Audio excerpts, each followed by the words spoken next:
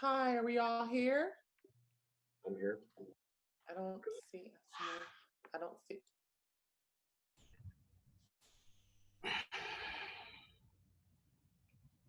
All right, one, two, three, four, five. Okay, I will start the meeting. Good evening, everyone. I would like to welcome you all to Dania Beach City Commission virtual regular meeting. Today is Tuesday, January 12th, and it is 7:01 p.m. Call the roll, please. Mayor James, Here. Vice Mayor Salvino, Here. Commissioner Davis, Here. Commissioner Llewellyn. I see you. Commissioner Rodman, Here. City Manager Garcia, and I see you. City Attorney Ansbro. Hello, City Attorney Ansbro. I see you. Thank you. Thanks, Tom. Can we please have a moment of silence?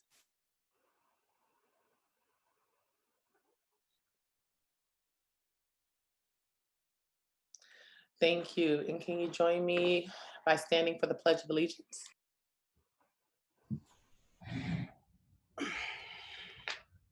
I pledge allegiance to the flag of the United States of America, the Republic, For which Stand one nation under God, indivisible, with With liberty. liberty. and justice for all. Thank you. So we'll jump right into it.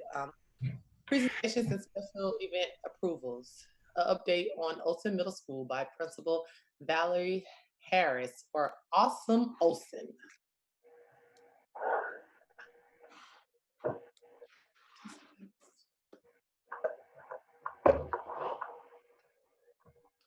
I am muted. Hello, can everyone hear me? Yes, ma'am. Hi, hello, and Happy New Year. Mayor James, Vice Mayor Salvino, Commissioner, City Manager, City Attorney, community, good evening, and once again, Happy New Year. I'm really excited to be here with you this evening. It's very important to me that we remain connected. So I'm glad that I'm here and able to share about the great things happening at Awesome Olson. I just wanted to share some updates. First of all, the construction, the old building is coming down. Happy New Year. Thank you so much to our City of Dania Beach for pushing, and advocating to have that happen. Many thanks to our board member, Ann Murray, of course, our district superintendent, Runcie. It's all because of you that this is happening. So if you pass by Awesome Olson, you'll see that the fence has been really cordoned off. People are starting to walk the campus. Demolition is getting ready to start in very short order. The building is coming down. So look forward to that. Our ICANN Magnet Academy, I'm not sure if everyone is aware, so I just want to make sure that you know that we are a magnet school. For the first time in the history of Awesome Olson, we were built in 1954. 3 years ago, we received a grant to become a magnet school. So we have 5 different, very exciting academies that have just taken flight. We have hospitality and tourism. We have a vegan chef. We've redesigned our quote home ec room. It's called the Viking Bistro. So you've got to come and see. We have our Academy of Business, our Academy of Education, our Academy of Music, which is our Music and Media Conservatory, and our Marine and Robotics. We are one of the first schools in Broward County to have our Rock on the Road band. We're working with a group out of, it's up in North Florida. They work with Usher. They're partnering with us. They're going to redesign our music program. So we're not just a marching band program, which I love. Marching band is huge, but our students are going to be able to record, to broadcast, to do spoken word. We're going to have different studios. It's going to be absolutely phenomenal through Ohana. So listen out for that.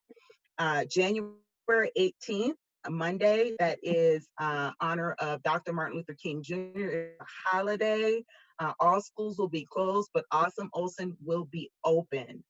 There are only 2 schools that have been selected to host a day of service and love, and we're one of the 2. Marjory Stoneman Douglas is one, and Awesome Olson is.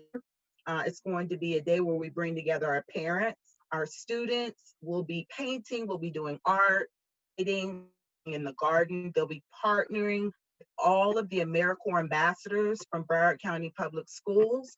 There'll be many different district people here at campus, and we'll be reaching out to BSO. And of course, I'm going to be reaching out to you. This happened, it's like hot off the presses, but we really want to connect with our children, first of all, so that we know that they know who Dr. Martin Luther King Jr. was, what is the dream. Our theme is We Are the Dream, because working together, that's our students, our parents, our community members, we make that dream possible. So it's gonna be a beautiful day. We're gonna start off with pancakes with us, but I will be emailing you, Mayor James. And so everyone receives that information. And if you're able to stop by, please stop by. It'll be a beautiful day. Our doors are always open at Awesome Olson. We are, even though we're working in a hybrid kind of atmosphere, just so you're in the loop, we have about 100 students that are in our building every day. 100 students come in and they actually go through the schedule and they love being there. Our enrollment, we're at about 700, but we're going up steadily because our magnet program is catching. So our open to you though. You don't have to have a student, a child. We would love for you to come and walk through the doors of Awesome Olson so you can see some of the redesigns. I'll also be sending you some pictures so you can get a look at it. Realize that we've got to redesign our spaces so they really do look like the workforce. So we open our doors to you and we hope that you come on in. And I can't tell you the details, but what I can tell you is something huge is happening at Awesome Olson. We were one of a handful of schools that has won a grant. We worked really hard. So as soon as we're able to release that information, one of the few schools in the nation, please look out for that. That's huge. So we want to just partner with you. I just want to make sure that you have the information that's high school, because I know we're separated.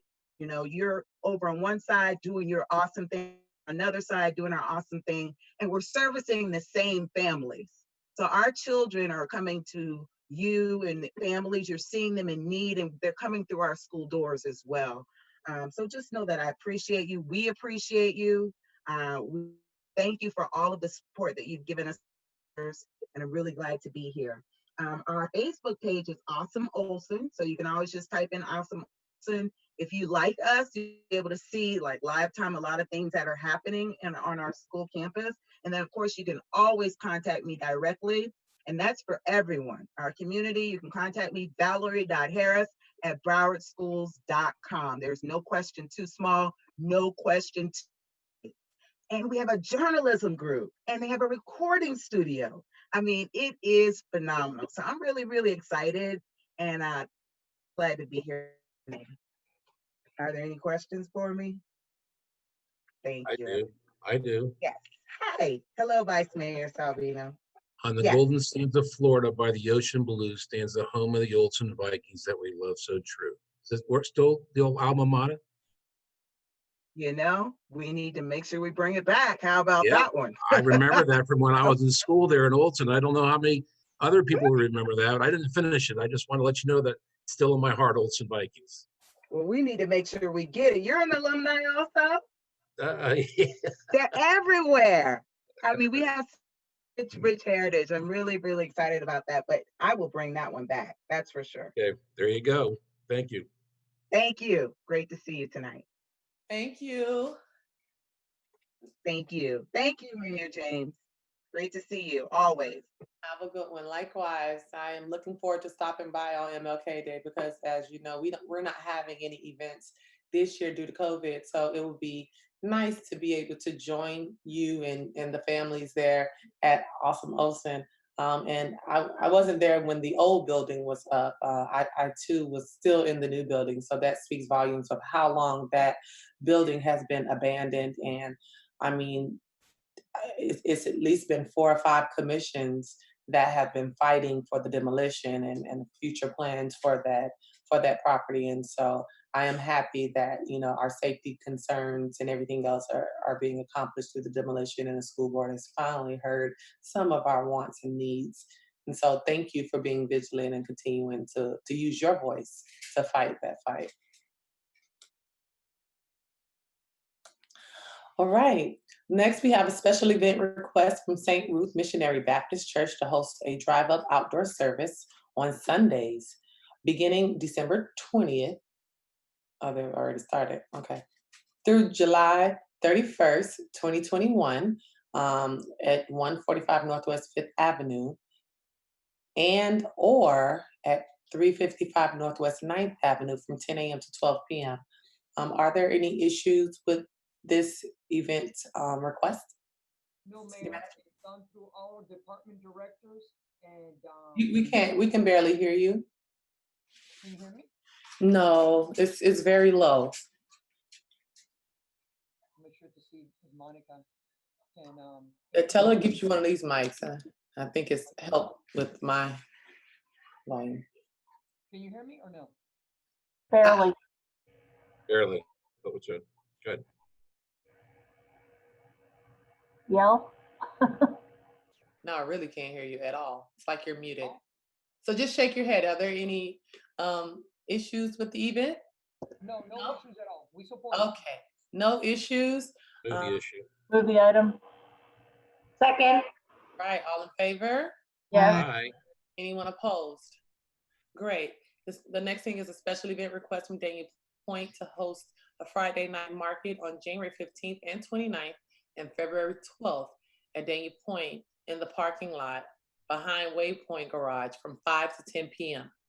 Are there any issues with this item? No. No. we All right. support it. Move the item. Second. All in favor? Aye. Opposed? Okay, we have a proclamation. I have it in front of me. It is the Dr. Martin Luther King Jr. proclamation. I will read it. From the office of the mayor, city of Dania Beach, Florida. Whereas Dr. Martin Luther King Jr. was born on January 15th, 1929, and lived a life of promoting freedom, equality, and justice for all through nonviolent means, becoming one of the most outstanding civil rights leaders of our time. And whereas at the age of 35, Dr. Martin Luther King Jr. was the youngest man to have received the Nobel Peace Prize.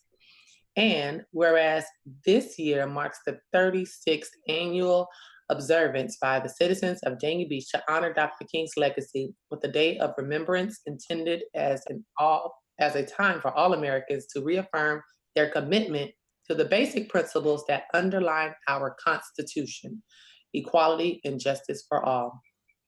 And whereas the ideals of Dr. Martin Luther King Jr. and of Dania Beach's commitment through human rights are worthy of reflection and serve as a reminder that improving the quality of life for all members of society is a responsibility of every member of our society. And whereas we can bring life to the inspiring vision of freedom of which Dr. Martin Luther King Jr. dreamed, with our community's joint renewal of our love for life, God, and country. Now, therefore, on behalf of Dania Beach and the City Commission, I, Cameron James, Mayor of the City of Dania Beach, Florida, do here proclaim Monday, January 18th, 2021, as Dr. Martin Luther King Jr. Day in the City of Dania Beach, and encourage all citizens to rededicate themselves to the principles of respect for human rights and freedom of belief and nonviolence, and commitment to improving our community through community service and volunteerism. Thank you. Next, we have citizens' comments. I believe most of the citizens' comments, if not all, are for the upcoming item, but I will check.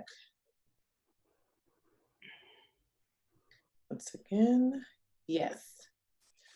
Are there anyone of the public that, this is not for the item 9.1 through 9.4 yet. Is there anyone that wants to speak on anything else other than that, that's of the public? Please raise your hand and you will be recognized. Reverend Paul Wiggins, you are unmuted, and can you please state your name and address for the record, please? And you have 3 minutes. Yes, good evening. Paul Wiggins, 321 Southeast 3rd Street. My comments are real brief.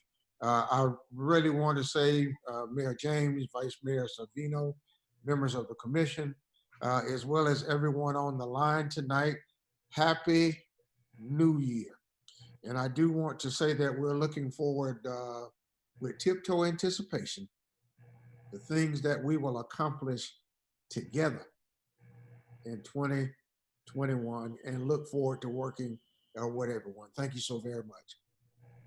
Thank you, Reverend Wiggins. Is there anyone else? Hello, hello, hello. Hey, yep, we hear you loud and clear, Monica. Okay. All right. Moving right along to the public safety reports. Chief Marks, are you here? Or Captain Marks?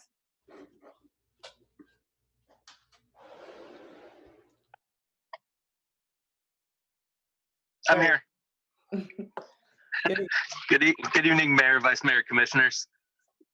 Over the last 2 weeks, over the last week, there's been a 5% decrease in our Part 1 crimes within the city. And over the last 2 weeks, we have responded to the following: 1 aggravated assault, 3 auto thefts, mainly key fobs left in vehicles, 1 burglary business, 2 burglary conveyances where vehicles were left open, 5 burglary residences where bicycles were left outside of the house or a side gate or back gate was left open, 1 robbery and 1 theft. We also made 26 arrests, some of which were included in the crimes above.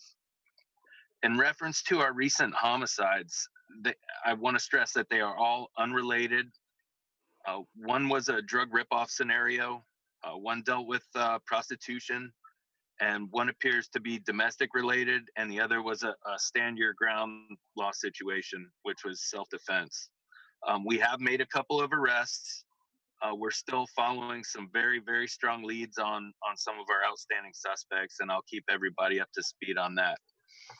I'm proud to say, after months of planning and preparation, we're finally going to hold our food giveaway thanks to the Miami Dolphins Foundation. Our Dania Beach district and the foundation picked Dania Beach minority-owned restaurant, Island Joe's Cafe, and they're going to prepare 1,000 hot meals, and we're going to do a drive-through type giveaway on Wednesday, February 10th at 12 noon. So I want to urge everybody to help us spread the word. Let's get 1,000 families and residents in Dania Beach out there and drive through starting at 12 noon. We'll all be out there, and we're looking forward to a great event, and all social distancing and COVID precautions will be taken. Once again, that's 1,000 meals. The address is 4201 Ravenswood Road. Please help us get the 1,000 Dania Beach residents out there for us. Recently, we received a complaint off of Lakeshore Drive and Harbor Drive about speeding and cutting through and all kinds of traffic complaints.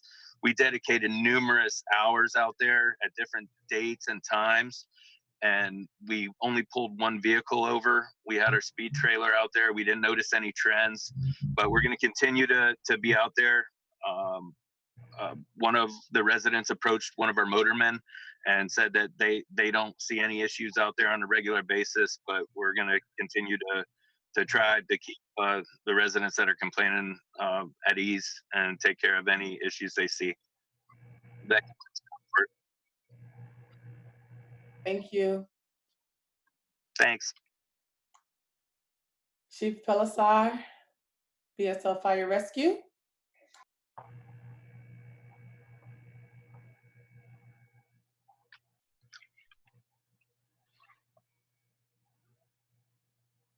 Can you hear me? Yes, we can. Good evening. Good evening, Mayor, Vice Mayor, Commissioners, City Manager, and the city. I want to start off by letting you know, when I was given this job as your district chief, one of the first tasks I had to do was go through a very extensive inspection of our city services, primarily with fire rescue. And that is called the inspection. That's an insurance services office. And what they do is they rate our city based on the quality of water mains, our fire services, how we respond to fires and everything. And we went from being a score of 95 to a score of 97. And we are classified as a Category 1 ISO Fire Rescue Department.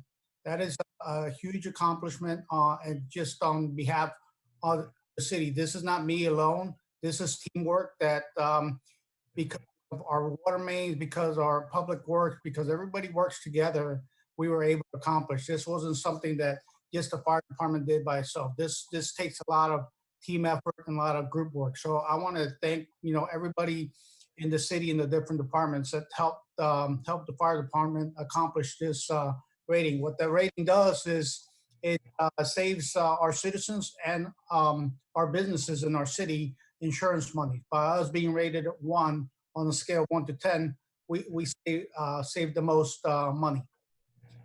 Last year, we ran quite a few calls. We ran a total of 8,365 calls. Out of those calls, we ran 5,950 medical calls, 339 good intent calls. Good intent calls is when somebody, falls and needs help getting up. 1,045 fire calls and 999 accidents. Of those calls, 670 were what could have been or were classified as possible COVID responses. Not all of them were COVID responses when we got there, but that was, we responded to possible COVID. So that's where our rescue people had to make sure that everything was done right. I'd like to say that our fire marshal's office was also very productive. We finished close to 90% of our inspections for the year. And this year already, we're since October, we're already at over 25%. So we're doing very good. We're staying on task. And with, everything going on, again, I'm just blessed to have great people that work hard for our city. So I thank you for your support. And I thank the city and all the departments for their support. Are there any questions? Thank you. I don't have any questions. I don't see any hands raised. So thank you so much, Chief. Next, we have the consent agenda. Do we have any pulls?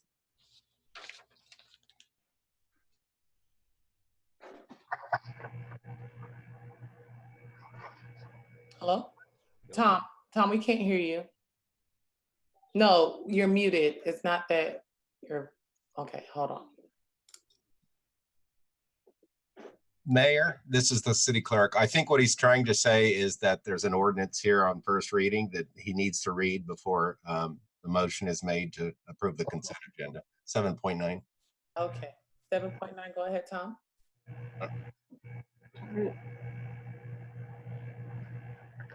We can't hear you. Would you like me to read it? I can't read your lips either. I'll read it. Is it legal for me to read it, Tom? Shake your head.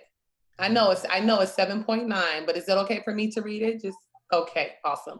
An emergency ordinance of the City Commission of the City of Dania Beach, Florida, authorized by a 2/3 vote of the City Commission to waive the requirements of the City Charter, Article 3, Section 3, as to notice and requirements for non-emergency ordinances, authorizing the city manager to make provisions for public meetings by use of communication, media technology, and for attendance by use of such technology by elected and appointed officials during periods when the city manager determines and declares a local public health emergency or other circumstances in which City Commission determines it is necessary to protect the health and safety of city officials, city staff, and the public for a 90-day period, providing for conflicts, providing for severability, further providing for an effective date. City Attorney. Do we have a motion and a second on this? Motion to approve consent agenda. Second the motion. All in favor? Aye. Anyone opposed? Great. Item 8.1 is bids for requests and proposals. Tom, you're still not back yet. Okay, I'll read this one as well. A resolution of the City Commission of the City of Dayton, or Eve is here. Eve, you want to read? I was just gonna say, what about Eve? There she is. She just popped out of space. Okay, Eve, you're muted. Let's try to unmute you. You hear me? Yes, ma'am. Go ahead. Okay.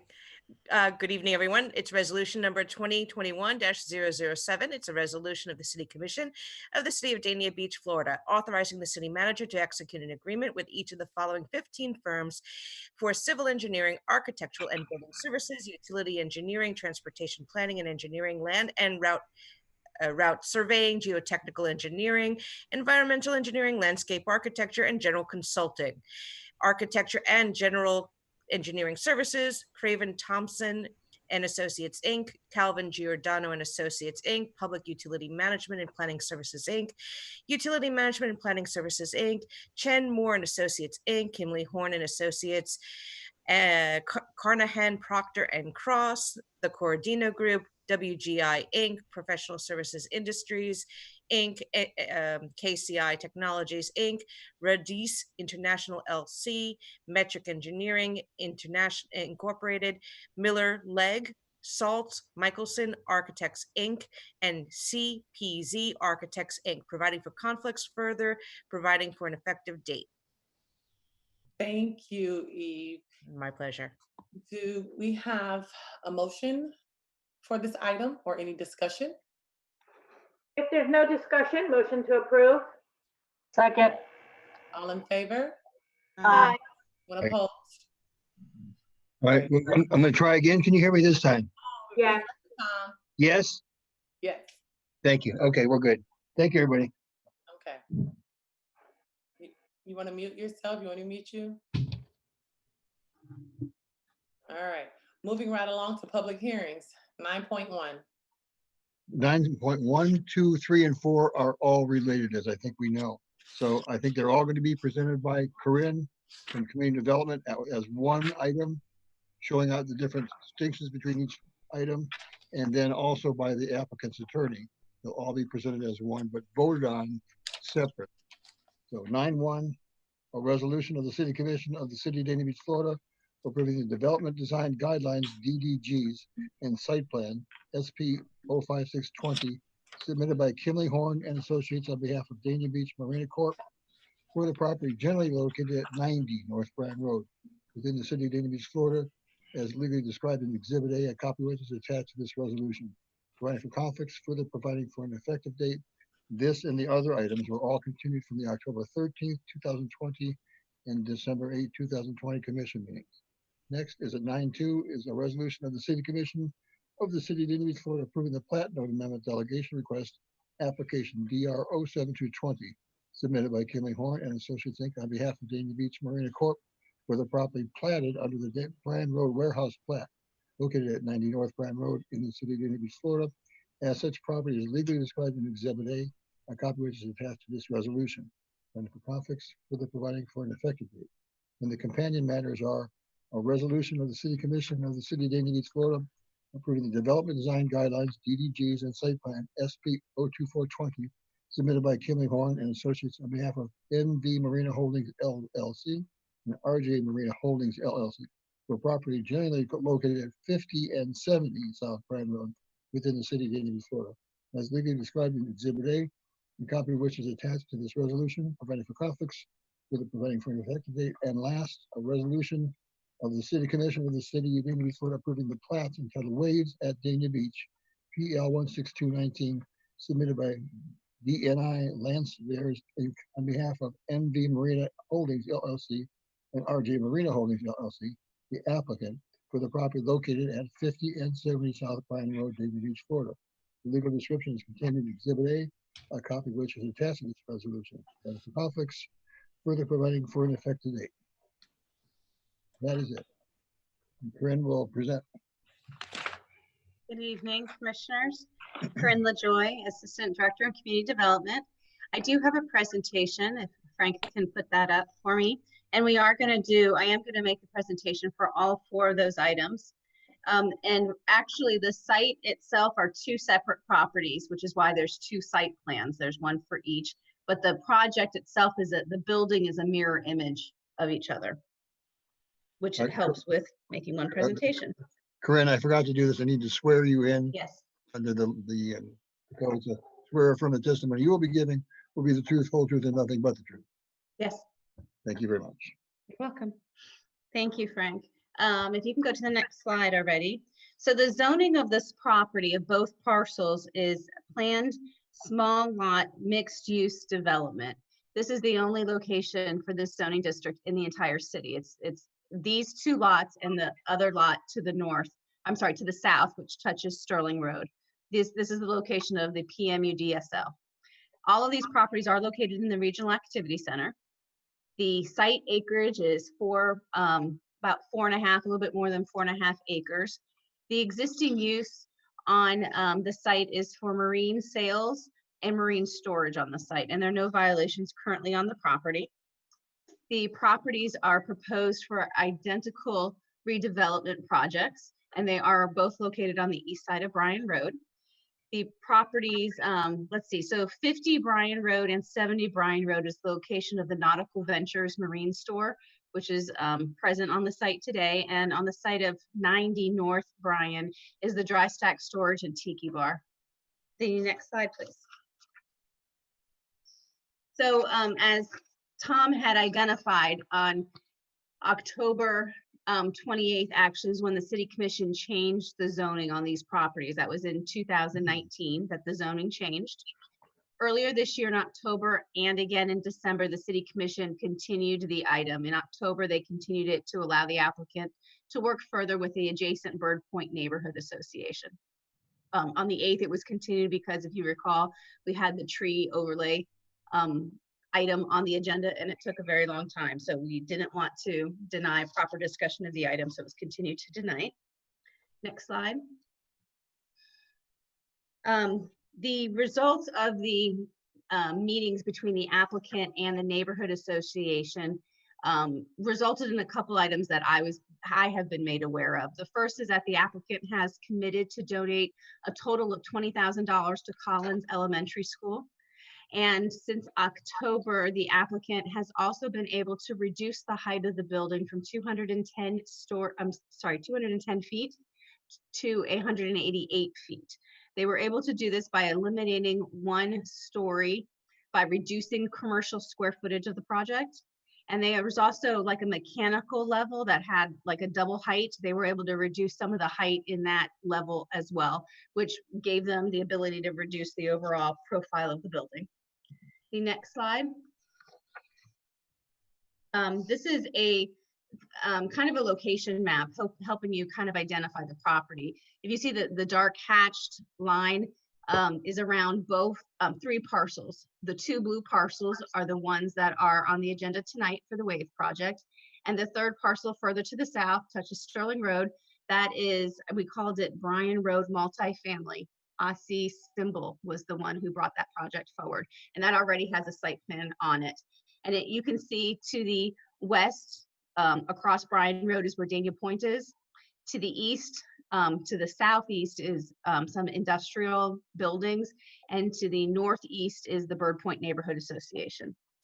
The next slide is a section from the development design guidelines that is being proposed tonight. It is also the master development plan for this zoning district.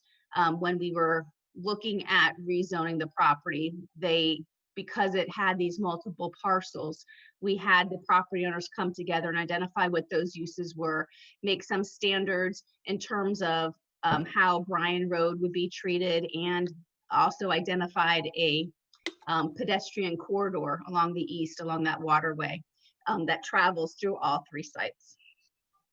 The next slide talks about the plat, which is for the southern parcel for 50 and 70 South Bryan Road.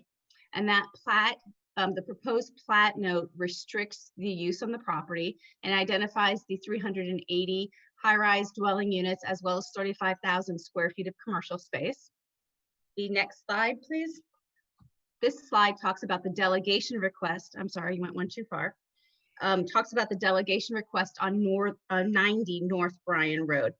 And this also is changing the property at 90 is already platted, but they need to amend the note on the plat to allow the uses that are being proposed. So they're changing it from the 40,000 square feet of industrial to the 380 high-rise units and 35,000 square feet of commercial, which is consistent with the plat on the southern parcel.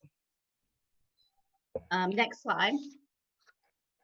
I mentioned briefly that the development design guidelines are being approved tonight as well, consistent at the same time as all these other applications, is wrapped up with the site plan approval application. The development design guidelines are the development regulations for this project. In most cases, the city's land development code does not apply. Unless it is not mentioned in the development design guidelines, then it would default to the land development code. But the development design guidelines that are being proposed tonight include regulations for a lot of these uses that are identified, including the permitted uses, building placement and setback, parking, minimum unit sizes, signage, architectural standards, lot coverage, building height, lighting, landscaping, noise mitigation, and density. All of those are dictated by this development design guidelines that are being proposed tonight. The next slide. Okay, with regards to the site plan, the project does include the two parcels that are separated by an unimproved right-of-way. It would be Dania Beach Boulevard if it continued over the waterway, but if you drive by it, it looks like grass today. The buildings proposed are on each site are identical. They're both 15 stories, 188 feet tall, mixed-use buildings with 380 dwelling units and 19,700 square feet of commercial developed in the site. The next slide, please. Okay, with regards to the site plan, the city's transportation engineer has accepted the traffic study that was provided by the applicant. Part of the development and in accordance with the city's code of ordinances, the applicant's required to pay several fees. This is standard of all site plans, one of which is the payment in lieu of public art. Another is a recreation and open space fee because it does have a residential component. We charge $1,364 per high-rise unit, and it comes to $518,320,000 per building per site. And there's also a traffic mitigation fee that is specific to the CRA, and that's $21.26 per trip. So in this case, it's $5,830 per site, per building. And these are typical application fees. This is just a large project, so the numbers are a bit larger. As identified in the master development plan that I showed earlier, the site plan shows a pedestrian cross access easement that runs along the east side of the property for all three of those sites in this zoning district, which can be used by the public to allow them to walk along this waterway and access the retail and the restaurants that are proposed in these developments. One of the things that we did change at the last minute was staff was asking that this recorded easement be provided before building permit, and the applicant asked that we change that so it would be required to be provided before the certificate of occupancy. That was one change to the resolution. Next slide, please. Now there has been some interest expressed by the applicant to provide a public park as part of this project. It's not being shown or proposed at this time as part of the site plan, but they have expressed the desire to utilize that unimproved right-of-way between the two buildings and improve it as a park. So at this time, let's see, I kind of covered all that. The applicants indicated that they're like to propose a park to be accessed by that broad walk that runs along the east side of the building and of the properties, as well as a sidewalk that would be accessed on the Bryan Road side of the parcels. The amenities to the park have not been finalized or even proposed, but will be identified in a developer's agreement, which should be recorded prior to the issuance of the permits. This is something that the applicant has committed to come back to the commission after they've been able to start work on the project and design a park through a separate developer's agreement at a later time. The next slide, please. This is a copy of the site plan. It's a little difficult to see, but you can see the footprints of the building. The yellow is the property line. To the bottom of the screen is where Bryan Road is, and to the top of the screen is where the waterway is for the property. The next slide is a rendering of the building itself, with the front elevation of the building. You can see the residential units are above the retail on the ground floor, and that screening area is primarily the parking garage levels. Next slide. This project did go through the Development Review Committee, which you know is made up of BSO Fire, Public Services, the city's landscape consultant, and the Community Development Planning Division. The applications were reviewed by the DRC on the following dates. For the plat, we did review it in November and August, November of 2019 and August of 2020. The delegation was reviewed September of 2020. The site plan was reviewed July and August of 2020. There are several DRC site plan comments that remain and must be addressed prior to the issuance of permit, or when identified, as in that one case, prior to the issuance of the CO. The outstanding DRC comments are listed as conditions of approval in the resolution. If you should approve the application in the resolution tonight, those would automatically become conditions of the approval. The next slide. That brings us to staff's recommendation. We're recommending approval of the plat, the delegation request, and approval of the resolutions with the outstanding DRC comments as conditions of approval to be addressed prior to the issuance of the permit, or as otherwise identified, including the applicant's commitment to dedicate the $20,000 to the Collins Elementary School. So all of those are conditions identified in the resolution today. And that concludes staff's presentation. I'm available if you have any questions, and I know the applicant is here and has a presentation to make as well. I had a question, but I can't raise my hand. Okay, go ahead.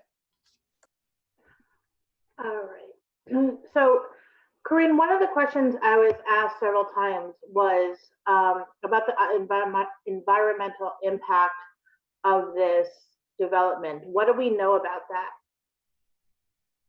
I know that the waterway is regulated by South Florida Water Management District, and any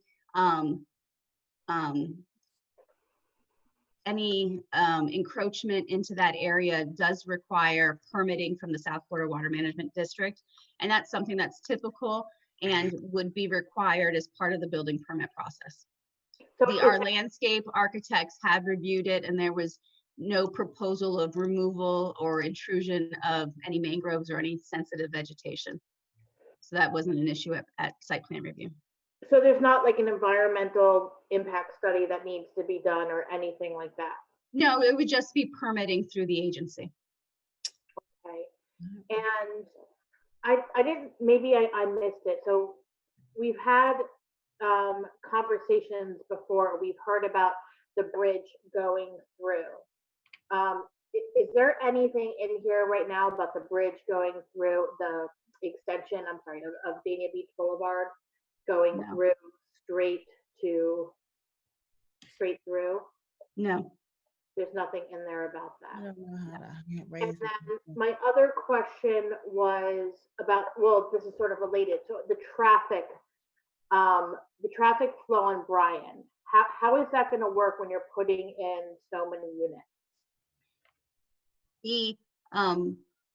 The level of service and traffic counts was, they did provide a traffic study, and that was reviewed by the city's engineering consultants, and they reviewed it and determined that the level of service on that roadway is still acceptable. I think in one of the cases, one of the parcels, they do need to add a turn lane into the site, so they'll be able to accommodate some of the stacking in that method. But according to the traffic study, there's still capacity on that roadway. Does it change, is it grades? Like, I forget exactly, it's different grades that the roads get, is that right? Yes.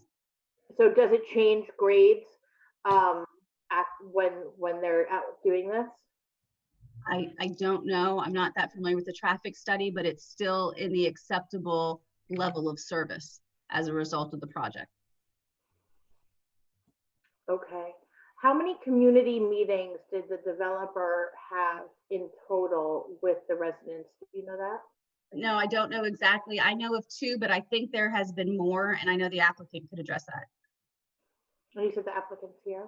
Yes, there are. Nectaria is the attorney, the land use attorney for the applicant, and I think there's additional personnel with their team online as well. Nectaria is muted. Good evening. So how many meetings in total did the developer have with the community? 4. And yeah, and I can run through that in my presentation, because some of the things that came out of those 4 meetings are the plan that's before you this evening, because it's not the same plan that you saw in October. You may recall that back in October, when we came in front of you, we requested to defer from that meeting so that we could go ahead and see if we could sharpen our pencils and see if we could address some of the concerns. The architects and the owner, Mike Lally, who is also on the phone, we did go back, and I can show you actually the differences, because I do have side-by-side comparisons in my presentation that I can show you. And you can see the changes are visible, they're noticeable, and I think we addressed to the best extent we could some of the concerns that we heard from the neighborhood. Do you feel that you reached satisfactory buy-in with the community? I can't answer that question. I'm sure there's some folks that are still concerned about the project. I think I'm just going to have to let the neighborhood speak to that issue. We did have a meeting on Thursday, and it certainly was not the worst meeting I've ever been to for a community meeting. And I've been to some interesting ones. And I would think we answered a lot of questions, and I think people saw that we did try to address some of the concerns of the residents. Some of their concerns are not within our control, but we did try to address some of the main concerns that we heard from the residents. Okay. Is Mr. Lally available? Is he on the call? He is. Let's see here. He is on the line with, someone's going to have to probably unmute him. I believe he's under the name Joe Clock, because he is with another individual.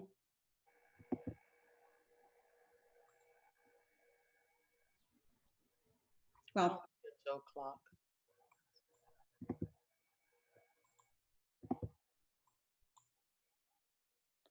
I know he's on because I just. Is it JP? I see a JP. Joseph Clock, and he's now there. 1 to 9.4, Joseph Clock. Mr. Clock, can you hear me? Yes. Is Mr. Lally available? Yes, Commissioner.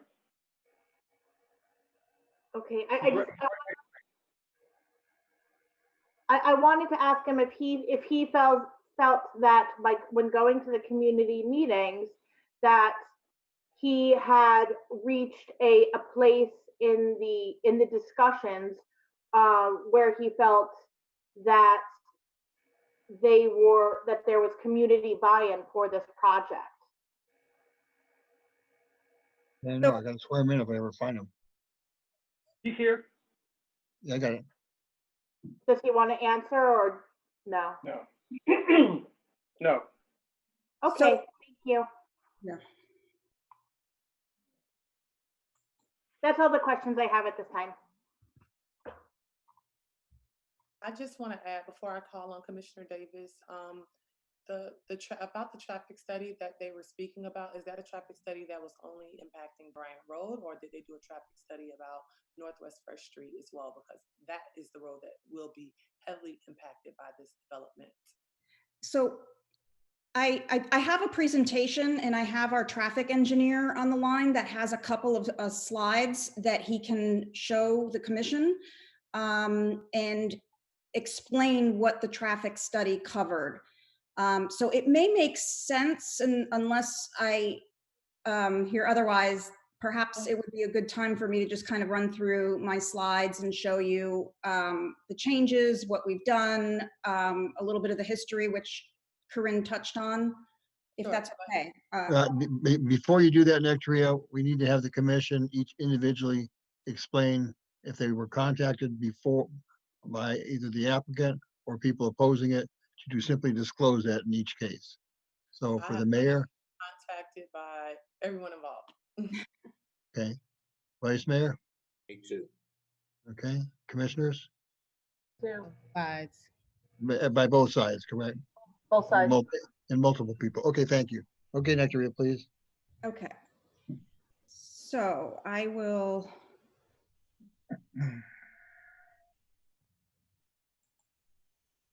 Can you all see my screen now? Yes. Great. Okay, so we're here before you, as Corinne indicated. There are 4 applications on your agenda. The site plan for what we call the 90 Wave project, which is the north site, a plat note amendment for the 90 Wave, site plan for the 70 Wave, which is the south parcel, and then a plat for that particular development as well, because that property needed to be replatted. Again, you mentioned Mike Lally. He is the owner of both of these parcels now. He has been in the community for many, many years. Many of you know him and have met with him. And we also have on the line Walter Duke, who probably needs no introduction, former mayor of Dania Beach. He has also been a consultant on this matter for us and assisting with some of the financial and economic impacts that this project will bring. We also have on the line our architects, Patrick Bustede and Juan Pablo Cardozo, our civil engineers with Kimley Horn and Associates, Jacob Lawson, and traffic engineer Chris Hagan, who you will be hearing from a little later in the presentation about the traffic study that he had conducted. All right. So these are the sites. There are 2 sites, as Corinne mentioned, the 90 Wave and the 70 Wave.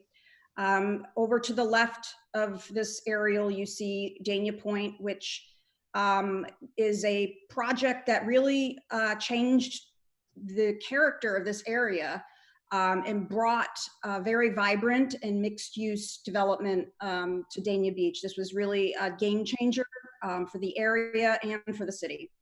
And while this was, and still is being constructed, the city and these property owners got together, and with the changes that Dania Point has made to the area, we decided that would this be an area that is appropriate for a rezoning from the industrial zoning districts that were previously zoned here. So these were all industrial properties, and the properties over to the east of the 70 Wave are also industrial properties. You have industrial properties, to the north, and then you have the Northwest Bird Point Sun Garden Isles Association, which is in a completely different zoning district than we are, and are buffered by this sort of natural canal buffer, the C10 Canal, which is owned by the South Florida Water Management District.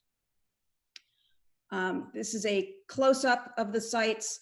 Again, the 90 Wave is the one that's on the north, and then that's where the Tiki Bar that everybody knows about is located. It's located in the 90 Wave.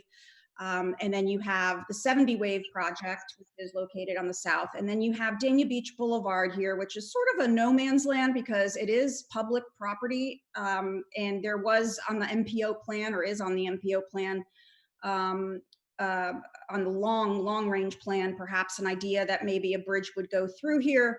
that is if it ever happens, is a very, very long-term horizon plan. And again, that's if it ever happens. And so you heard Corinne mention a park, and we thought, since this is a public piece of property right now, it is sitting in between two of the sites, that it would be a good opportunity to create a park from what is there now, which is really nothing. It's just a grassy area. The sites together are almost 10 acres in size combined. And again, zoned PMUD, which is the zoning district that was assessed back in October of last year. So some of the project history: October 7th, the city actually created this planned mixed use development small lot district. So it was a zoning district created especially for these parcels. These parcels are the only parcels in the city that are zoned planned small lot mixed use. It is a zoning district that is very similar to what Dania Point has, except the Dania Point doesn't have this little nomenclature, which is the small lot. Dania Point is a more large-scale development, and so it did not need the small lot designation. The city recognized that these were smaller lots and more narrow lots and are treated differently than the Dania Point mixed-use district, which allows for a more horizontal mixed-use development rather than a small compact development, which is what we're proposing. So right after this zoning district was adopted, the properties were rezoned on October 28th, 2019 to the new zoning district. In March 2020, a site plan was filed, and due to COVID and some delays associated with that, we've had our DRC meetings in July and August. We've had, in August, had a meeting with the Northwest Bird Point Civic Association. Again in September, another meeting. In October, another meeting. October 13th, we came in front of the commission. We deferred to see if we could address some of the concerns of the neighbors. And of course, last month, as you all recall, we were delayed due to the tree ordinance running over in time. What that did was it actually allowed us a little bit more time to go ahead and meet with the neighbors. Again, that happened last Thursday. And that was actually an in-person meeting that we were able to host at the Tiki Bar. So this is an excerpt of the zoning district that we were rezoned to. And I cut this out of the zoning ordinance so that you could see what the purpose of the ordinance was. And it's a zoning district that's created for the Regional Activity Center, which is a very large section of the city, but this is targeted for planned mixed use small lots. And it's intended to provide flexibility for development, accommodating a functional mix of uses in a complementary and integrated manner. And the increased density and mix of uses is desirable to create a compact work, live, shop, and leisure environment. And again, increased density and intensity of use is appropriate for certain small parcels of land with access to major roads and within close proximity to airports and cruise ship facilities. That was the purpose of the zoning district, and it recognized that small, compact developments on small lots are appropriate for increased density. And because of the size and the configuration of these lots, the only way to really have some meaningful form of mixed use is to build upward. We're not Dania Point, where you have a more horizontal mixed use, where you have a building on this side that's a residential, and then you have a hotel on a different parcel. This is a compact building form development that has all the uses integrated into one building. When we rezoned the property, the city required that we provide a master plan. And what that master plan showed is that we were going to have some cross-access easements along the canal. So instead of having the canal be, a sort of utilitarian use of just drainage, we're now making it a feature. So we have cross pedestrian access along the canal. It also required that we identify the uses. So the uses that were approved were commercial, residential, office, hotel, and marina. The access points are also delineated on the master plan. And you can see down here, the road configuration and the setbacks from the roadway were also required, and the streetscape is required to be shown on that master plan. And our plan is consistent with this master plan that was approved on October 28th, 2019, last year, when this property was rezoned. So this is a rendering of the project that we're proposing.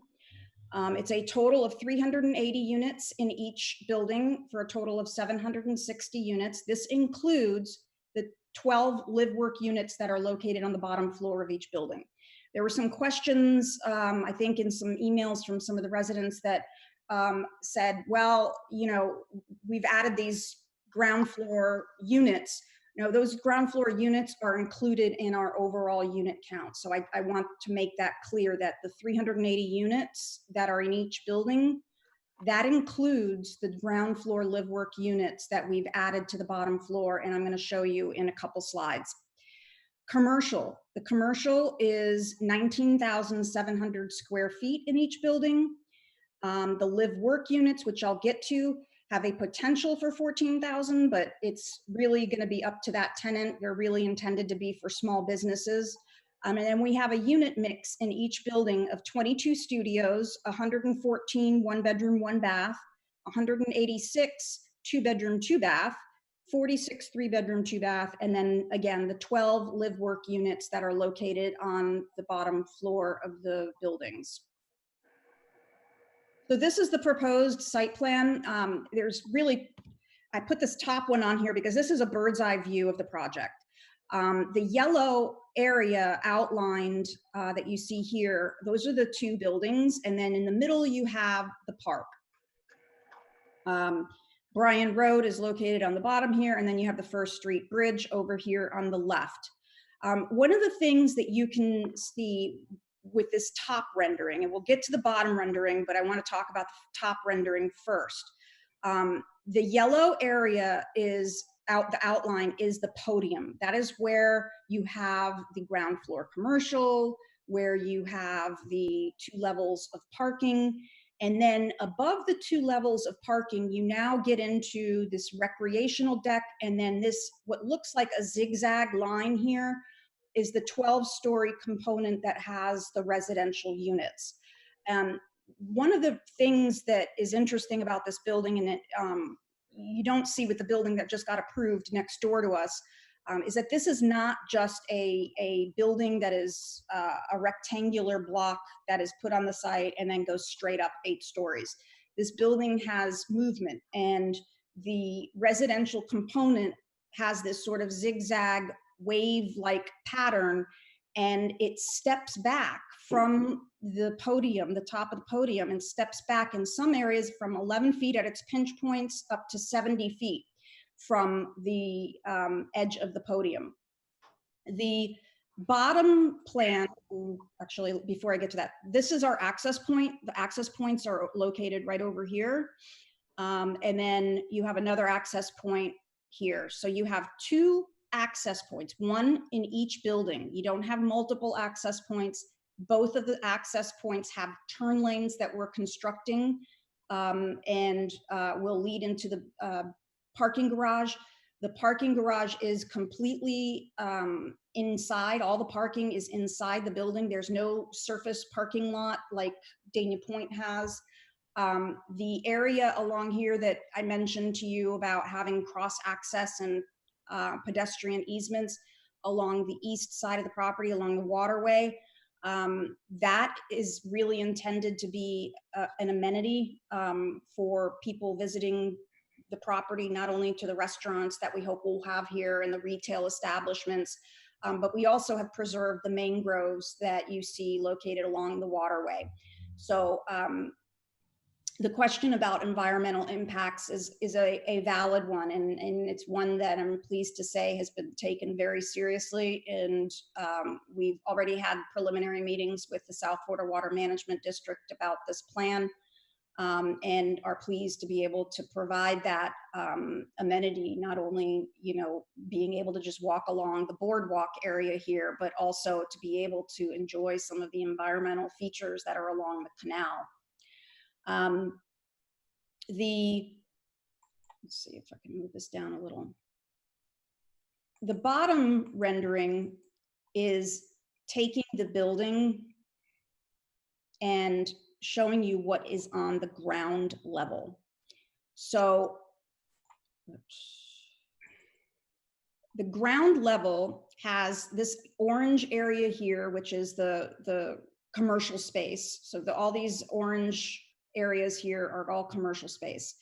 It used to be that the entire bottom floor was commercial, but one of the changes that we made is that we added 12 work-live units in each building, and they're delineated by these red dots here.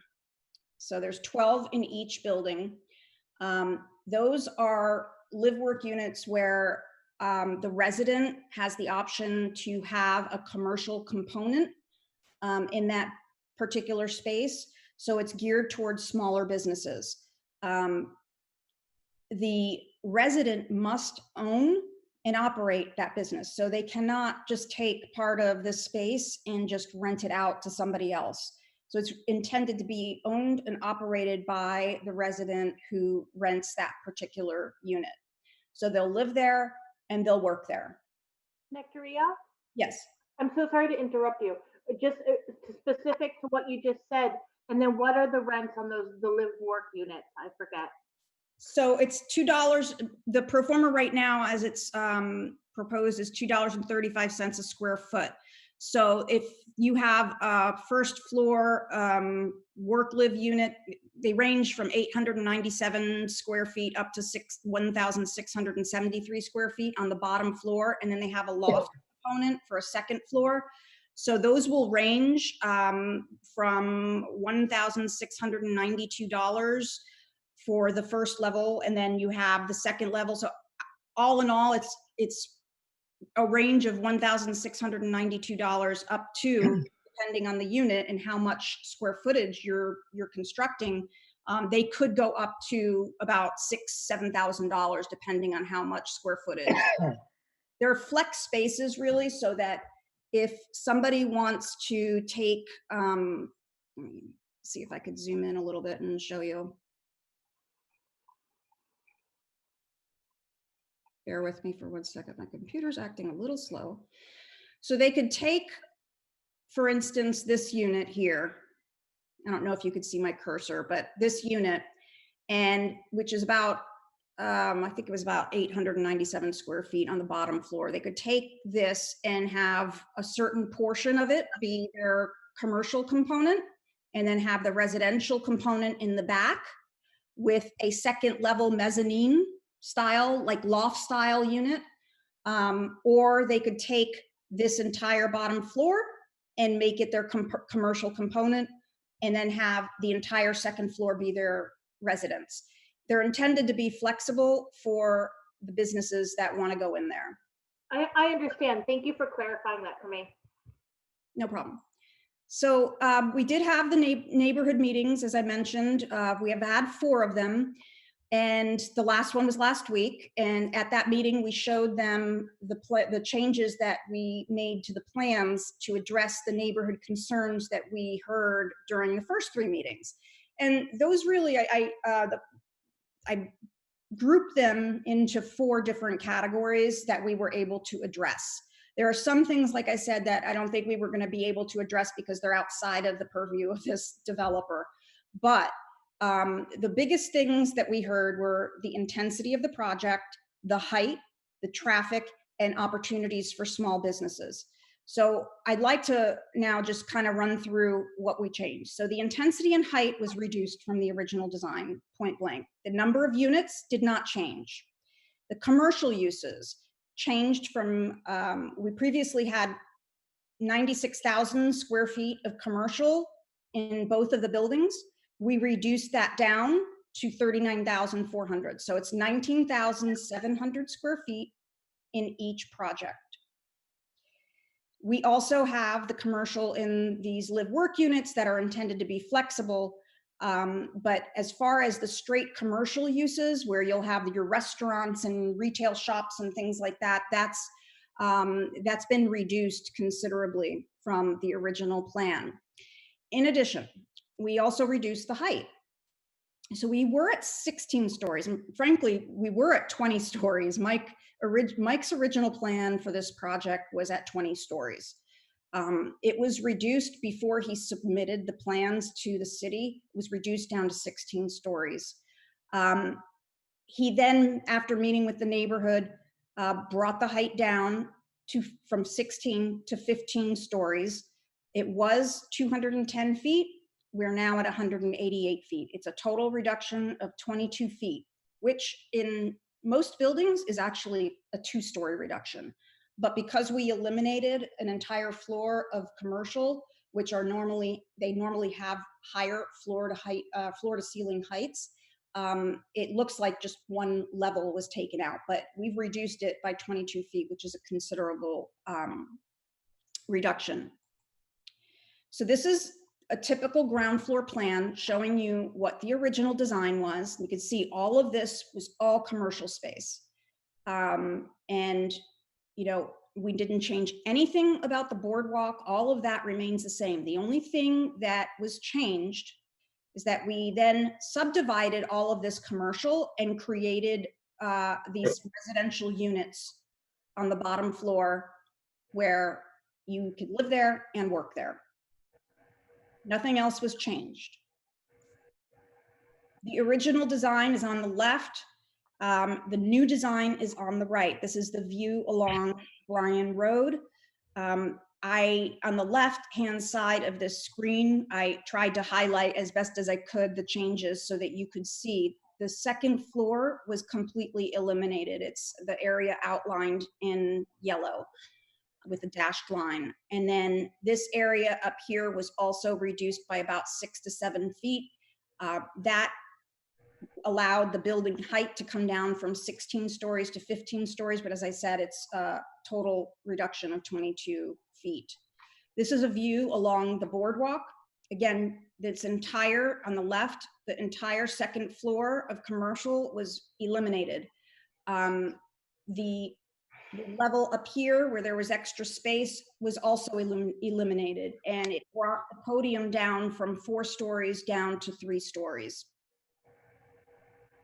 The view to the park, this is a view facing the park, so you're facing east as if you're standing at Dania Point. Again, you could see the second level was completely eliminated, and then we reduced the scale of the podium. This is a view standing in the park facing north, and you can see the boardwalk and the mangroves along here, and the proposed park, passive park over here that we're proposing. The entire second floor, again, eliminated, and then up here, that level was also reduced. So while we're talking about the park, this is a close-up rendering of what we think the park would look like. Would have an obvious connection between the two projects so that there is a nice continuous pedestrian atmosphere for people who come to visit here.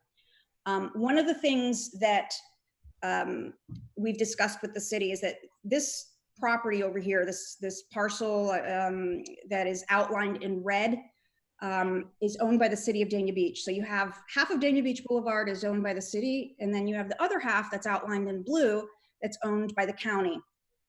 And what we've talked to the city about is seeing if the county will go ahead and just deed that over to the city so that we can go ahead and coordinate park improvements with you.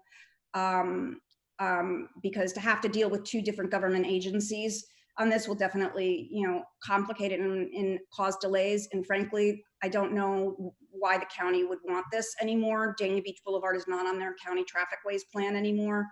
And since you all own half of it anyway, I'm not sure what the county's interest would be in having that. Interestingly enough, while I have this rendering or this aerial up, I also want to point out that Mike Lally's project here, this is the boat storage. When he built this project, he actually dedicated this portion of Dania Beach Boulevard to the city at no cost. So he gave up a considerable portion of his land for Dania Beach Boulevard and now is looking to improve it as a park. I wanted to point that out because it is a very big chunk of property for somebody to give up, especially when you have a property that is narrow and it's compact. So at this time, what I'm going to do is I'm going to go ahead and ask Chris Hagan, our traffic engineer with Kimley Horn, to go ahead and go over his traffic slides. Mr. Ansbro, I believe he'll need to be sworn in. He is an expert, and he'll go ahead and state what his qualifications are so we can qualify him as an expert in traffic engineering. Okay, can we get a picture of him? Yeah, my video's on. Can you see me? Yeah, I will in a minute. Yes. Swear or affirm, Chris, that the testimony you give will be the truth, whole truth, and nothing but the truth. I do. Thank you. Okay. Thank you, Nectaria. Just as a means of introduction and background, my name is Chris Hagan. I'm a transportation engineer with Kimley Horn and Associates. I earned a bachelor's and master's degrees in civil engineering from Georgia Tech. I'm a registered professional engineer in the state of Florida and have been practicing the transportation engineer in South Florida for just under 22 years here. I've got just 2 slides here to briefly go over, but then we'll be available for questions afterwards as well. But just to give a broad overview of the analysis that we prepared, we conducted a detailed traffic study that was based on city and county analysis guidelines. In the course of doing that study, we looked at the traffic that would be generated by the redevelopment of this parcel and layered that on top of the existing traffic volumes that are on the transportation system today. But in addition to that, we're aware, there are some significant approved developments in the area, and so the study also includes the impacts that would come from the additional development that's remaining to occur across the street at Dania Point. In addition, it also included the Aussie Symbol parcel to the south and the traffic impacts from that. So it's a comprehensive look, including the volumes combined of all three of those projects, layered on top of the traffic that's there in the transportation system today. In the course of that study, we primarily focused on the Bryan Road corridor, but also included the assignment of that traffic as it exits the Bryan Road corridor, including going over Northwest First Street on the bridge to the east, and included analysis of the intersections that are most critical to review in the course of this in the course of looking at how traffic flows to and from the site. So we also included analyses of the intersections of Bryan Road and Old Griffin Road, Bryan Road and Northwest First Street, and then Bryan Road and Sterling Road. We'll go to the next slide and just give an overview of what the basic findings were of the analysis. So if you can advance to the next slide.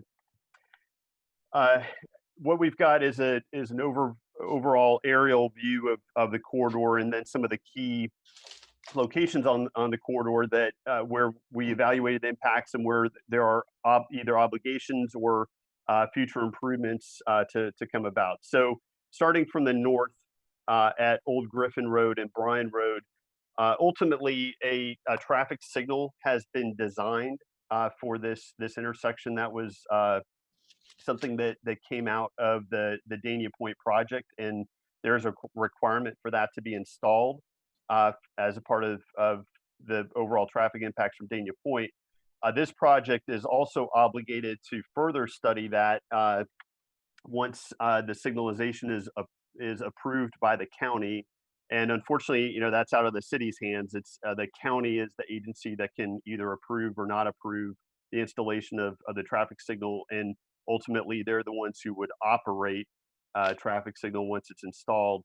But we're obligated to evaluate the turn lengths for the turn lanes at that intersection to ensure that they've got enough storage so you're not spilling back out of the turn lanes into the through lanes. Make sure that they're long enough, and if not, to correct that and add to that as well. Moving down the corridor at the intersection of Northwest First Street and Bryan Road, this is where the bridge comes over and intersects with Bryan Road. It's the north side of the property. This project is required to contribute towards a future traffic signal at that intersection when the county has confirmed and agreed that the warrants are met. As background for everyone on the call, you can't just unfortunately install a traffic signal when you want to. There's a set of engineering criteria, a set of traffic volumes that have to exist at an intersection before a signal can be installed. So Broward County, we have actually been in contact with Broward County, and they've begun the process to monitor that intersection so that if they agree and determine that there is enough volume at that intersection, then a signal would be required. And then the obligation on this project is to provide a funding contribution for that signal. As you move south from there, there's a yellow line on the aerial photograph there, and that is adjacent to the property frontage on Bryan Road. And it shows that this property has dedicated right-of-way along the entire frontage that would allow for if it's determined that Bryan Road needs to be expanded in the future, that right-of-way will exist and will allow for that expansion to occur. As you're all very aware, this section, you've probably driven it numerous times, was very recently reconstructed for the Dania Point project. And in addition, as I mentioned, so it's in a current configuration. This section is basically a 3-lane cross section where you've got one through lane in each direction, and then either left turn lanes or center 2-way left turn lane down the middle, but providing the ability for people to make left turns. The additional right-of-way dedication that this property gave up would allow it, if the volumes show that it's needed in the future, that it could be widened to 5 lanes. So you'd have 2 through lanes in each direction, plus the center left turn lanes. And in addition to that, this property is obligated to and has agreed to construct right turn lanes into the 2 driveways that serve the project on Bryan Road. And that's critical, and that increases the capacity on Bryan Road, because instead of people who are turning right into the site driveway having to slow down in the through lane and slowing down traffic, which reduces the road capacity, those cars get out of the way, they move into the right turn lane, slow down and pull into the driveway, and don't impede through traffic on Bryan Road. So again, that's a construction contribution obligation that the project's making to help increase the capacity on this stretch of Bryan Road. And as you get down to the intersection of Sterling Road and Bryan Road, this was also recently reconstructed in conjunction with the Dania Point project. For example, dual left turn lanes were added on Sterling Road as you're heading east away from I-95 to turn left onto Bryan Road. So there's a lot of capacity that has been added at that intersection. What we've agreed to do, and the applicant has agreed to do as part of this project, is to work with Broward County as this project comes online and the project traffic is added, to coordinate to make sure that the signal timing is adjusted to help if a few seconds of green time need to be added for the additional traffic from this project to get through in a certain direction, that be added and changed. The last thing that I'll mention, and not shown on this graphic, but it was included in Corinne's presentation, is that the project is also obligated on top of what's shown in this aerial to provide a monetary contribution because it is part of the Regional Activity Center, the RAC. So each building has a check that it will write as the financial contribution for additional traffic improvements because it is part of the RAC. Again, I'll be available for questions afterwards if needed. Well, I have one quick question since this slide is up. Sure. I see that you have spoken about Bryan Road, but I did not hear any traffic studies or any information on how it would impact Northwest First Street, the amount of units, and how Northwest First Street and all of those residents that reside in that area would be able. It's very hard to get out right now if you are trying to make a left-hand turn at that stop sign. And I can just see, even if it's 5 cars that's backed up, it'll be well over probably over the over that bridge. I don't know what the technical term is for it when all the cars stack up, but was there a traffic study done for Northwest First Street? So in our traffic study, we showed the volume of traffic that would go down Northwest First Street. Our project access is all on Bryan Road. So 100% of the traffic goes onto Bryan Road and then splits immediately to go north and south, and then it splits from there. And so some of it is then splitting to go either go to or from the east on Northwest First Street. So we did show and analyze that the volume of traffic that would be using the Northwest First Street bridge.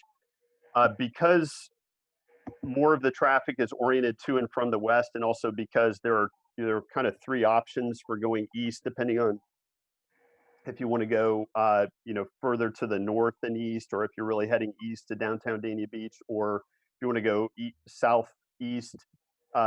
Some drivers will choose Sterling Road, some will choose Northwest First, some will choose Old Griffin Road. So the traffic does split. It's less traffic going east than west, and then once the traffic that's going east splits among the 3 different options.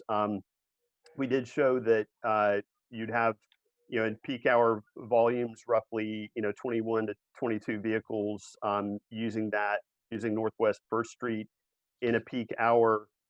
The road itself is well below what the city allows for capacity, but I realize that if you're a person who lives on that road, you don't want another car going down your street. I recognize that. In terms of it's sort of the regulatory guideline, the road is under capacity, so it could accommodate that, but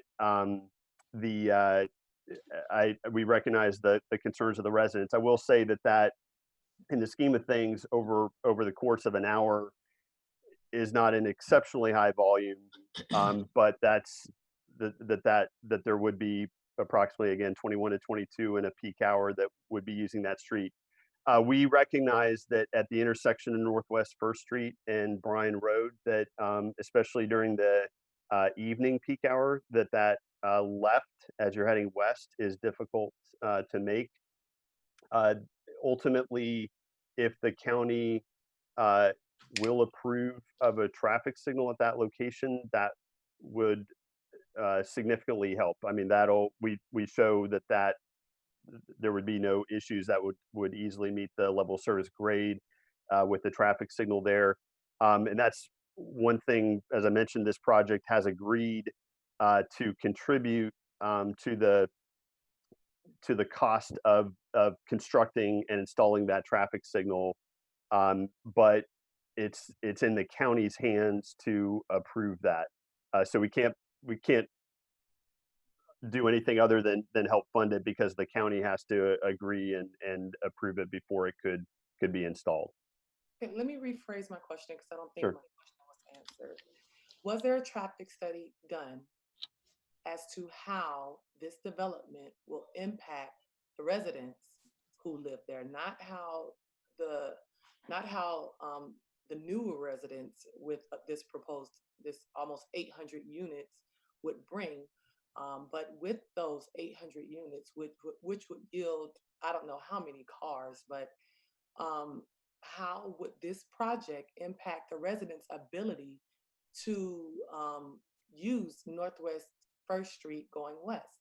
Was there a traffic study done on that direct situation? So if and I apologize for not answering it as well. I'll try.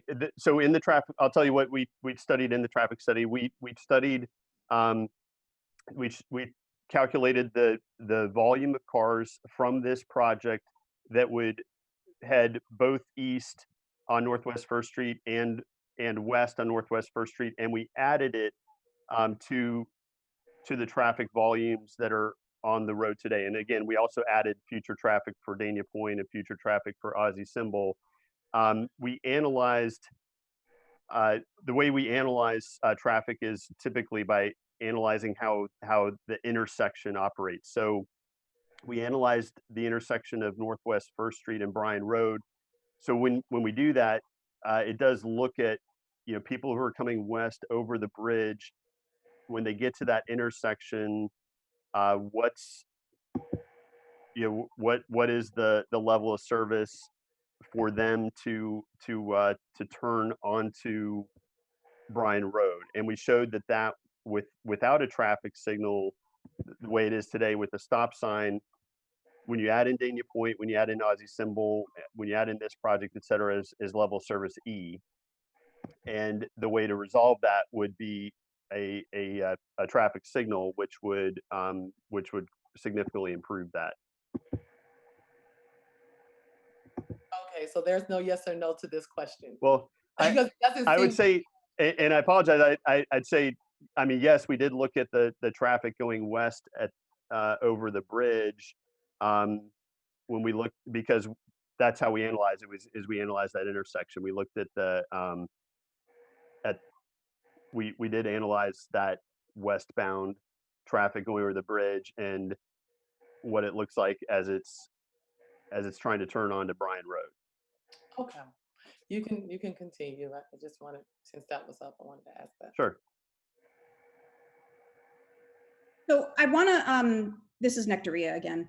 I want to also reiterate the RAC fee, the financial contribution that Chris mentioned.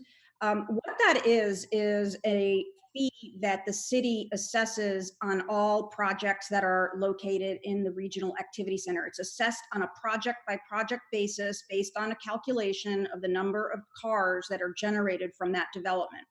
And the reason that fee exists is because when the city created the regional activity center where this property is located, they looked at traffic impacts in the area.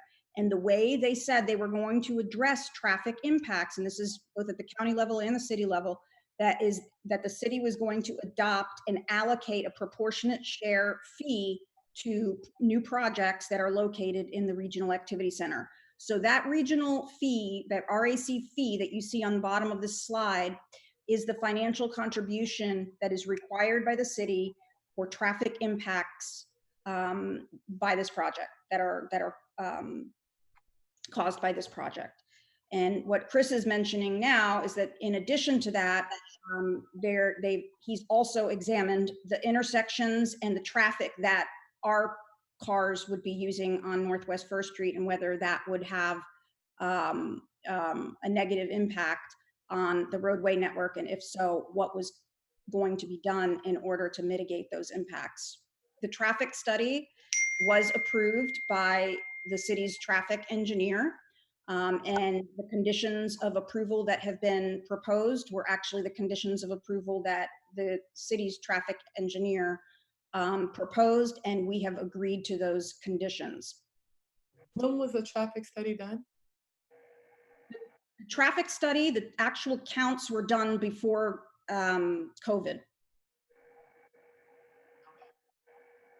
So we have asked, just so everyone is clear, we have already asked the county, because we heard from the neighbors that Northwest First Street, it would be good to have a signal there. So what we did was we went ahead and made that request to the county to go ahead and study it. They said that they will. However, they will not be studying anything until traffic patterns return to normal after COVID. They thought that maybe that would be in January, they told us. Well, we're here in January and it doesn't look like that's going to happen. We've got a little bit more to go. So they said they're not going to be studying it until they believe that the traffic patterns have returned to some level of normalcy. However, our traffic study, the study that we did, was done before COVID. So it did reflect the normal traffic patterns. And in addition to that, it also accounted for a full build out of Dania Point and the full build out of the project to the south of us. So it took into account more than what is actually built here. It took into account all the possibilities of what Dania Point could construct here.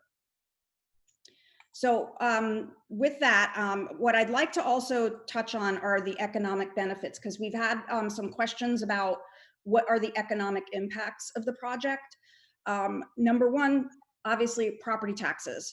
The city's share of the property taxes that will be generated by this project, and this is based off of a tax bill that we're estimating based off the appraisals, is a 4.5 million annual tax, which the city's share is 1.25 million a year. The county impact fees, these are impact fees that are paid to the county at the time of building permit. So they're one-time fees. In order for us to get a building permit, we have to pay transportation fees, educational impact fees, and recreational impact fees to the county. Those fees are $1.25 million paid at permit. City impact fees. These are fees paid directly to the city. Those fees amount to approximately $1.37 million, also paid at one time at the time of building permit. That includes the Regional Activity Center traffic mitigation fee that I was just talking about, park impact fees, which actually Corinne said are even more than what I estimated 433,000. I think she's in the 500s. So it's actually even more than what I've indicated here. And then you have the public art fee, which, you know, under the city's ordinance that you adopted last year, you can either provide a payment in lieu of providing the public art, or you can do kind of a combination. So we're still looking at whether we're going to do a public art installation or whether we're going to just simply buy out the fee. But if it is bought out, we still have to, that contribution would be about $500,000. It's $250,000 for each building. And then construction, these are one-time economic impacts, economic activity of 211 million, employment to construct these projects is 1,455 people. The ground floor commercial, which are kind of the ongoing economic impacts of a project like this, annual retail sales, 7.9 million, total employment of 38 to 40 jobs. And then you have the apartment component, which are ongoing impacts as well, economic activity of 10.9 million and total employee earnings, 4.6 million, and then total employment of 120 jobs. So there's a significant, and the ones I've highlighted are the ones that are, you know, the fees that are directly impacted, either one-time fee or like your property taxes, 1.25 million a year, which go directly to the city. So I would be remiss if I didn't at least touch on some of that, the economic benefit that this project would generate. And then lastly, again, this is just the rendering of the project. We believe that we've addressed the concerns that have been raised by the neighbors with this revised design. We reduced the intensity by eliminating the commercial. We have been asked why we didn't eliminate any residential units. And the reason for that is because the residential units generate fewer trips, meaning less traffic. And the residential units are very much in demand. So We think that there's a very strong demand out there for the residential, and by eliminating one floor of the commercial, we feel like we've killed two birds with one stone by reducing the intensity of the project and reducing the traffic at the same time. The height of the project has been brought down 22 feet. And then by adding these live work units on the bottom floor, we believe that we've really kind of funneled the opportunity for small business into those spaces. So with that, we respectfully request your approval of the site plans, both for 90 Wave and 70 Wave, as well as the plat note amendment that reflects the proposed level of development and the new plat for the 70 Wave projects. I'll be happy to address any questions that you may have. Thank you. Does any of the commission have any questions? I know that Commissioner Davis had questions before we go to the public. Is she there? Oh, you're muted. I'm sorry. You're muted. Let me try and unmute you. I'm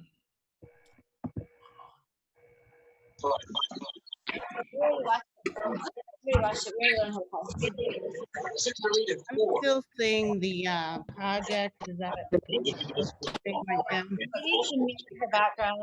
Around is here, and it's win or go home. Get an exclusive odds.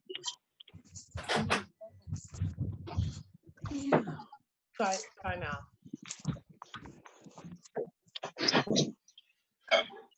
Go ahead. Are we going to get back to? I'm going to mute everyone, and then you can unmute yourself, Commissioner Davis. They have to.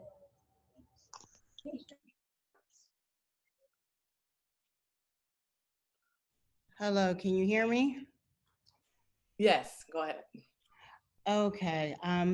Most of my traffic questions were answered by Nectaria's presentation. I did want to be clear that the traffic study was done by Kimley Horn, specifically from the developer, and that the city did not do its own traffic study. Is that correct?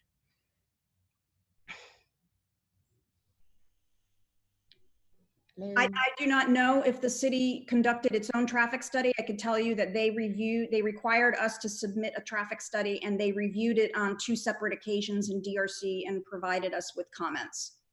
And that was pre-COVID, right? That's correct. Okay. And was there anything, the only other question that I had from a resident was there anything done on a shadow study that would show the impact of the building between Northwest First Street and Dania Beach Boulevard, how that would impact, the shadow would impact, would there be any impact on the residential space? So there was a shadow study, and it's included in the backup materials and site plan materials that are in the backup. I realize it's 300 or so pages long, but yes, there is a shadow study that was conducted.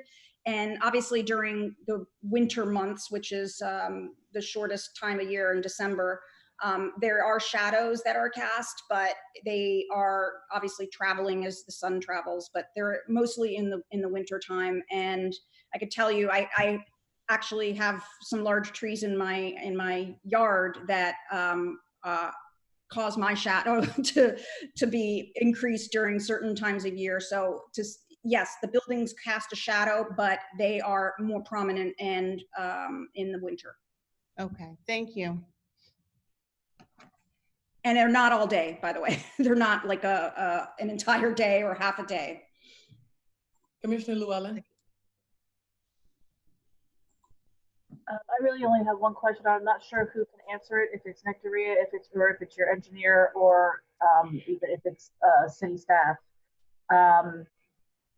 But with regard to the bridge on Northwest First Street, if there is an impact as far as traffic is concerned and people sitting there waiting to turn left or right or that sort of thing, do we know if that bridge has been looked at to see if it can hold cars for a longer period of time or hold more cars or that sort of thing?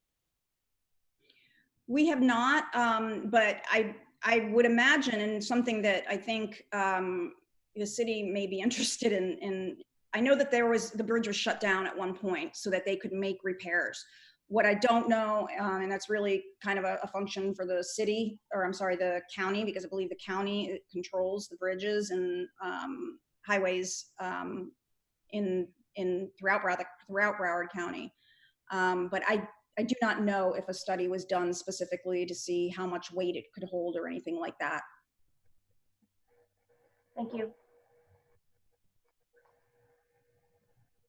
Okay, I'll wait until the community speaks. One more question. I'm sorry. I'm sorry. Am I on here? Sorry. Go ahead. We hear you. Okay.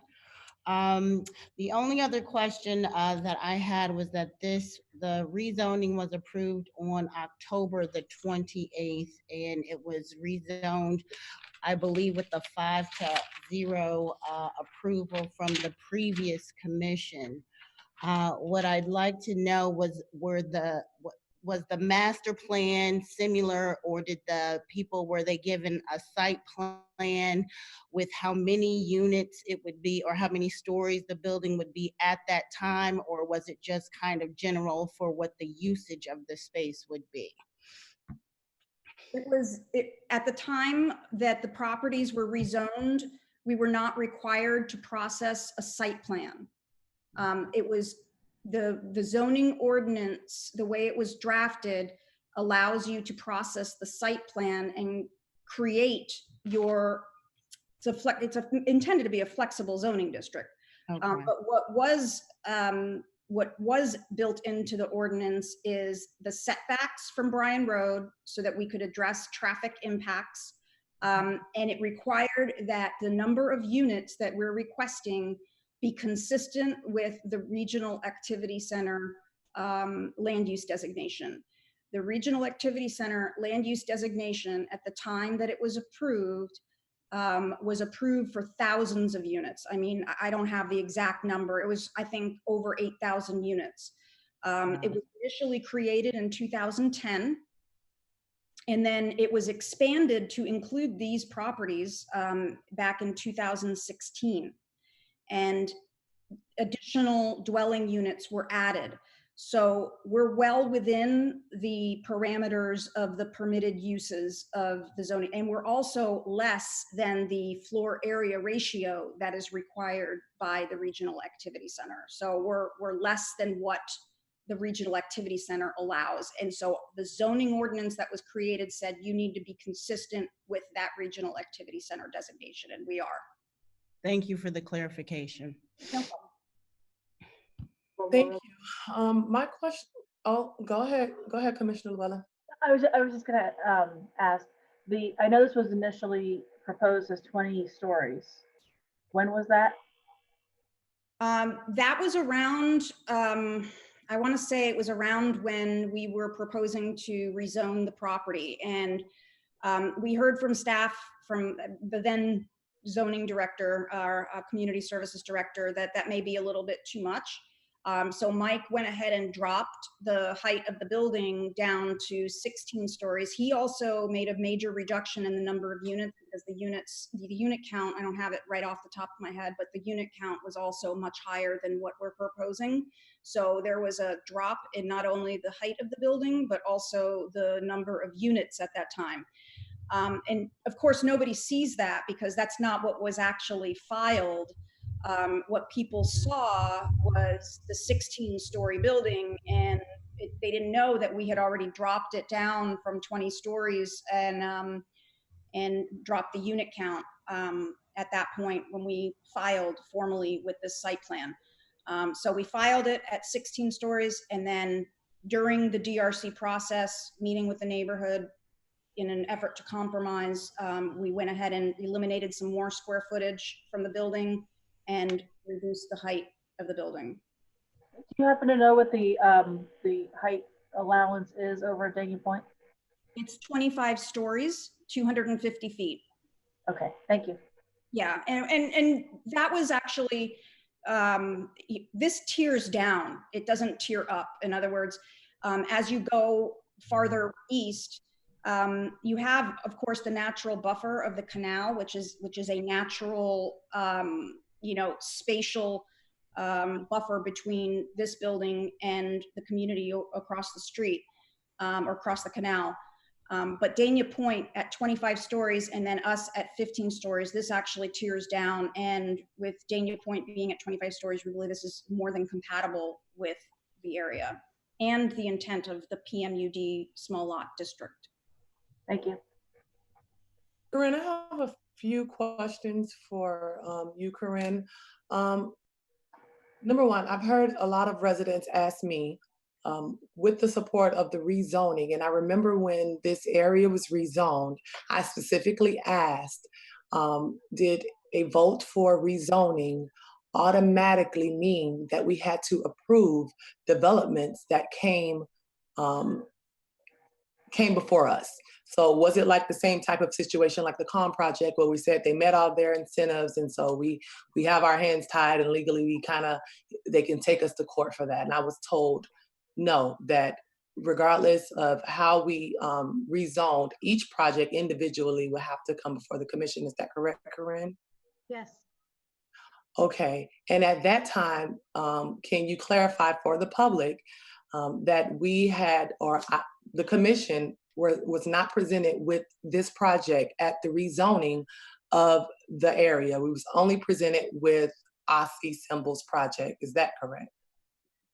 This project was not presented at time of the rezoning. I would argue that Aussie's project wasn't either, but Aussie's project came in quickly after the rezoning was established, but this one came a few months after that.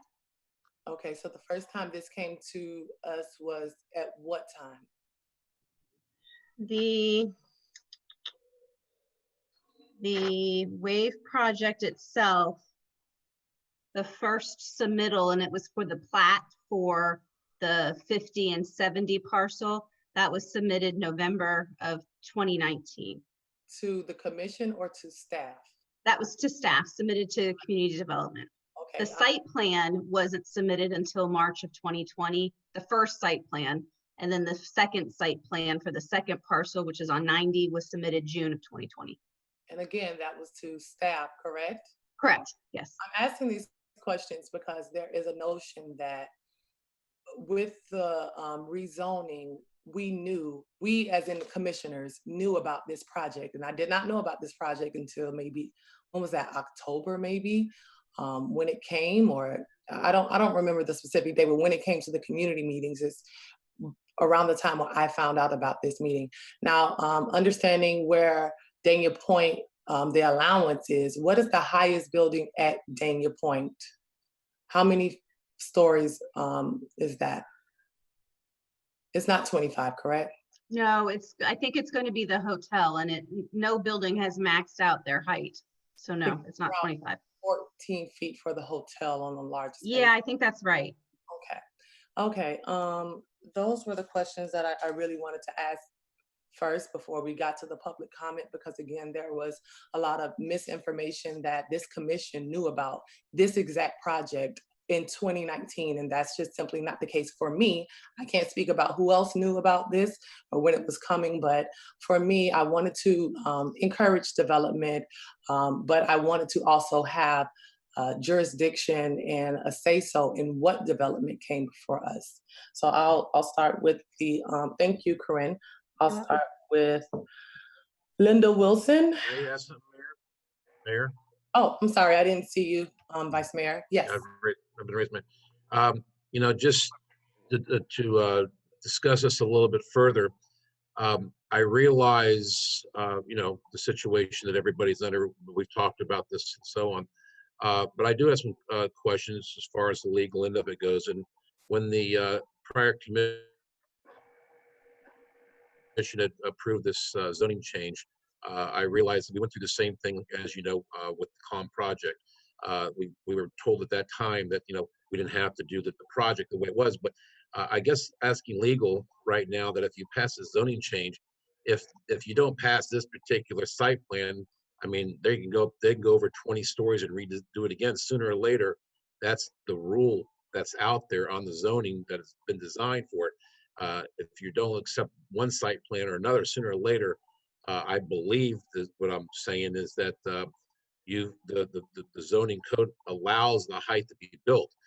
Right now, we're looking at a site plan, and all we're doing at this point would be to discourage a developer, but that it would cost the city a lot of money if it went wrong, because if they're allowed to build so many stories, whether it's this project or another, and we deny that project for that, I was always told by legal counsel that we would be sued by the developer.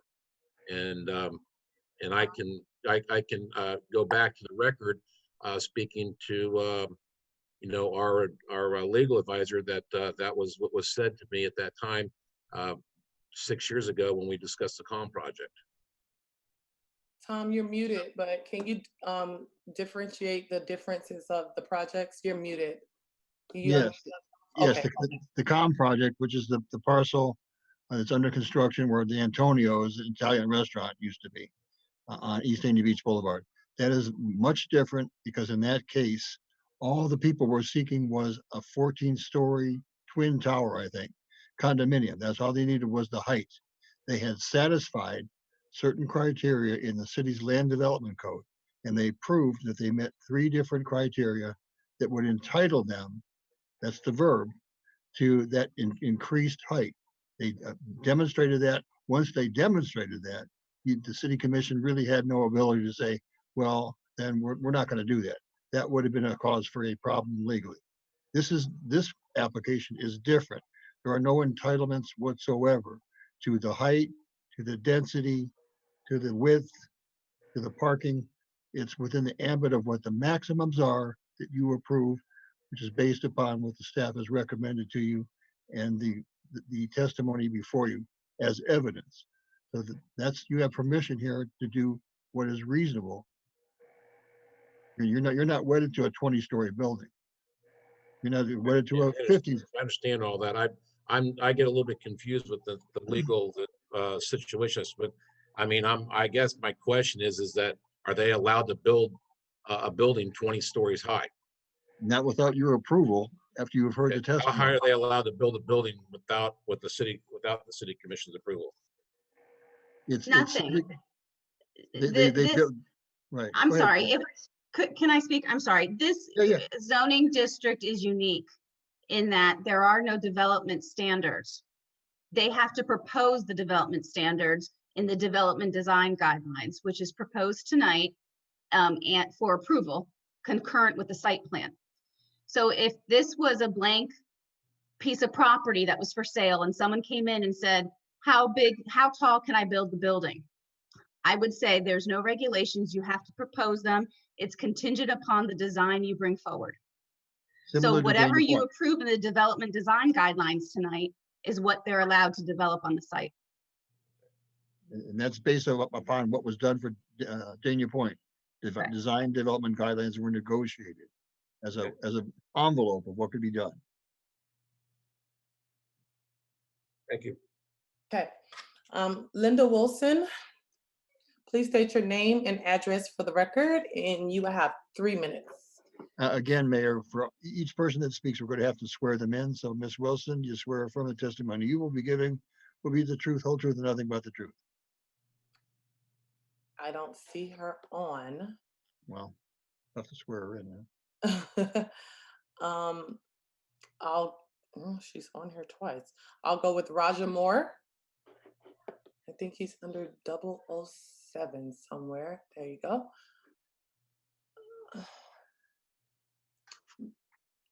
He's on. You can swear him in. Mr. Moore, are you present? Yes, I am. You swear from the testimony you will be giving with the truth, whole truth, and nothing but the truth. I do. Thank you. Please state your name and address for the record, and you'll have 3 minutes. Yes, my name is Roger Moore. The address is 50 South Bryan Road, Dania Beach, Florida, 33005. And Madam Mayor and Vice Mayor Salvino, commissioners and residents, and the city manager. I've known Michael, and as you know, we developed the property there for Nautical Ventures and sold to Mike Lally's development last year. I followed the program quite closely. I feel it's been well designed. know Mike well. I think he has the greatest intentions. I think it brings a great element to the Dania Beach area, further supporting Dania Point. I think it's an exciting and attractive addition. When I look behind us to the east, I feel it has little impact on residential areas there as far as its visibility or shadow, but I'm certainly no expert in that area. I just think it would be great for the city, the amount of revenue that it's going to produce and generate. And we're kind of generating an entire new area in Dania Point and on Bryan Road. So I'd love to see the commission vote to bring this forward. Thank you, Mr. Moore. I think I saw Pastor Bishop Scott. Bishop Scott, are you on the line?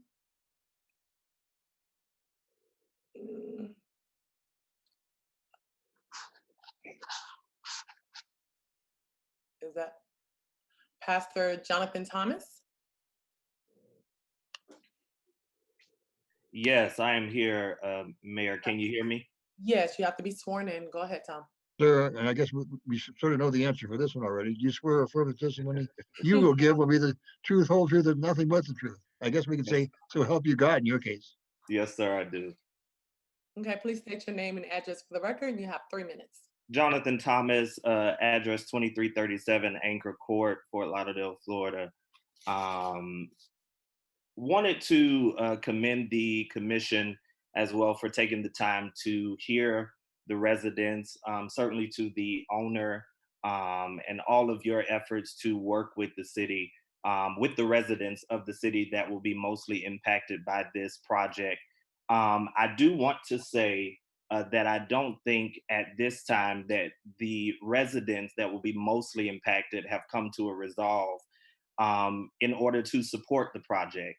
I think there's a lot of questions that still need to be answered. I think as it relates to the traffic and all of those means, are we taking into account the pedestrians that may want to visit the Dania Point area over there? Have we taken into account how this is going to benefit those residents that are there? I'm certainly for everything new. I know the city is for everything new development, all of this, but we don't want to forsake and forget about those people that are in the area that has not been redeveloped, that has not been looked after. So I would petition the commission to, until a better resolve has come where the residents can fully support this, those that are mostly impacted by this project can get on board and support this totally. So I would ask the commission to support the residents that elected you into office. Thank you. Pastor Paul Wiggins. You two have to be sworn in. Are you there? I'm here. You swear or affirm, sir, the testimony you will give will be the truth, whole truth, and nothing but the truth. Absolutely, sir. Thank you, sir. Name and address for the record, and you have 3 Paul Wiggins, 321 Southeast 3rd Street. Madam Mayor, Vice Mayor, members of the commission and staff, and to all on the line, let me just say my colleague, Pastor Thomas, has spoken well tonight regarding the community. And I want to go on record by saying that we are not anti-development. And in fact, we are pro-development. But our concern, as has been articulated through a memorandum that we submitted to the commission, just simply ask that some, and I will use the term Pastor Thomas used, a greater resolve be reached between the developer and the community. And I am convinced that there is common ground that can be achieved, if we do that. So we're simply asking that someone else's benefit doesn't necessarily have to be to the detriment of others. So if we can have some dialogue to really come to some good answers to the questions and concerns that we put forth in the memo that we sent, I'm confident that we can get this moving forward as we work all together for the benefit of the city of Dania. Thank you, and God bless you. Thank you. I see hands up. If you are from the public and you wish to speak, please raise your hands and you will be recognized. Moto G. Stalis? Don't really know. Good afternoon, Tammy. Hi, are you there? Yes, can you hear me? Your phone is breaking up. Yes, for the record, this is. We can't understand you. Use a call back by phone, maybe? Can you call back by phone? I am on my phone. Well, it was a little better then. Let me All right. just see if it'll work. Tom, can you swear her in? Yeah, you swear from the testimony you will give will be the truth, whole truth, and nothing but the truth. Yes. Thank you. Okay, can you please state your name and address for the record, and you will have 3 minutes. Tammy Horton, and the address is 2 Northwest 13th Court, Dania, Florida. It's very difficult to hear you, Tammy. I heard that your name is Tammy, but it's very. I know, it's my phone. My phone. Could you try to disconnect and reconnect and come back in, and we'll hear your thoughts? Okay. Okay. Next is Janisha. Please state your name and address for the record, and you will have 3 minutes. Or let Tom swear you in first, sorry. Are you present? Okay. Yes, Yeah. I am. Okay, I swear from the testimony you will give will be the truth, whole truth, and nothing but the truth. Yes. Please state your name and address for the record. Okay, my name is Jonisha White and my address is 218 Northwest 14th Court, Dania Beach, Florida. Go ahead. Okay, and I just wanted to say, like I said, I think this was in October when you guys had the first meeting, or November, I don't remember, that I'm not for this project. I don't want this project in the neighborhood. It's literally in my backyard, and I don't support this project. I've been living in Dania my entire life. I'm 26 years old, currently 7 months pregnant, and I would love to see my kids grow up in Dania just like I did, and my mother did, and my grandmother did. So I am not for this project. It's too big. It's too close to home. It's too much going on. Already too much traffic with the Dania Point. Too many property taxes going up. I'm not for this project. And that's pretty much all I have to say. Thank you. Tammy James, can you be sworn in, please? Swear from the testimony you will be given will be the truth, whole truth, and nothing but the truth. Could you hear me? Yes. Hi, I'm Tammy James. I live at 255 Northwest Tammy James Avenue here in Dania Beach. Did you need to be sworn in, Tammy? You have to swear from the testimony you're going to give is the truth, whole truth, and nothing but the truth. Yes? Nothing but the truth. Thank you. That's good enough for us. Okay. Do I need to restate my address? Nope. Okay. My name is Tammy James. I'm the president of the Northwest Bird Point Civic Association. I try my best to bring all information and current construction and projects that's going on here in the city of Dania Beach. I am concerned. I do have some concerns about this project. These are literally two small lots. And I noticed that every time that they speak, they're speaking in reference to Dania Point. I do also know that Dania Point has not built anything over 14 stories high. This project that they want to build for the 70 wave and the 90 wave project, I think is massive. it's just too big to be right here in our neighborhood. It's right here in our back door. I have a lot of concerns about Northwest, the First Avenue, the traffic coming off of the bridge. I don't think that that bridge can handle the traffic that this project will bring. I also know that we still have Spirit Airlines in Dania Point that hasn't been built. I do know that we still have other residential buildings, like Building B for Avery. It still hasn't been built. They have 336 units, dwelling units that needs to be built. We still have an outstanding of 800 dwelling units that still needs to be built in Dania Point. We have no such buildings that's over 25 stories high. I keep hearing that. That is untrue. I do know that our highest building over in Dania Point, it tops out at 14 stories.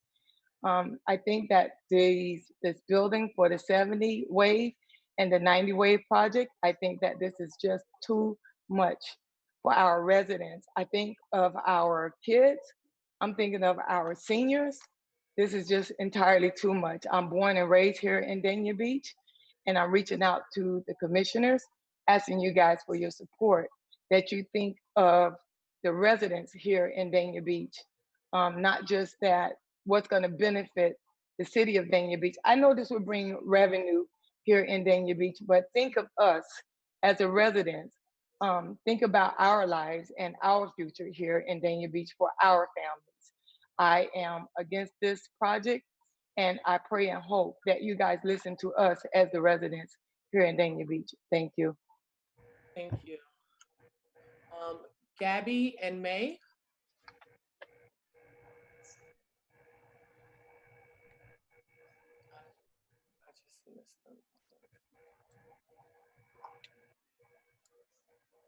Gabby I and swear May. to tell the truth, the whole truth, and nothing but the truth. Good enough. Okay, Tom, she didn't even need you. And I live Okay. on 22 Northwest 14th Ave. All right. Go ahead. I'm concerned about the shadow. How far does the shadow, did the studies show that the shadow goes out over? And are they requesting any further extra noise?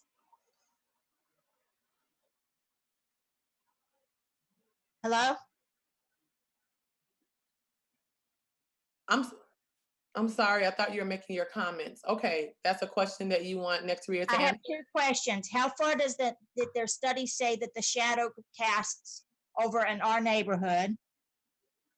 And number two, are they asking for leniency, asking to make more noise than what other people make?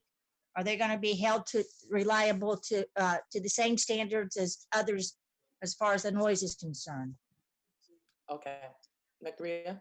Yeah, so we provided the shadow study. It's in our plans. As I said, that there's a shadow only in the winter time that is cast over into the neighborhood. But again, that is only in the winter time, and it is only in the afternoon.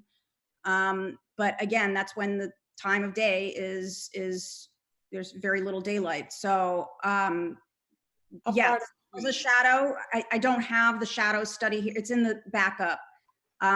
As far as noise goes, we actually will be doing more than what the city's noise ordinance requires of us. We've built into the design development guidelines extra noise precautions and protections.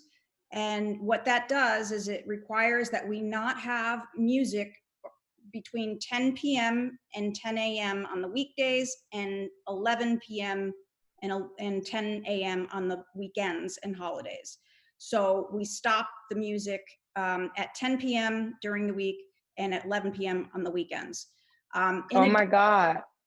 In addition to that, any restaurants or anyone who has or is proposing any sort of outdoor entertainment, they're required to have noise mitigation measures, and that includes baffling and other precautions that they have to take when they come in for building permit.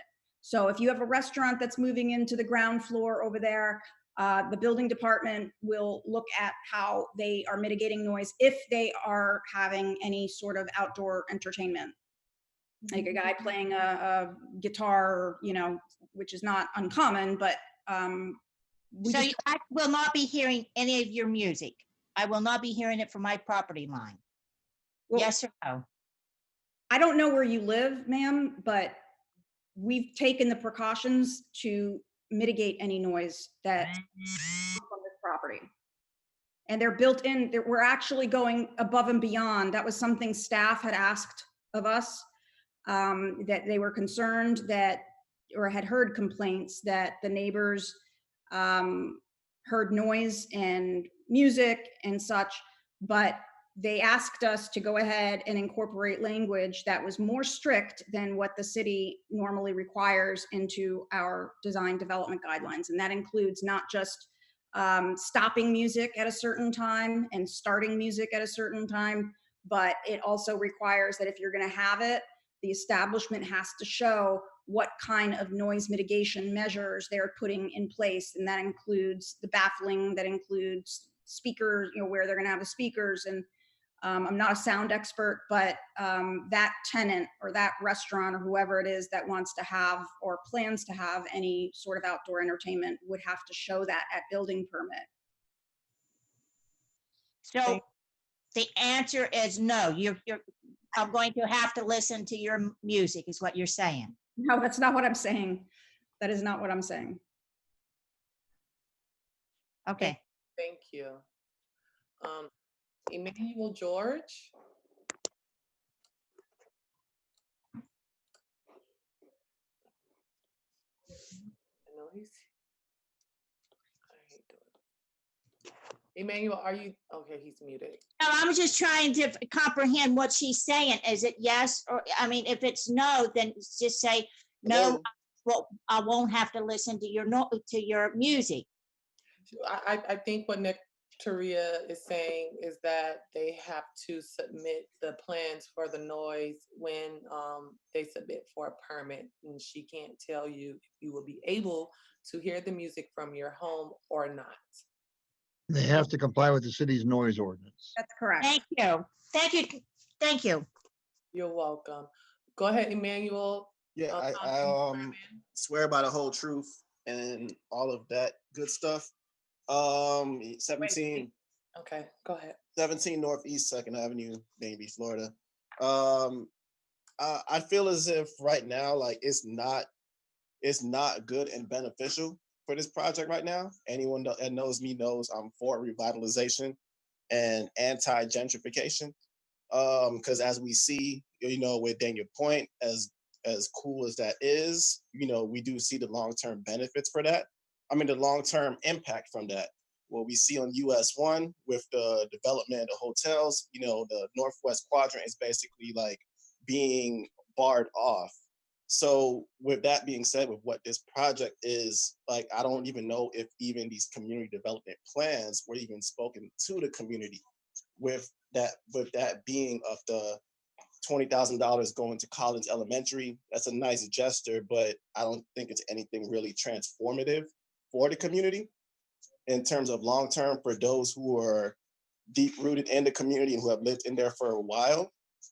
So I just, you know, kind of keeping it short, and just I just don't think this project is really gonna be beneficial to those who are in the community, who are from the community.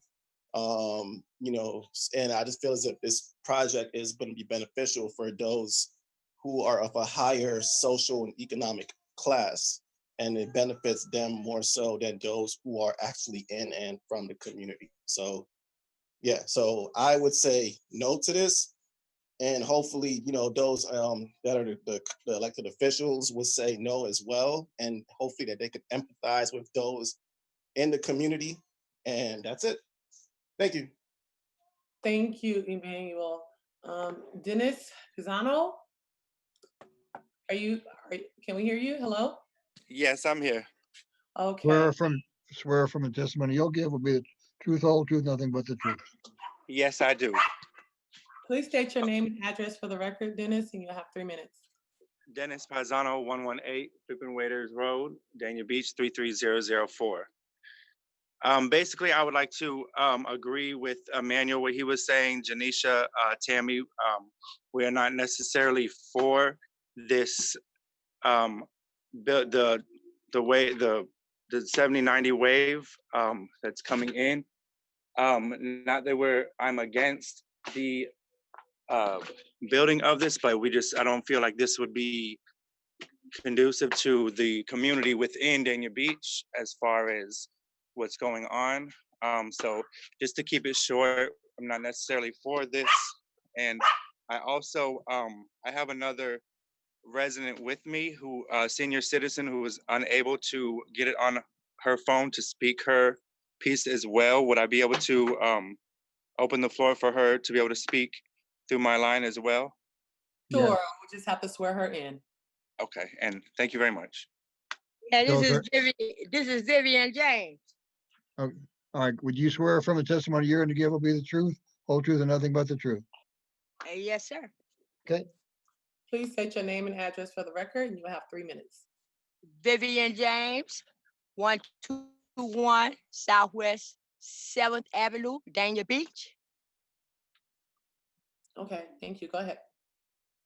Yeah, I would like to say, I was born in Dania, and I was here ever since these roads were dirt roads, and every house over here was wooden. And for y'all to come in here and to want to build something and tear down something, I don't think that is right. And the music, y'all talking about the music, who wants to hear your music?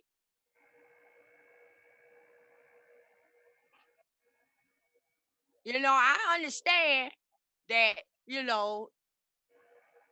through this demand, this thing, this corona thing and going on, and I feel like that y'all trying to take over what we done built over here. And I don't think that is right.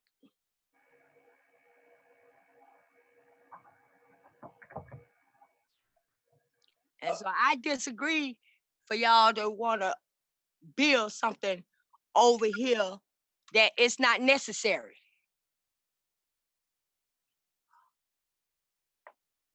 Thank you. And that's all I got to say. Thank you. Thank you, Tam. Thank you, Madam James. All right. Thank you. SMJ737T1, I'm unmuting you. Can you hear me? Yes, I can. Can you guys hear me? Yes. Do you swear from a testimony you're going to give will be the truth, whole truth, and nothing but the truth? We need your name and address. Yes, Benita McKnight, 1360 Northwest 2nd Terrace, Dania Beach, Florida, 33004. Good evening, Mayor James, Vice Mayor Savino, Commissioner Joyce, Commissioner Lori, Commissioner Lauren. First, I would like to say that I have walked and I've spoken to several residents in the Northwest area, and they're not in favor of this building. One reason is because not one of them even looked forward into moving in. It's unaffordable. Not one of them that I spoke to felt like they made the revenue to even have a place there. And I also feel like $20,000 to the school and a public park, to me, is a slap in the face to the city of Dania Beach. And I have spoke with a lot of residents in the Saratoga apartments that's going crazy right now about parking. It's been fights over there. The police has been called. So it's already crazy with the parking there. So I'm not in favor of it at all. So that's pretty much it. Thank you. Albert's iPhone, you've been unmuted. Can you hear me? Hello. Yes, I can hear you. All right, you swear from the testimony you give will be the truth, whole truth, nothing but the truth? Need your name and address. Yes, I will. My name is Albert Owler. I live at 1413 Argonaut Isle, Dania Beach, Florida. Good evening, commissioners. Thank you for the time and opportunity to speak. I'm a longtime resident in Dania Beach, been here 28 years, and I've been a real estate appraiser for 35 years. And I just want to say that what's happened is the highest and best use of this area has changed. The area used to be an amusement park and a gravel pit and stuff, and it's now changed for the better. And I believe that what's happened is what you're seeing is new development that's going to benefit the whole community, taxes, revenues, and I really wholeheartedly approve this operation and approve the development. Thank you. Thank you. Charlotte Sloboda, are you here? Yes, I am. Can you hear me? Yes. Yeah, Charlotte, you swear from testimony you're going to be giving will be the truth, whole truth, nothing but the truth, and with your full name and address, please. Yes, I do swear. My name is Charlotte Sloboda, 2905 Lakeshore Drive, Dania Beach, Florida. Thank you. As many of you, first, Mayor, Vice Mayor, Commissioners, City staff, as many of you know that I do follow the City Commission meetings, and I've been following this project on and off, and I would like to see the project move forward because of the fact that, one, it's directly across the street from Dania Point. The aesthetics and the architect matches and goes along with Dania Point, being that they're just across the street from each other. The apartments are going to bring revenue into the city, create jobs, new housing, and I think it would be a good project for that area. Like I said, because it's directly across the street from Dania Point. And that's it. That's all I have to say. Thank you for listening. Thank you. Kim Days, are you there? Yes, I think. Can you Yes. hear me? Yes, ma'am. Yes, you swear from testimony you're going to give will be the truth, whole truth, and nothing but the truth, and please give us your full name and address. Yes, my name is Kimberly Days. My address is 125 Northwest 11th Avenue, Thank you. Dania Beach, Florida 33004. One of the things that I'd like to bring up at this time is that I think each city commissioner, as you're sitting there today, needs to understand that the code for that area was particularly drafted to give you ultimate power. You are to decide what goes there. A developer cannot come forward with any plan and say, I meet this, I meet that, therefore I'm entitled to a building. That particular section there gives you the power to do what? It gives you the power to control what happens there. And that was done for a particular reason. And that particular reason was that the residents in the Northwest area entrusted you to protect the quality of their life. Everyone who has spoken of a pro for this development doesn't really live here. They're talking about revenue. Is revenue more important to the city commissioners than the quality of people's homes? Do you know what it is for a person to walk out of their house for 3-4 months out of the year and their grass is dead in the back because they get absolutely no sun? When you're talking about the quality of life, it's easy to throw up aesthetics. The aesthetics, there's a street there. The only thing blocking this big building from the residents that live there, and I'm on the other side, is a canal. That's not a big distance. What's blocking us from Dania Point is a lot of distance. Dania Point is not casting a shadow in that woman's backyard. And you're proposing such a big building that would do that. The traffic control person said that the traffic at the point that they did the study was a level 8. That requires a traffic light. End of story. Okay? So why are we sitting here talking about this as if You guys as commissioners think your hands are tied. Your hands are tied only by what your job is, and that is to protect the quality of the people who live here, and not be so eager to seek money and taxes that you're willing to give up people's ability to enjoy their homes. People who have lived here for years. That ought to be your concern, not what the developer has met, not what his conditions are that he's satisfied, because this particular provision of the code, as the city attorney told you, you have ultimate authority. No one sitting there should believe that because something meets a code that they have to approve this.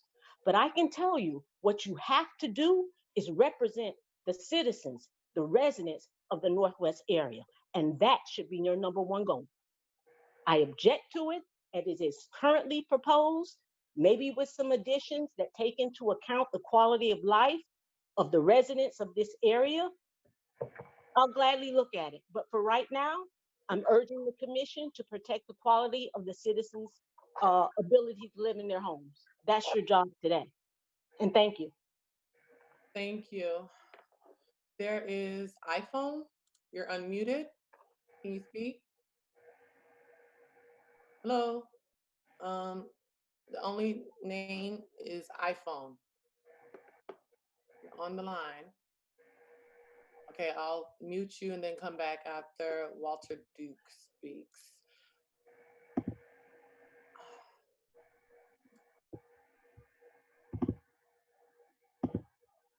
I can't unmute him.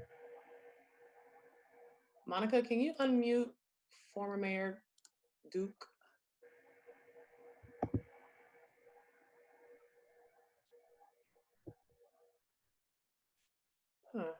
That's strange. It's not working. Monica?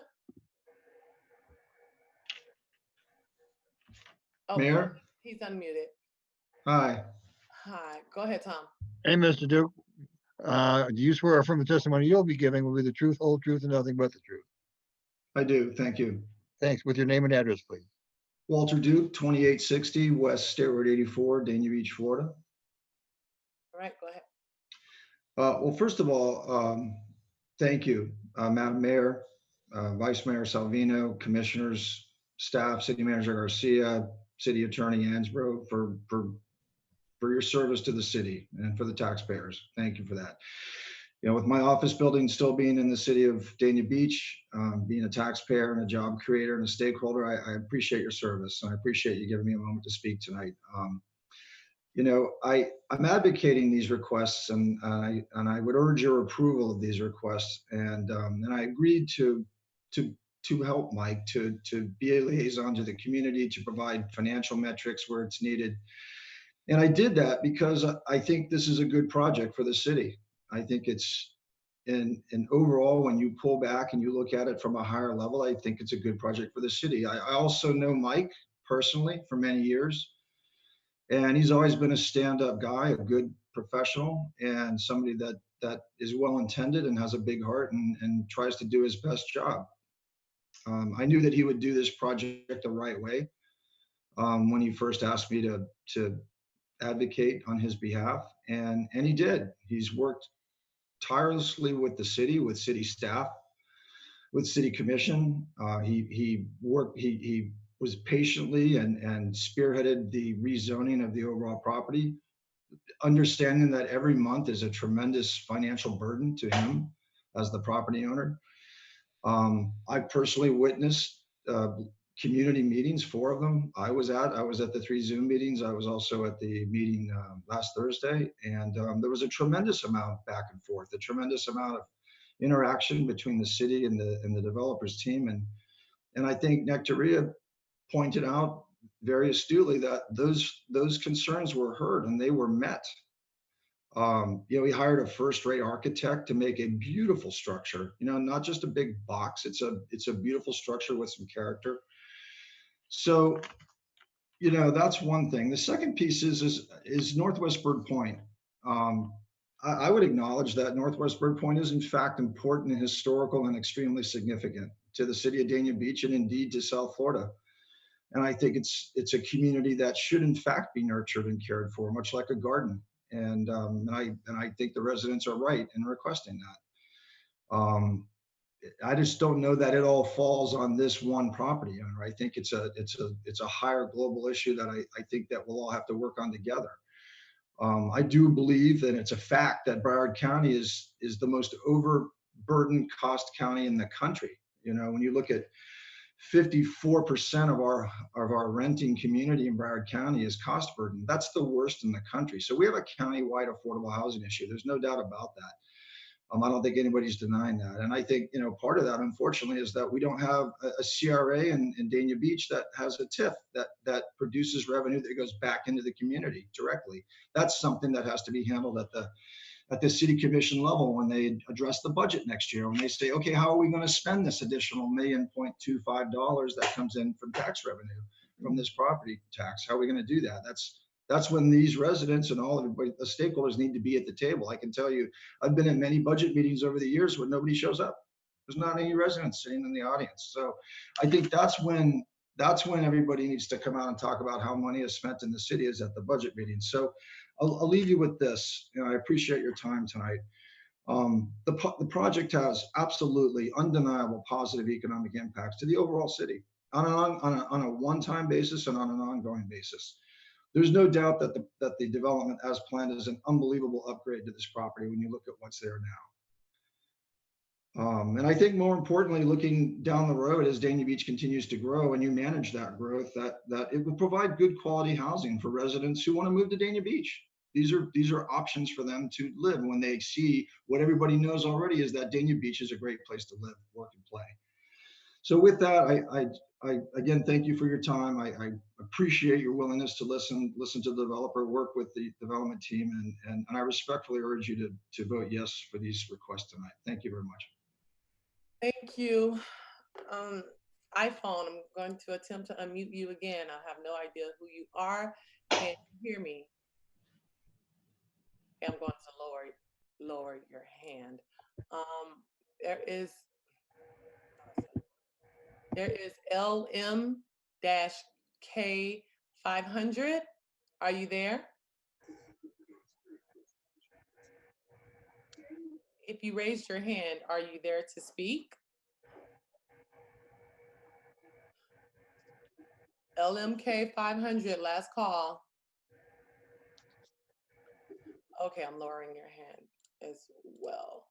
Are there any other members from the public that would like to speak on this item before the commission has their discussion? I see no hands.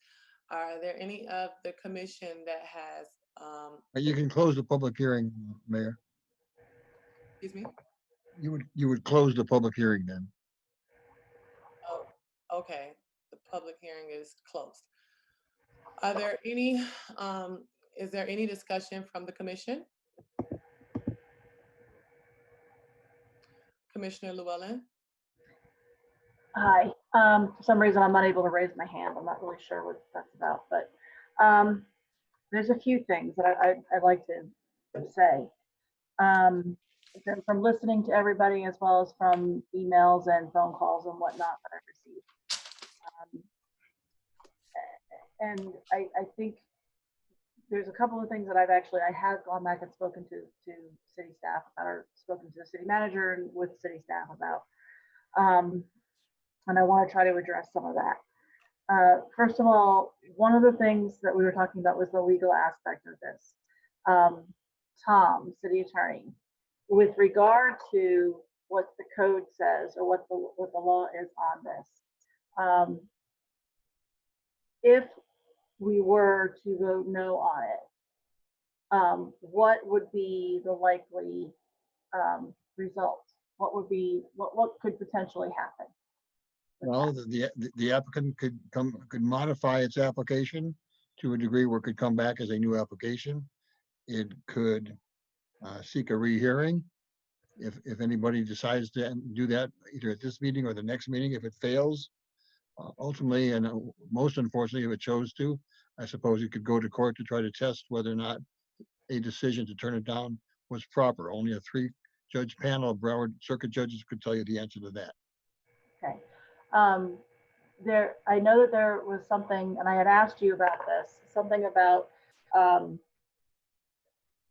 the only way though that we would be able to basically win on that would be if there was, and I can't remember the phrase that you used. There's the legal phrase, there's two different things that when a circuit court reviews a decision from a lower body, meaning like the commission, the other things that apply are not relevant here, but it's called competent substantial evidence, meaning evidence that a reasonable mind would find supports what is made as the what the proponent is saying. You can't just have general issues of I don't like it, it's too busy, it's too big. That will not probably be expected to be received by judges as what's called competent and substantial evidence. So you have to look at real questions about traffic or density or things that have been brought up. If you find, whatever you find, you weigh what was presented by the applicant versus what was presented by those who oppose it, and you are the judges at this stage, and you weigh that evidence. But at this point, we haven't seen anything that would say that what they presented to us is incorrect, true? Only you can make that decision. In my opinion, no, that's correct. But my opinion does not count as somebody who votes here. So I understand that, but I'm trying to understand legally the evidence that would be needed to be presented in order to argue against this. it would typically have to show something about the traffic and reasons, the very clear reasons about roads are undersized, overutilized, septic systems are not there, water systems are not there, things that would affect the building of it. I don't recall hearing things of that nature, but those are decisions for your recollection, not mine. Okay, so then let me go to Corinne, I think, is who I probably want to ask my next question of. Corinne, you're muted. Did I mute you? There you are.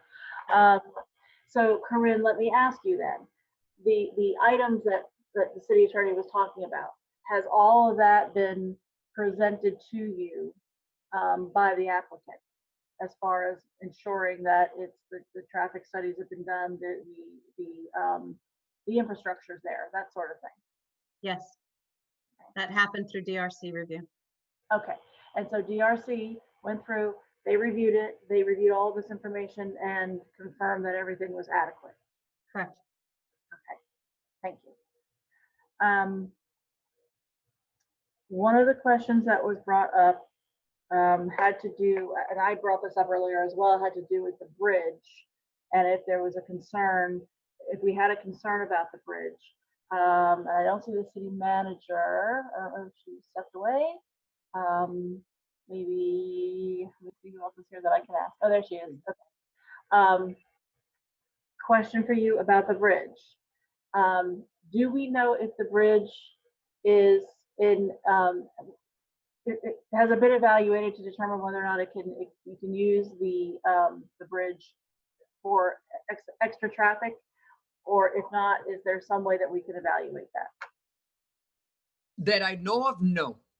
My suggestion would be, because the infrastructure in this city is quite old, that assessment, if you were to approve the approval would be contingent upon the developers doing an assessment on their dime and addressing any concerns if the assessment comes back with any type of deficiency that needs to be addressed and corrected.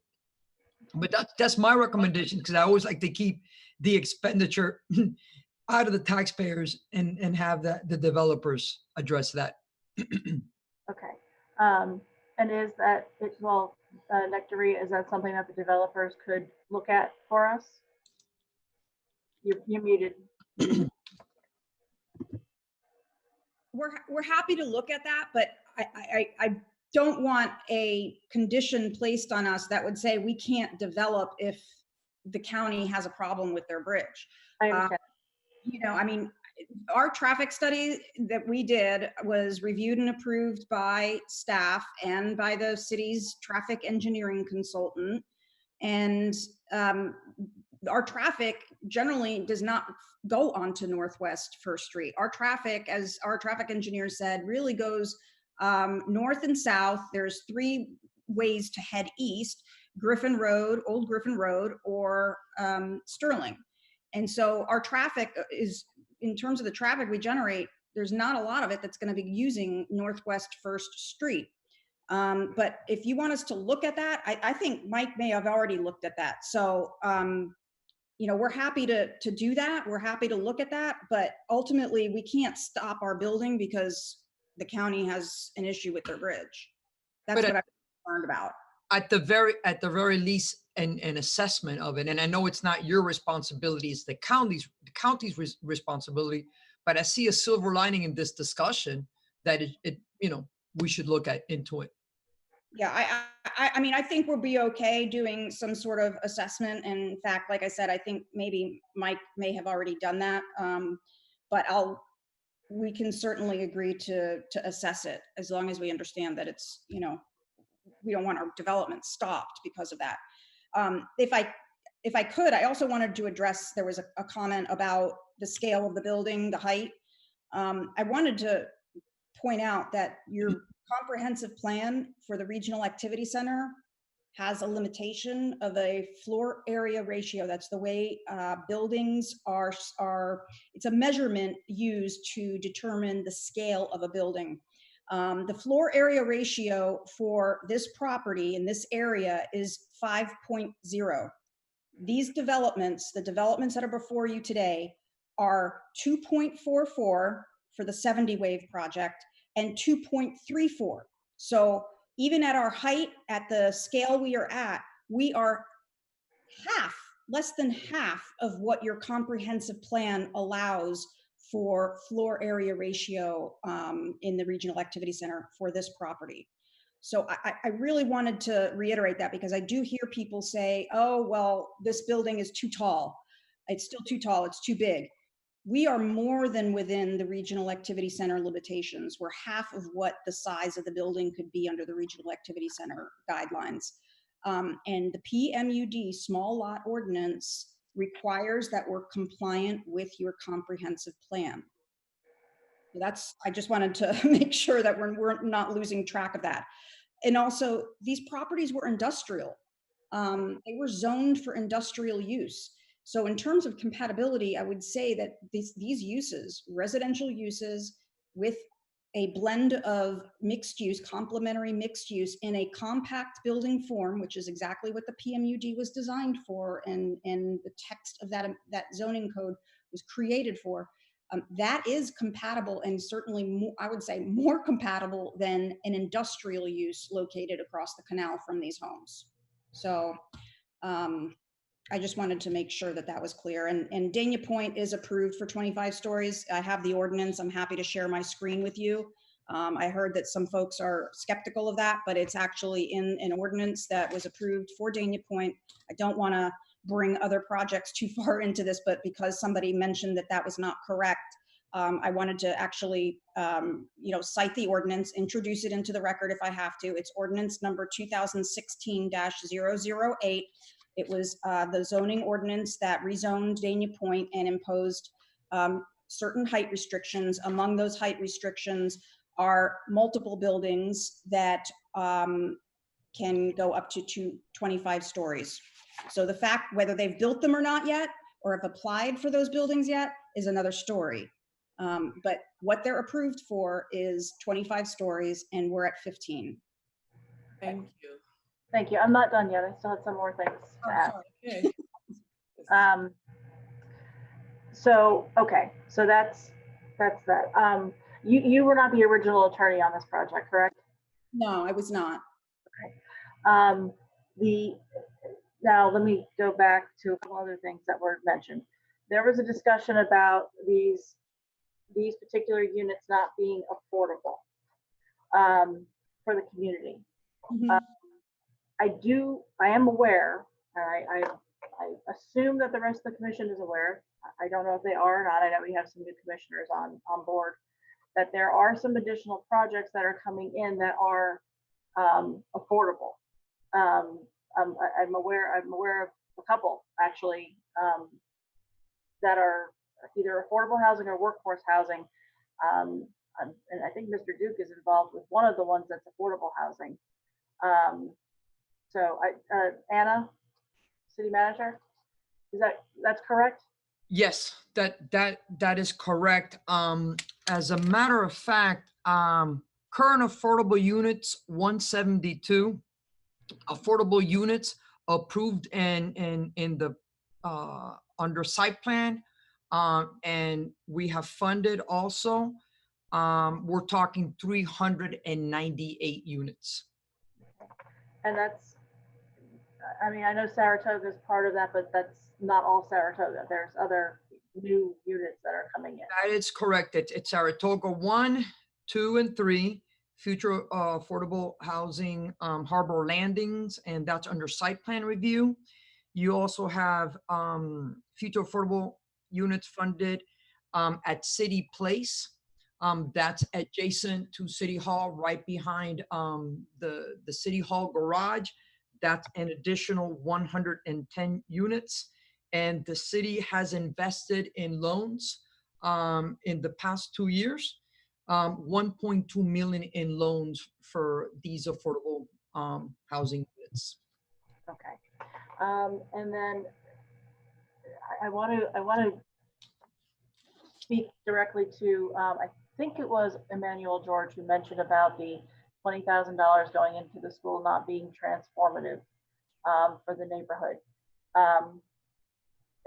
So I want to address this with, and I don't know, city manager, it might maybe either, I don't know if it's going to be you or Frank or somebody, but I want to ask a little bit about the impact fees and some other proposals that maybe we could do here. The impact fees are significant on this, correct? That's correct. Okay.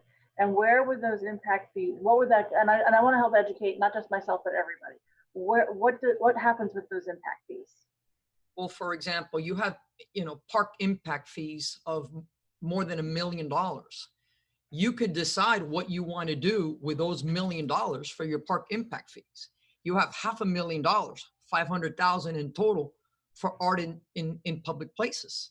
That's also something that could be negotiated. As I said, some of it could be art that they do there, or art that you can invest in the community. And that's not even discussing your annual tax revenue that comes once it is TCO, once they receive the temporary certificate of occupancy. That's up to you. When you do your budget every year, knowing that these revenues are coming in, knowing that the park impact fees are there, knowing that we have a parks master plan that's not funded, you could decide a percentage of this we wanted to stay in the Bird community, in the C.W. Thomas Park community. That's up to the commission when you're discussing your yearly budget. But there's a significant amount of money that could really make a difference and impact that community. And that's what I was going to say, is if there is an estimate of $1.25 million coming back in revenue, plus there's also impact fees, recreation impact fees, and other impact fees, couldn't we take a percentage of those impact fees or the revenue or both and earmark it specifically for this particular neighborhood and the people who are impacted by it? Absolutely. This is something that I discussed with our finance director. You almost have a responsibility based on the needs of this community and the impact fees and the revenues that are going to be coming in, to put it right back. And you could do this via a resolution to make it official. So this is dedicated in your budget. So it doesn't matter what elected officials are here.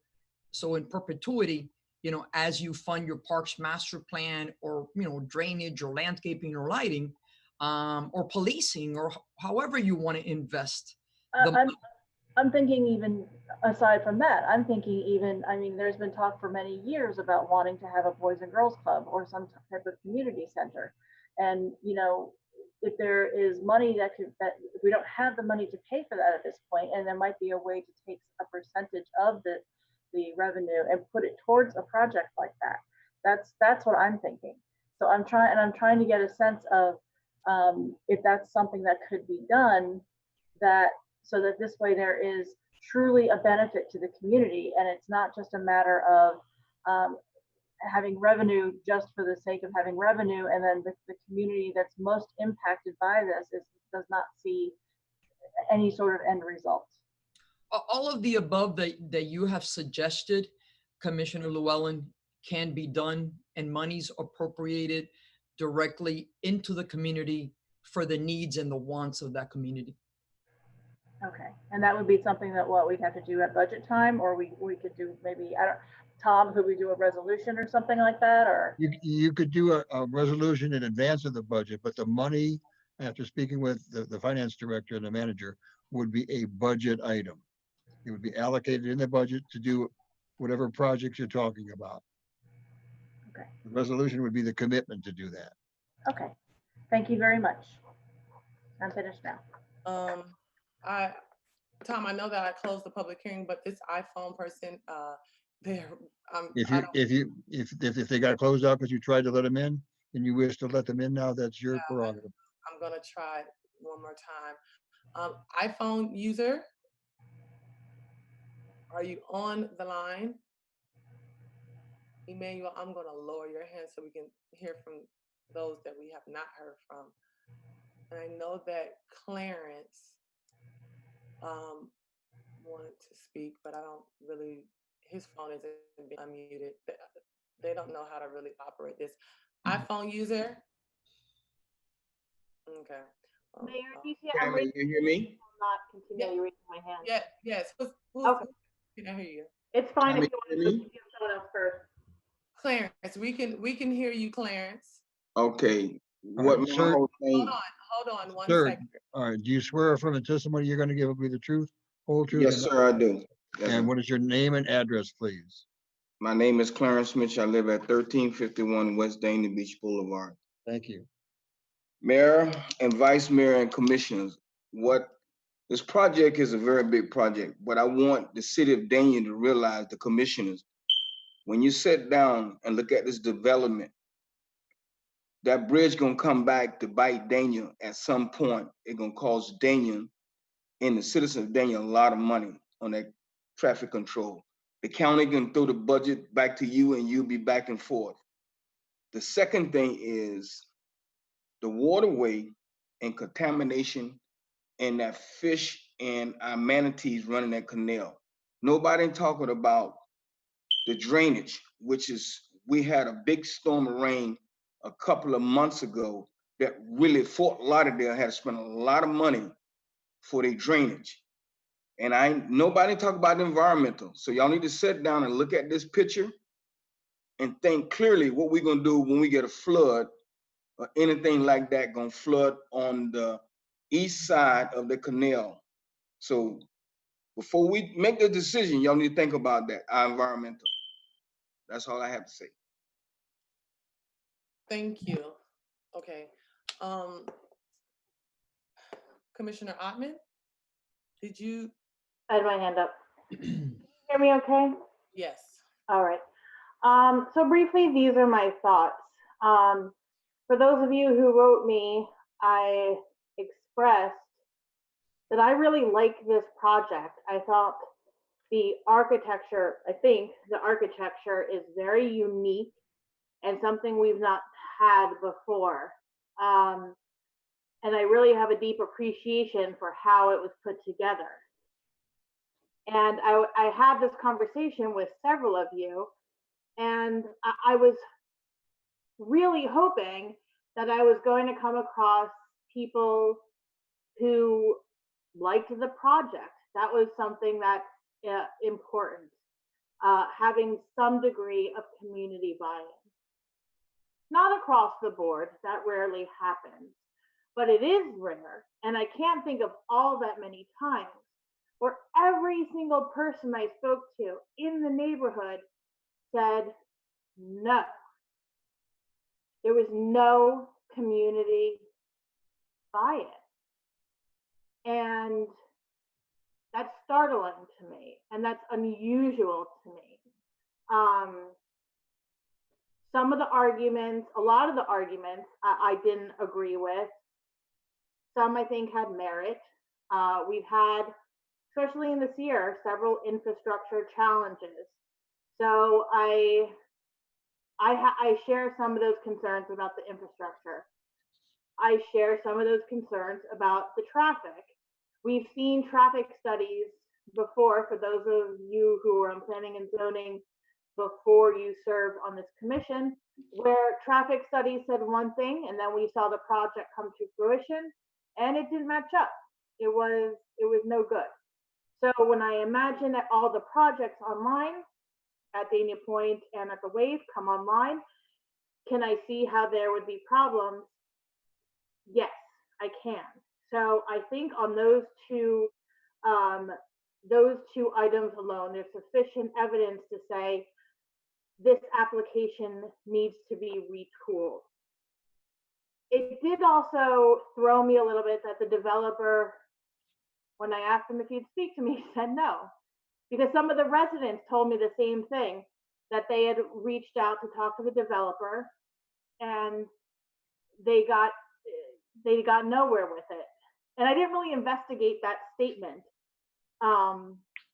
until tonight when I asked to speak to the developer, and he said, no, that's never happened to me before. So that's another unusual thing to have happen. You know, I'm thinking of two things. Former Mayor Walter Duke, who said the Northwest is like a garden, you have to nurture it. And when Mr. Duke speaks, I often find him to be right. And in this instance, I really found him to be insightful. But I like to garden, and I know that if you overcrowd a garden, you ruin it. Gardens are temperamental. If you overwater it, underwater it, put the wrong fertilizer in, the whole thing goes to crap. It's very easy to miss the balance. And I see that perhaps this project does not strike where it should to be successful. The other part of this is, I think of the city manager who always tells us we should look to find a way to get to yes. We didn't get to yes with the community. Unless you all receive different feedback from the community, I have 32 emails from people in that neighborhood that say no. And I argued for it. I like this building. I would live in this building. I would shop at this building. I would eat at this building. It's a beautiful building. And I could not get them to yes. So as a commissioner, where the most basic part of my job is to be the voice of the residents, and when they all shared their voice and they all called on the phone and they all had the same story for different reasons, how could I, in good conscience say yes? What a fool I would be. What a fool. So although I think the project is beautiful, that's not my job. My job, I look at the revenues, I get excited too. You think I didn't eyeball that art fund? That's some good looking art right there. That's some beautiful things that could be done for this community. Those impact fees are nothing to blow off. If you got an email from me, I also told you, I am not sure that if this didn't pass, you may be very disappointed. That may come out to be true. I don't know. So that's where I stand on it. That I'm really sorry that the community and the developer could not come to a place of agreement and a place of yes. That's all I have. Thank you. Thank you. Commissioner Davis? Can't hear you. Okay, can you hear me now? Yes, go ahead. Okay. Wow. This has been truly a back and forth for me as a new commissioner. I wanted to clarify a lot of information that was seemingly misinformation. And so I might have to come back to you, Tom, just to clarify that.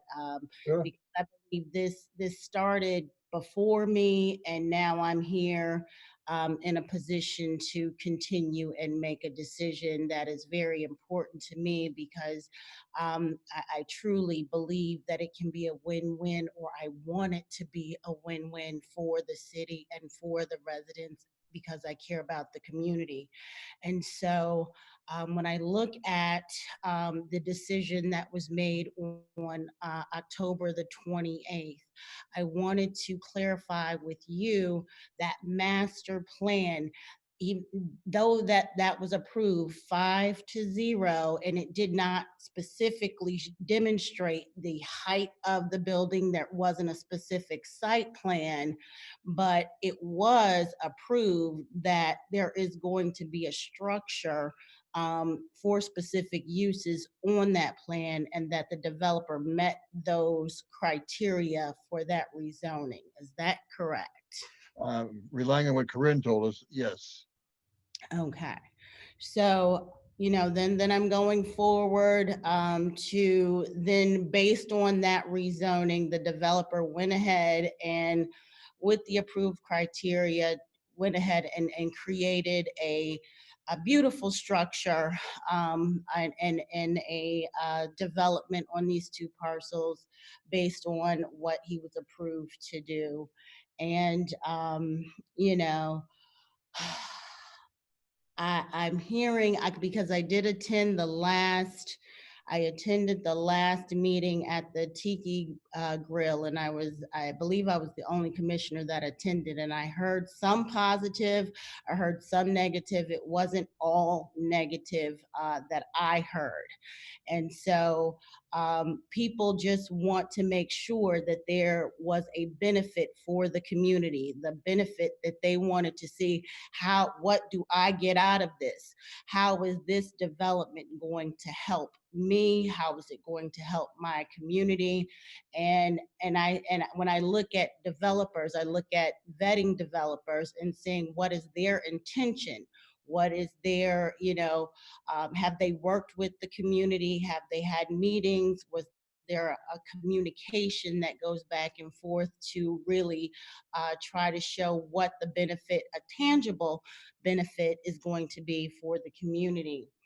And as I spoke to the manager in the meeting, what my understanding is that there are going to be park impact fees and art in public places impact fees. Is that correct, manager?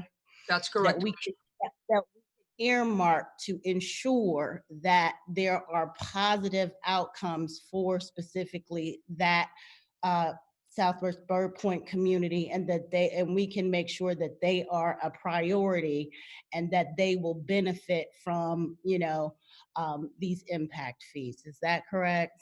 That's correct. Okay. So I am at a place where I do see the revenues. I do just see where small businesses could benefit. I see where jobs could be created, those small live work units for people who have small nonprofit organizations could rent those. And Nectaria, the only thing I wanted to ask you is to confirm what the developer's vision is for what kind of businesses would be in those live work spaces.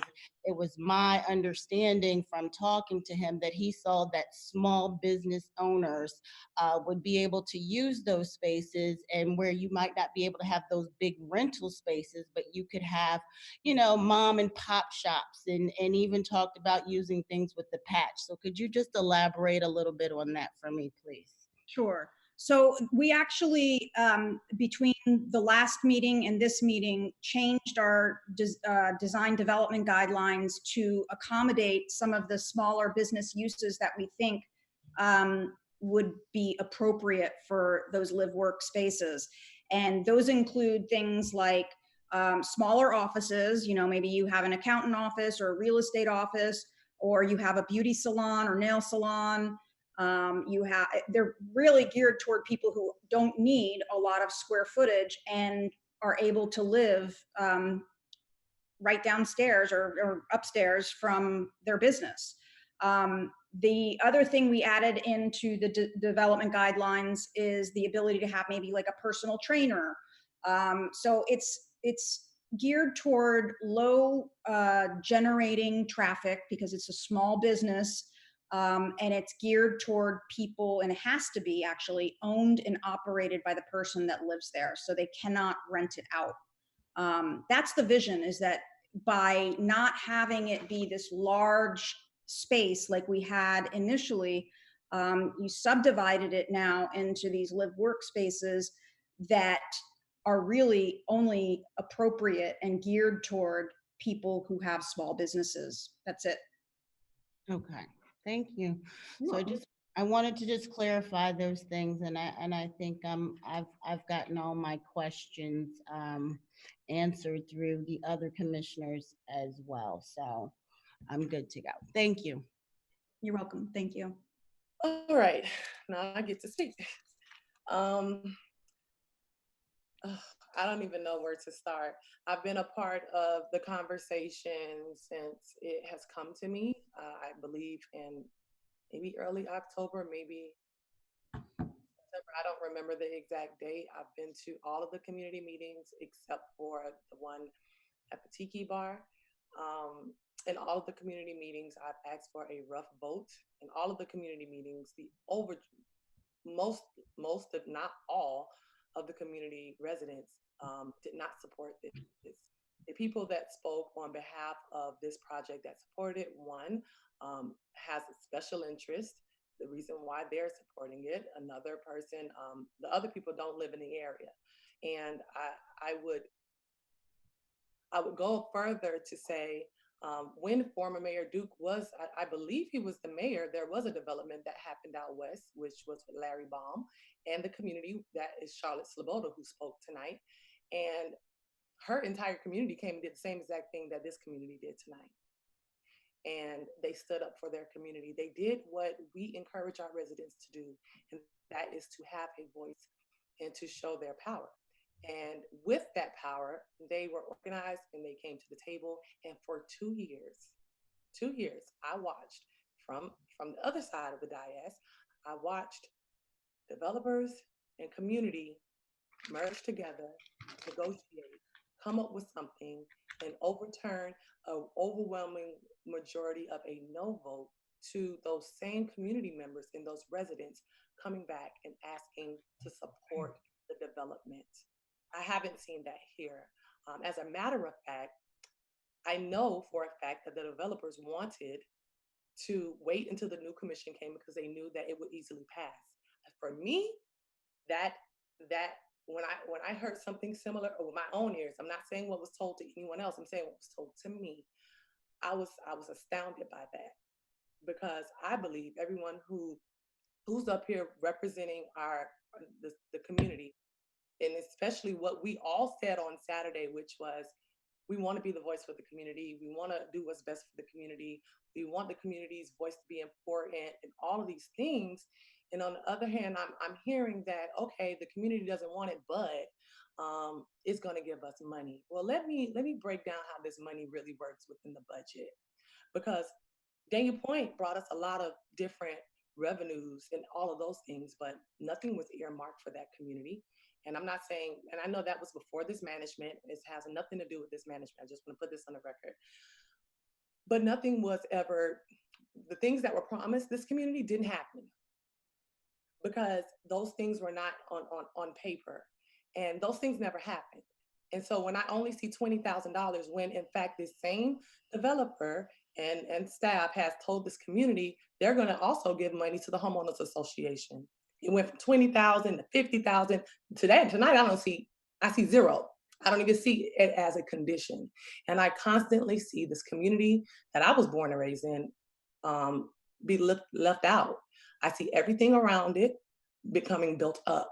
And to fit almost 800 units on a narrow strip of land on the water, I think is irresponsible when we already have other development. Daniel Point has not been built out. It's already over 1,000 proposed units that are going in that have been approved to this date. I mean, when I hear developers say, "Oh, when I hear staff say we've met all of their concerns," the density was a concern. The density has not decreased. The unit size has not decreased. They shaved off a floor and they put it at the bottom where the commercial was. When I hear that we don't want a condition ensuring the safety of a bridge because the bridge belongs to the county, that tells me that there isn't really a community concern for the for the developer. When I like Mike Lally, he's been very supportive of me throughout the years. I have a good relationship with him. I have a good relationship with Roger Moore. I have a good relationship with a lot of businesses around because I was born and raised in this area. But I'm sitting at a point where I have to do what is best for the community that's in front of me.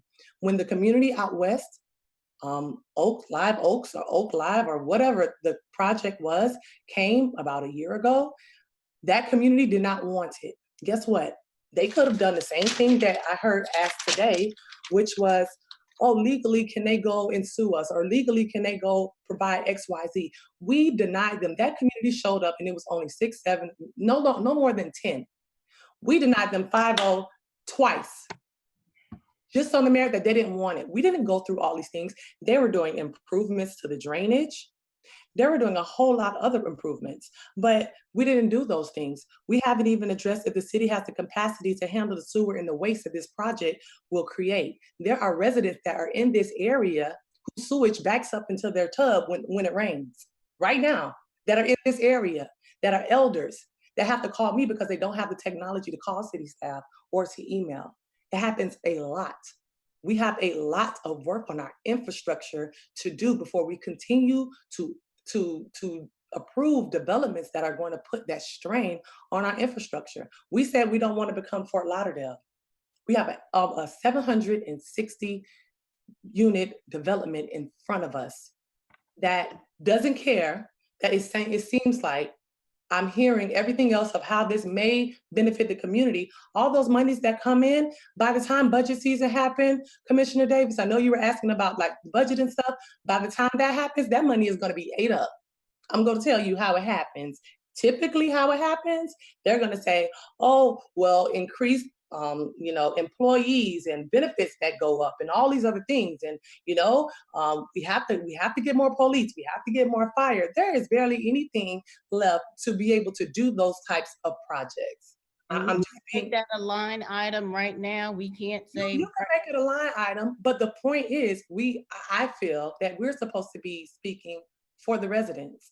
I know that I've been on. I'm sorry. It's okay. I've been on the other side of 4-1 votes for the past for some while. And that's okay for me. I will vote no if the community doesn't want it, because that shows the community that I have their best interest. And the community will speak when it's time for them to put up here who they want to put up here, because they're going to put people up there who they believe will serve the community. They're not going to put people up there that feel like the developers, is that Bishop Scott raising his hand? They're not going to put people up there that feels like the developers have you in their back pocket or because you're friends with them. And so, when I look at, when you say, if the county agrees on the county's timeline, if there will be a traffic signal, that's an issue for me. There's no substantial plans for the infrastructure. There's no substantial plans for a traffic signal. There's nothing solidified whether or not the bridge that, I'm not sure if everyone knows, partially fell apart a couple of years ago. And it was closed for a number of time because a piece of the brick, whatever you want to call it, fell. That's not even with added development. So I'm here, I in good conscience, if I vote no against projects that don't have community buy-in all the way out west, there's no way that I'm going to look the people in the eye who elected me to office and say, because you might have a benefit, there are other ways to get things done. Matter of fact, you're going to talk about Parks and Rec and the amount of money. We have an item on here, Parks and Rec master plan, that we were already talking about different types of funding that have nothing to do with this project. School impact fees, that money goes to the school, that money goes to the school board. The school board will not allow, because I've already tried to get Daniel Point to build certain parts of Collins. The school board will not allow it. It has to go through the school board. Those school impact fees go to the school board. It doesn't see our schools. I've been down many of these roads. I have had residents begging me from this community, residents that already said that it's already said and done. That's why they didn't want to voice their opinion. Residents that don't want to come on here and speak because they don't feel like their voice matters. I really just wish that we can get to a situation where the developer is willing to make concessions and not just, oh, I shaved off a floor, but I still have the same amount of units. Nothing else was collaborated with or addressed with this community. The traffic, as you hear, talks about Bryant Road because that's where their project comes. It doesn't speak about the inability to get out from this community. This community has been here, and I represent this community. I represent every community. I voted no against the other community before because they had not gone and spoken to the community, and I went and walked those streets and talked to those residents. And until I got the buy-in from those residents, I would not vote for for that project. And that's just who I am and why I took this oath. I took this oath to make sure that I was going to be the voice for the voiceless. And the voiceless is this community, are the residents, are your constituents, are the people who have put us in office. So to my understanding and to my knowledge, I haven't seen the collaboration that I would want to see between a community and a developer. With this project, I do believe that there is room for the developer to come back with something that the community, that represent the community, and that the community could have a buy into, because we know that I voted for the rezoning. But at that rezoning, I also asked, does this mean that I have to vote for a project that is brought before me? And the answer was no. The answer was this was not the CALM project. This is not the same situation. You heard our city attorney say that there is a difference. So with my power and that difference, I would like to have a more collaborative effort. I don't want to bully a community and just say, oh, you're going to have some benefits, but we don't care if we all receive the same amount of emails. I haven't received one email that was for this project, unless it was sent to you all and not to me. I received over 30 emails that were against the project. I only heard 2 people that were not from the community today speak for the project. And so in my good conscience and for what I stand for and who I represent, that is all the residents of Dania Beach, I am going to continue to use my voice to empower our residents to continue to be a part of these dialogues. I know it's discouraging to residents to feel like you voice your opinion and it does not matter, but I'm going to continue to encourage our residents to stand strong and continue to fight for what you would want. I would want each of our commissioners to put ourselves in their shoes and figure out if when you went and asked for something and asked for people to support you like they supported you, what you want to hear, but the project is pretty. The project is beautiful. But the project doesn't represent this community who, if we're looking at the area median income of that area, it does not match what is being put there in that place. So that is my comments on this matter. If there is no further comment, we can see if we have a motion for this project.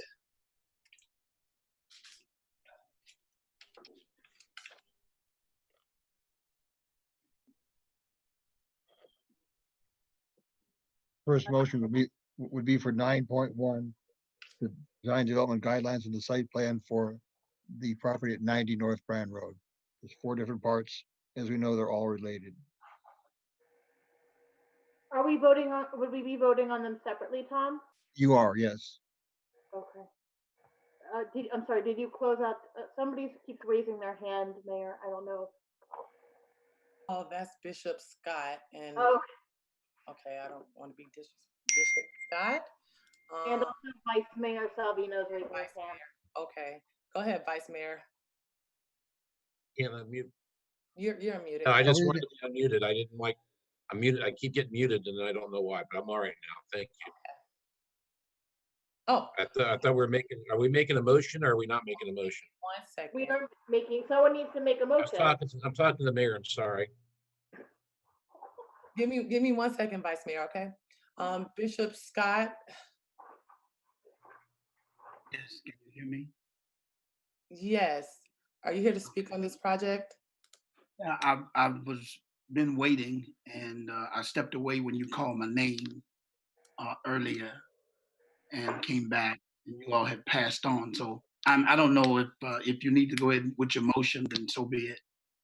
Well, you're here now. Tom, could you swear him in? Yes, you swear from the testimony you're going to be giving will be the truth, whole truth, and nothing but the truth. And then please give us your name and address. Gary Scott, a pastor, St. Baptist Church there on Northwest 5th Avenue, 146 5th Avenue. I just want to say this. I'm not sure that most of the community that's listening or even those who have been spoken to really understand the use of impact fees. And from what I understand, they're for projects, new projects, and the funding of those new projects, not necessarily the support of those that are already existing and or even the support of the people who make the community. Many of us have talked about community tonight. We've used that word over and over and over again. But I think when we have talked about community, we've really meant business. We've talked about the money that would be made and that would come into the city, and that's great. I'm for it. I'm for progress. I have nothing against new construction and new development. However, I am concerned that while we are not just talking about this one project for the city's capacity and infrastructure, because being a part of the housing authority on the board of directors, we have other projects that are coming forward. We have a Saratoga 3 coming forward. We've got a new project that's going to be built over where Tony's restaurant was. We've got new projects that are coming over and over and over and over again. And the infrastructure, the capacity may work now, but does it work for what we plan to build down the road? And as has already been mentioned by the mayor, we've got people who are already affected by backing up sewage. And so the question I have is, has there really been a study to whether or not the capacity and infrastructure really will work? Then to move rather quickly, the other thing is I wanted to ask, we're talking about the new businesses in this construction, this project wave. And we're again talking about improving a community, but the businesses that can be built, if I'm understanding right, can only be used by the people who are residents on that property. So then you're going to build new opportunities for businesses and the people who live in the community who are impacted by it. If they had a desire to start a business, can't use the space to have a business. And then here's the next piece, and I'll leave you alone. We talk about the $3,000 given to Collins. And during this pandemic, our school board did not support Collins. My church did. The mayor, a former mayor, Llewellyn, was there as we took on the duty of making sure the kids in our community got fed because the school board didn't see forward to it. So now I don't trust that there's going to be any money that's going to really afford the Collins Elementary to do anything great.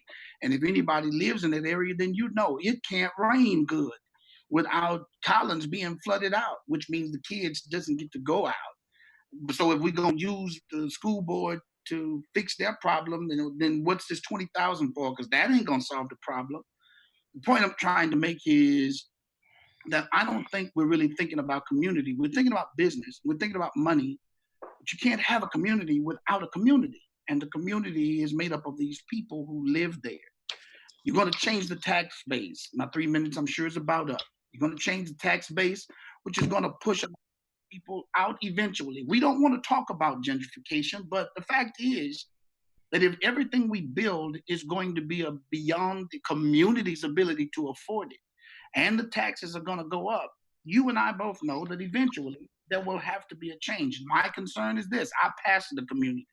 And where does my church go when the people who I pastor no longer live here and they decide to attend places closer to where they have to move? So you understand this is a larger problem than just considering that business and the money that has to be made in it. I'm all for money. I'm all for improvement. I'm all for development. Being a realtor and a developer myself, I'm all for it.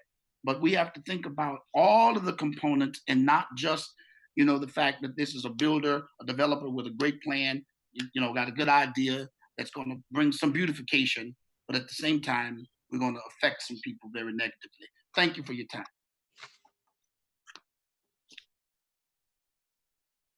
9.1. Make a motion. To do what? Approve? Approve it. Okay, thank you. I'll second it. Call the roll, please. Commissioner Davis, Yes. Commissioner Llewellyn, Yes. Commissioner Odman, No. Vice Mayor Salvino, Yes. Mayor James. Mayor James, Said no. thank you. Motion carries 3-2. 9.2 is the resolution for the plat note amendment for the same property, 90 North Bryan Road. Make the motion to move it. Yes.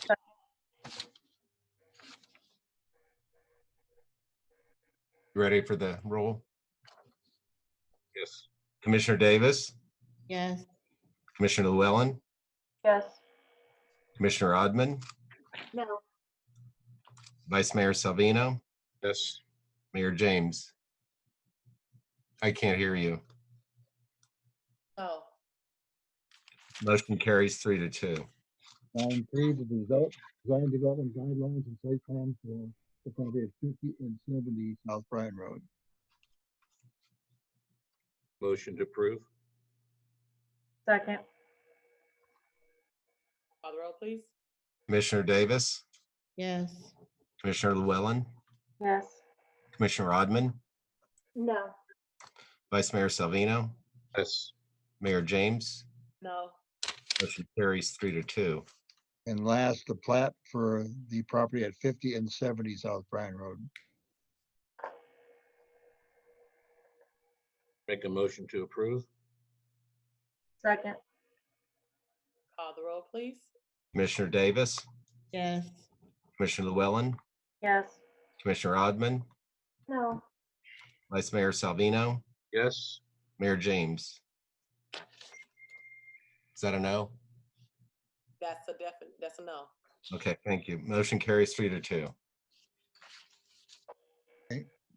9.5, an ordinance of the City Commission of the City of Dania Beach, Florida, repealing Article 10 entitled Smoking Restrictions in Public Parks of Chapter 17 of the City Code of Ordinances entitled Offenses Miscellaneous, and repealing Code Section 17-30 entitled Smoking Prohibited in Certain Areas of Public Parks, providing for severability, providing for conflicts, further providing for an effective date. Second and final reading of this ordinance, which is to help clean up the code. We can no longer require people do not smoke in public parks. The state has preempted us. Mayor, may I speak? Yes. Tom, so I just attended the Broward League of Cities meeting this past week. And so a task force has been put together, and several of the other cities, I want to say Margate and definitely Fort Lauderdale, they're going back and they're trying to get this repealed so that the cities would retain their autonomy to ban smoking at parks and beaches and other public places. So if that venture is successful, what would we have to do to get it? We would enact a new ordinance It meets the new state law. This Okay. is about 10 years old, so in any case, it would not be good anymore. But we will have to find out whatever the legislature does and then do something that is consonant with what they have authorized cities to do. Okay, all right, thank you so much. That's all. Sure. the questions I have. You want Motion to approve? This is a public hearing. Anyone to speak for or against this? We have a motion. I'll second.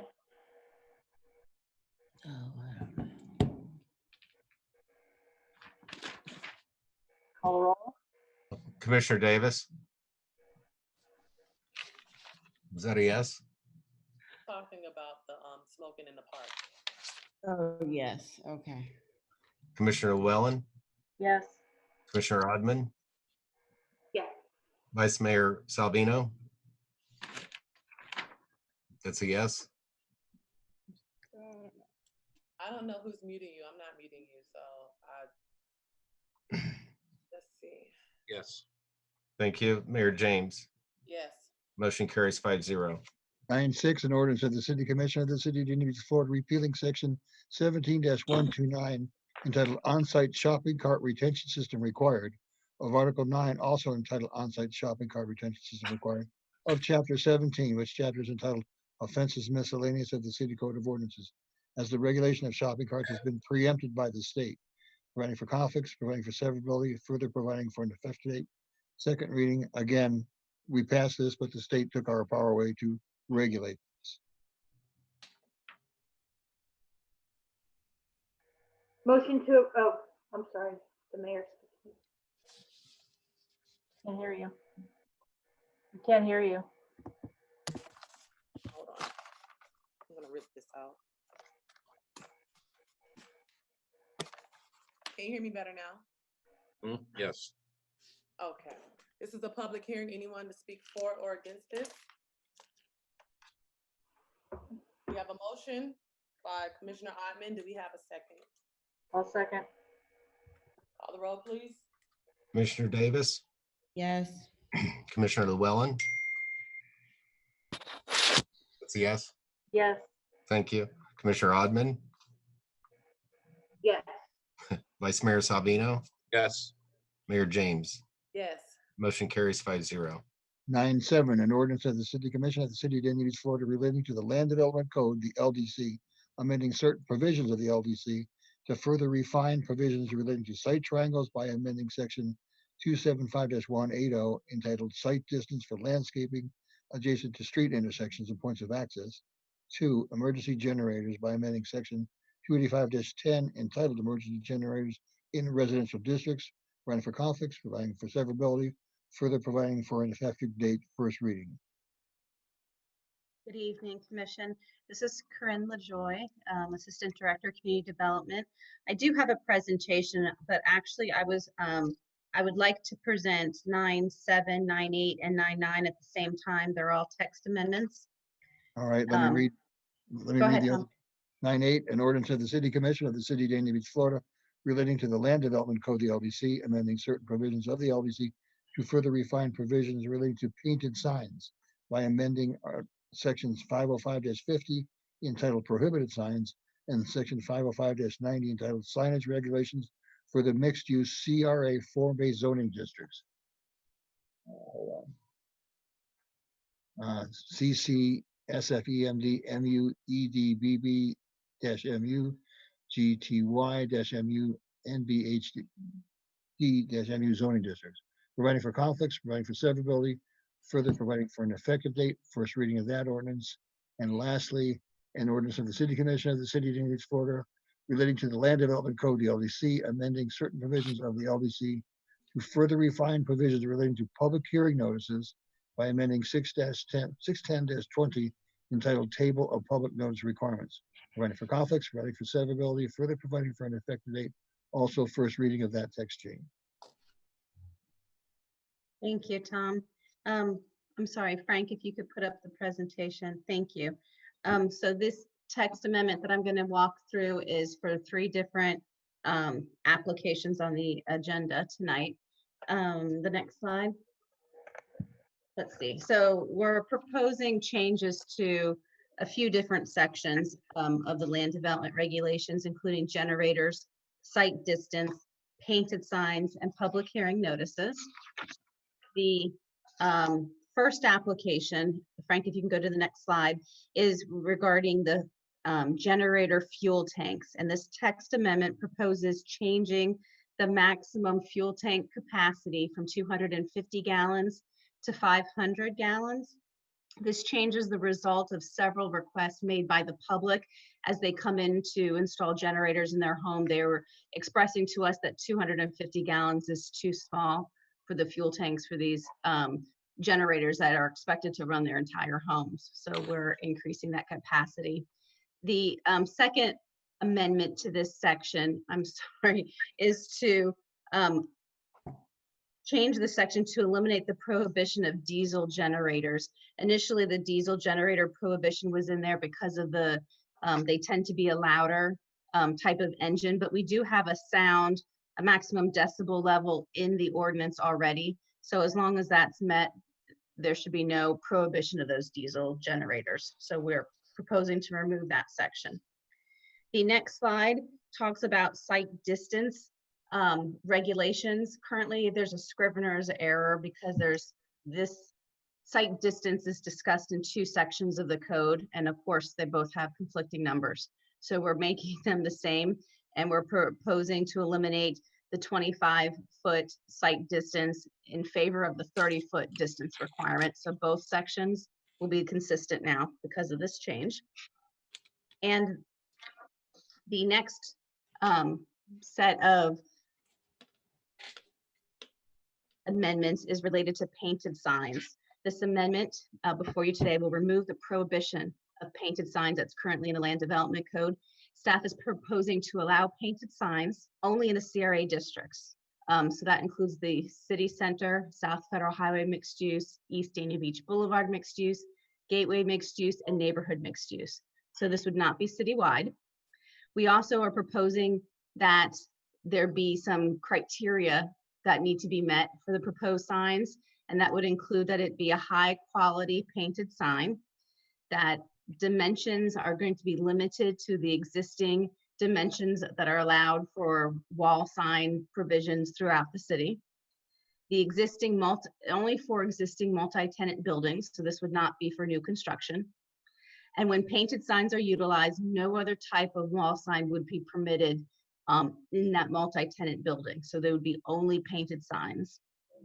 And finally, that the Community Development Director approve and confirm the harmonious appearance is appropriate for the existing buildings and tenants. So we have ultimate oversight with the Community Development Director. The next slide is the final section of our proposed amendments, and that's as it relates to the public hearing notice. This amendment is actually at the request of the City Commission that we are proposing to expand the mailed notice requirements for property owners from 450 feet to 1,000-foot radius. This change will affect the following applications: administrative appeal, administrative variance, land use amendment, site plan amendments for small scale and large scale, waiver of distance separation for establishments serving alcohol, plats, rezonings, variances, and special exceptions. The change would encourage greater public participation in the discussion of these application requests as more residents would receive the notice and be aware of these applications.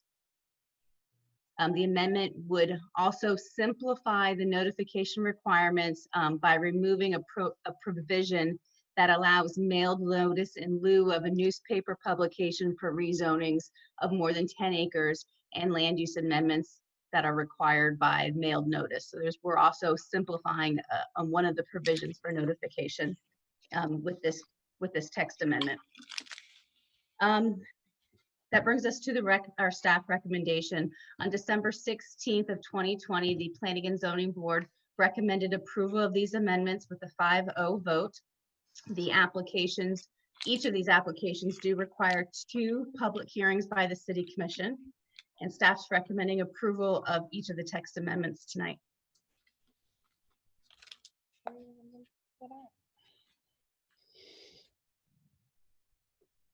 Public hearing. Is there anyone to speak for or against this? Do we have a motion? First ordinance is for the ordinance on site triangles and emergency generators, 9.7. Motion to approve. Call the roll, please. Commissioner Davis. Commissioner Davis, Oh, yes, hold on. Commissioner Llewellyn, Yes. Commissioner Odman, Yes. Vice Mayor Salvino, Yes. Mayor James. Yes. Motion carries 5-0. 9.8, the painted signs ordinance. Motion to approve.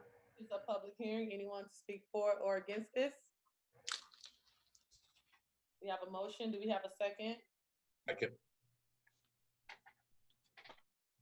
Call the roll, please. Commissioner Davis, Yes. Commissioner Llewellyn, Yes. Commissioner Odman, Yes. Vice Mayor Salvino, Yes. Mayor James. Yes. Motion carries 5-0. 9.9, the public hearing notices ordinance. This is a public hearing. Anyone here to speak for or against this? Motion. Vice Mayor made a motion. We have a second. Second. Call the roll, please. Commissioner Davis, Yes. Commissioner Llewellyn. Yes. Oh, I'm sorry, yes. Commissioner Odman, Yes. Vice Mayor Salvino, Yes. Mayor James. Yes. Motion carries 5-0. Item 9.10 is a resolution of the City Commission of the City of Dania Beach, Florida, approving the site plan SP 06920 and variance PA 07020, application submitted by Prime Realty Capital LLC for property located at Southwest 26th Terrace in the City of Dania Beach, Florida, as legally described in Exhibit A, providing for conflicts and further providing for an effective date. Good evening.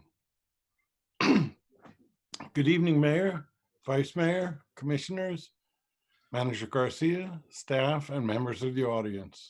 Tom, can you swear me in, please? Swear or affirm testimony you give, Mr. Lord, will be the truth, whole truth, and nothing but. I do. All right, I'm going to trust you. Hi, I'm Richard Lorber, Planning and Zoning Manager, here to present item 9.10. Frank, if you could start the slides for me, please.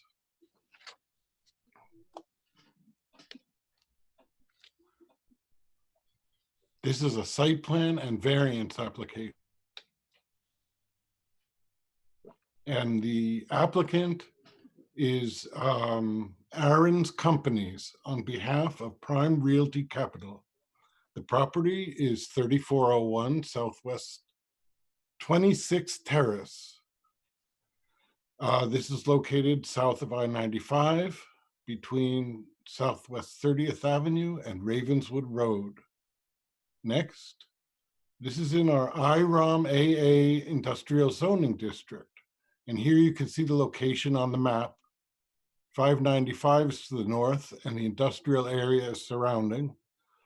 The property is about 2 1/3 acres in size and is currently a vacant lot.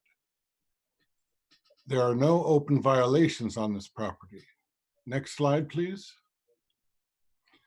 The applicant is seeking approval of a variance from section 265-110K of the Land Development Code in order to permit an outdoor equipment storage lot with a gravel surface. The code requires storage lots for vehicles, boats, and equipment to be surfaced with asphalt or concrete. Next, please. The code has provisions for variances based upon your determination that the request meets the 5 criteria identified in section 625-40. The applicant has submitted their extensive written justification identifying how this request is consistent with the criteria, and that's described in the staff report. Staff does not have an objection to the variance. It fits the specific site conditions and with the proper conditions would not be detrimental. Next, please. The site plan let's see, along with the variance, the applicant is requesting the site plan approval for the construction of a 6,000 square foot office repair shop and the associated outdoor storage lot. Next, please. And here's a site plan showing the site, the proposed building, and the lot. Next. And here's what the building will look like. Next, please. Yesterday, staff was contacted by the lawyer representing neighboring property owners with concerns that the dust from the crushed rock parking surface could present problems. To address these concerns, staff has added condition number 21, which requires the applicant to provide a dust control program approved by the city engineer that ensures that dust will not leave the site, and also that the crushed rock is properly treated so that the runoff from the rock will not be damaging to the drainage system. And this will be required prior to the issuance of a building permit.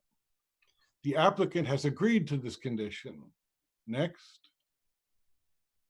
The site plan was reviewed by the DRC, which is including fire, public services, landscaping, our planning division, and this was reviewed on September 24th, 2020. Several outstanding DRC site plan comments that remain and need to be addressed before building permit, and they are listed as conditions of approval in the site plan. Next. Staff is recommending approval of the site plan and variance request, providing all the outstanding DRC conditions are addressed prior to the issuance of a building permit. Next.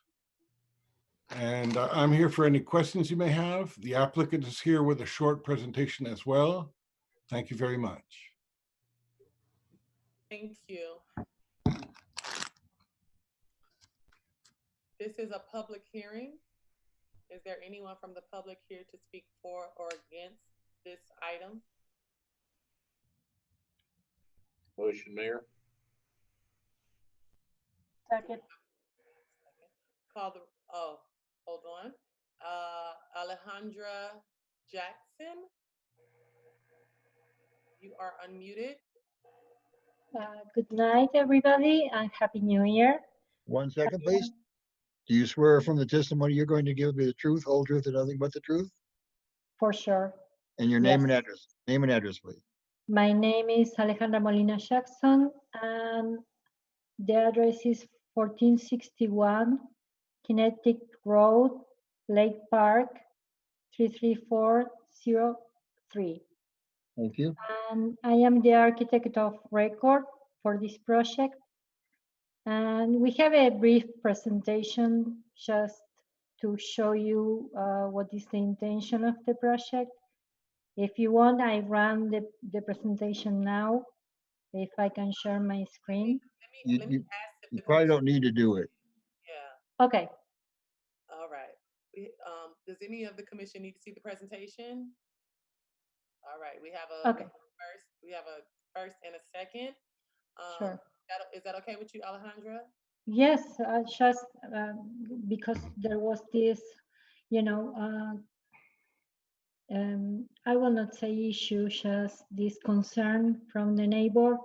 And we answered this morning by email to them, explaining that we asked for the variance to be more environmentally friendly with the material that we want to use, because asphalt, is high albedo. That means heat island effect, and we are trying to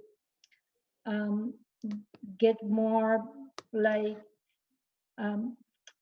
environmental benefit, not only for the site. We want also benefit the neighbors. And crushed concrete doesn't produce too much dust. That's the point.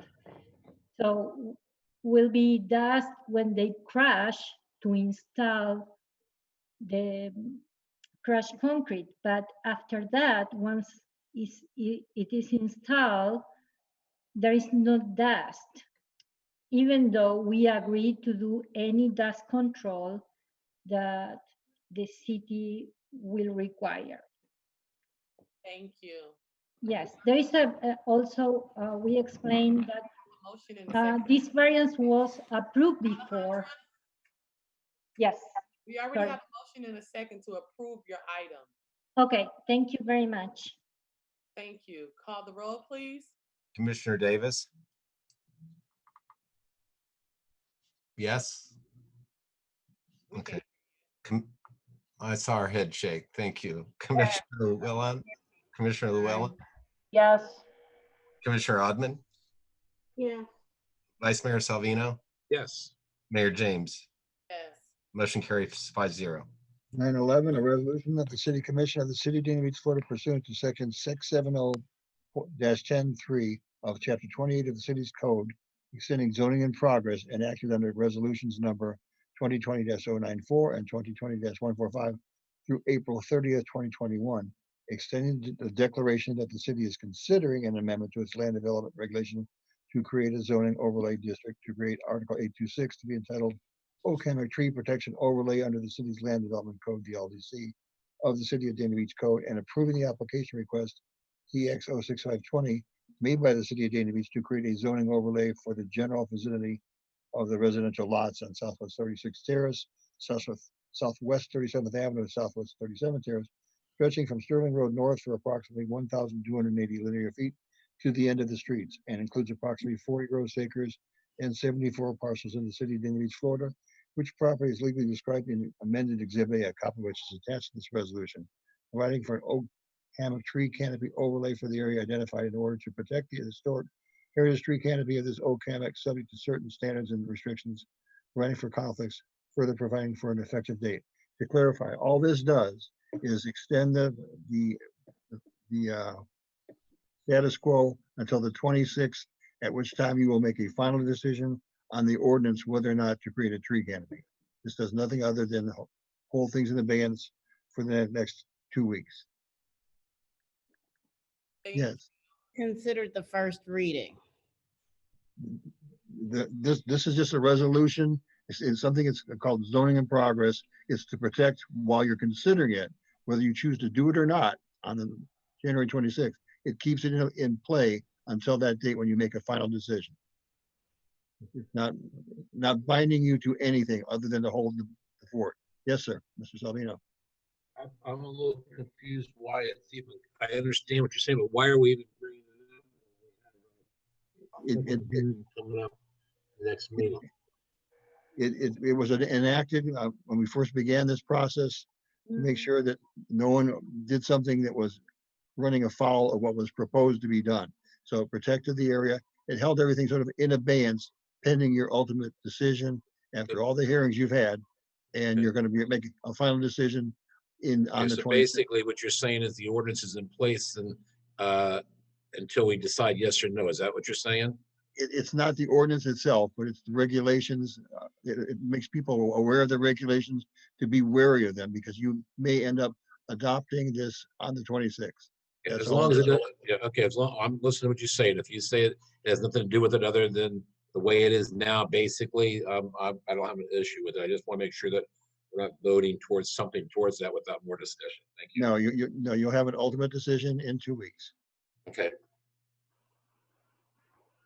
Public hearing, anyone to speak for or against the item? See none, do we have a motion in a second? Make a motion. Make a motion, Mayor. Okay. Commissioner Ottman, did you second that? That's fine, second. Okay. Call the roll, please. Commissioner Davis? Yes.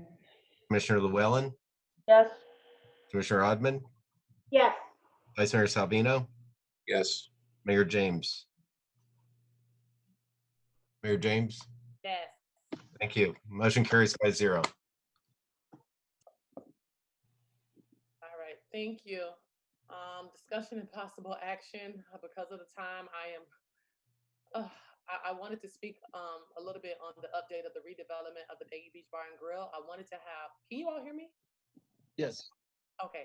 I wanted to have some dialogue with my colleagues of what your vision was for this. I know we've heard a lot more information with the strategic planning session of what could be included in our RFP. So I'm hold off on this and speak with the city manager and maybe bring back something a little more comprehensive. I wanted to just to make sure that our residents that we have not forgotten about the Dania Beach Bar and Grill and that we are still doing our due diligence and making sure that we bring the best possible project to the beach possible. So that is that. The Parks Master Plan. In light of the development that was just approved, I would like to see us put our money where our mouth is and allocate that money from this project to C.W. Thomas Park to possibly start that project there, what we all have seen. I know we still have to go back to the community and get some input. I know it's not finalized, but we do have an approved park master plan. And I know that because of COVID, we had to kind of scrap some of our funding mechanisms. But with the monies that will be brought from this project, I would like those monies to stay in this community. So I want to know your idea because I would like to allocate those monies to maybe starting the design and construction of a new facility, because I know we don't have the budget currently to redo all of our facilities. That what we spoke about, a bond and the campaign that would have to go with a bond, and that probably wouldn't be right now. And so city manager and Tom, is there a way that we can draft the resolution in order to use the monies, the revenues, the tax revenues that will come from this project to make a line item and allocate it to the development of a new park at CW? I would recommend with Anna's agreement and the finance director that the three of us meet, confer, prepare a resolution for you that you will be, that it meets what your request is. Yes, as a matter of fact, the Commissioner Llewellyn popped into my office a couple of minutes ago and discussed with me that possibility. So I think it's a fabulous idea to definitely put our money where our mouth is, and like I recommended, and Mayor James told me, and Commissioner Llewellyn also agreed. So I think it's a great idea. So whatever we could do to make sure that continues to move forward. I'm extremely excited about it, and Eric as well. I mean, I was talking to Eric about the possibility of moving forward with CW. So I also wanted to add that Commissioner Davis did speak to me about this a couple of days ago, and she was very earnest that was exactly her intent. It aligns directly with what you're all talking about, but she brought it up as well. There's a lot of support.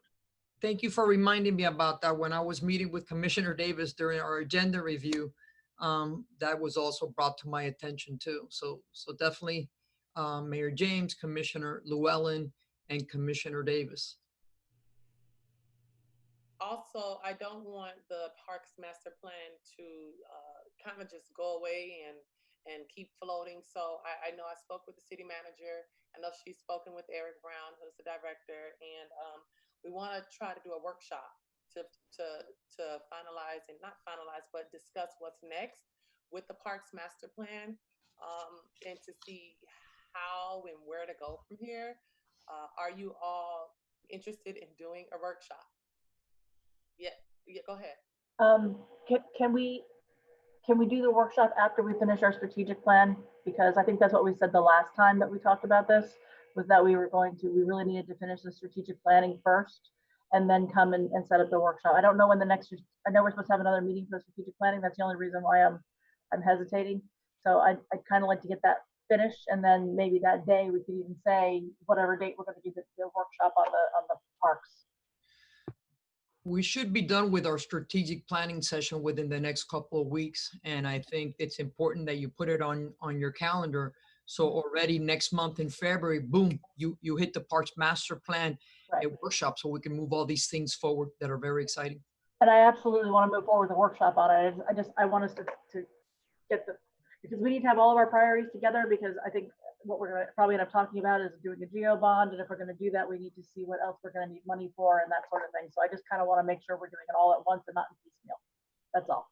That's fine. The workshop wouldn't be about necessarily about the geo bond. It would be because we have to do additional steps before we even talk about that, to go back into the community and maybe revise some of the plans and to see which part we would start with. And so, you know, the geo bond and stuff will happen. There's going to be several conversations, but if we could look in our calendars and see for a date for February, since the manager has already said that the strategic plan should be done in a couple of weeks, that will help us move things along. So, Anna, do you know who all would have to be? I see you, Vice Mayor. Who all would have to be at the workshop? Will we have to call? Oh gosh, I can't even. Romejo Ahamil? Yeah, BNA. So my recommendation, of course, would be all five of you, myself and Eric Brown, our finance director, our assistant manager. And I think bringing the new elected officials up to speed, both Commissioner Davis and Vice Mayor Salvino are very much interested in parks, bringing everybody up to speed and, you know, amending anything that needs to be amended, anything that you want to add, anything that you may want to move around, and then, you know, move forward with the bigger game plan, which would be how do we fund and what would be the process, and bringing forward an item to the commission that, you know, that I would want for all of you to support, that we move forward with the process of floating a bond, which is a total team effort. And as a matter of fact, I've discussed this with my colleagues in Miami Beach and several other municipalities in Dade and Broward County that have been successful. Okay, so would you recommend that we look into our books right now and get you a date? I mean, you could do it now or you could do it later. It's up to you. So if you want to, you know, pick a date, you know, at the end of February or maybe early March, just to be certain that you're done with the strategic plan. After the strategic plan is complete, the next phase would be to bring that document for your approval. So it would probably be approved by the second meeting of February. So either end of February, early March, I think would be a good date for you guys to consider. Vice Mayor? Yeah, I just want to remind you that, you know, you're talking about strategic planning workshops, you're talking about a recreation workshop, and earlier today, we had 12 hours worth of CRA workshop. I don't know where we're getting all this time at.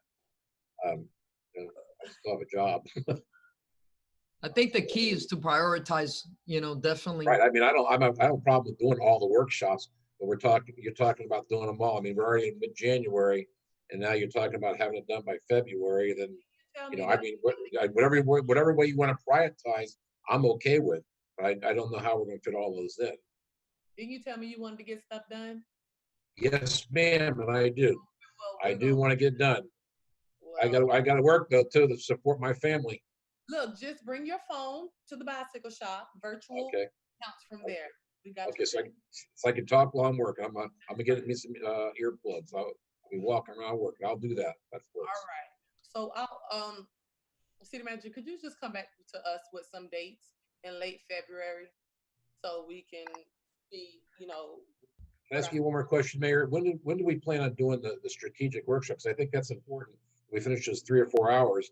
I think that'll help us with this, the parks plan you're talking about. Well, she said that it's going to happen within the next couple of weeks. Okay. So if I may, through the mayor, Lyle, after 6.5 hours together on Saturday, and I wanted to commend you for really spending that time and investing in our city. It's a much long and overdue investment in strategic plan. So Lyle is working to put all that document together. I will get with Lyle no later than tomorrow. If I haven't heard from him, that means he's still working on it because he's putting that together. And remember, there's also the executive piece. There's a legislative piece, but remember, we're also doing strategic planning at the administrative level that he's putting together, and all that comes together, and you would have your priorities from the legislative, and the priorities from the administration.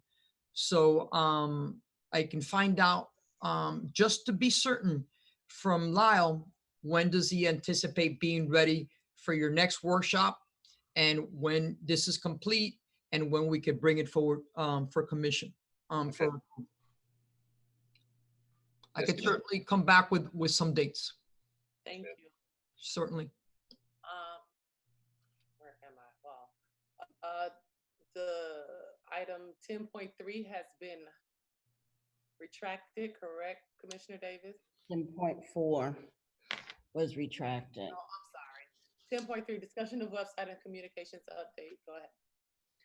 Hopefully this can be short and sweet, but we did have the last commission meeting, a presentation by Colliers with the Dania Beach Grill. And I just feel that that is the #1 question that I get from the residents all of the time. So I know that I spoke in depth about the need for a technology overhaul for our entire system, but I'm just hoping that in the meantime, we could create or approve a landing page on our existing website that has the presentation that we saw from Colliers, that has the everything with the Dania Beach Grill, so that the residents can go on our website, they can see what the timeline is, they can see what phase 1, what we've already done, how that's been completed, where they can look and see where we are in phase 2 and the timeline completion for the project, and where we are in the RFP process. Sorry. I was talking over, somebody left the iron on, sorry. I apologize. Oh, I mean, that's just a simple request. The whole overhaul of the, entire thing would be part of the strategic plan. Mayor, can I respond to Commissioner Davis, please? Ma'am. Okay.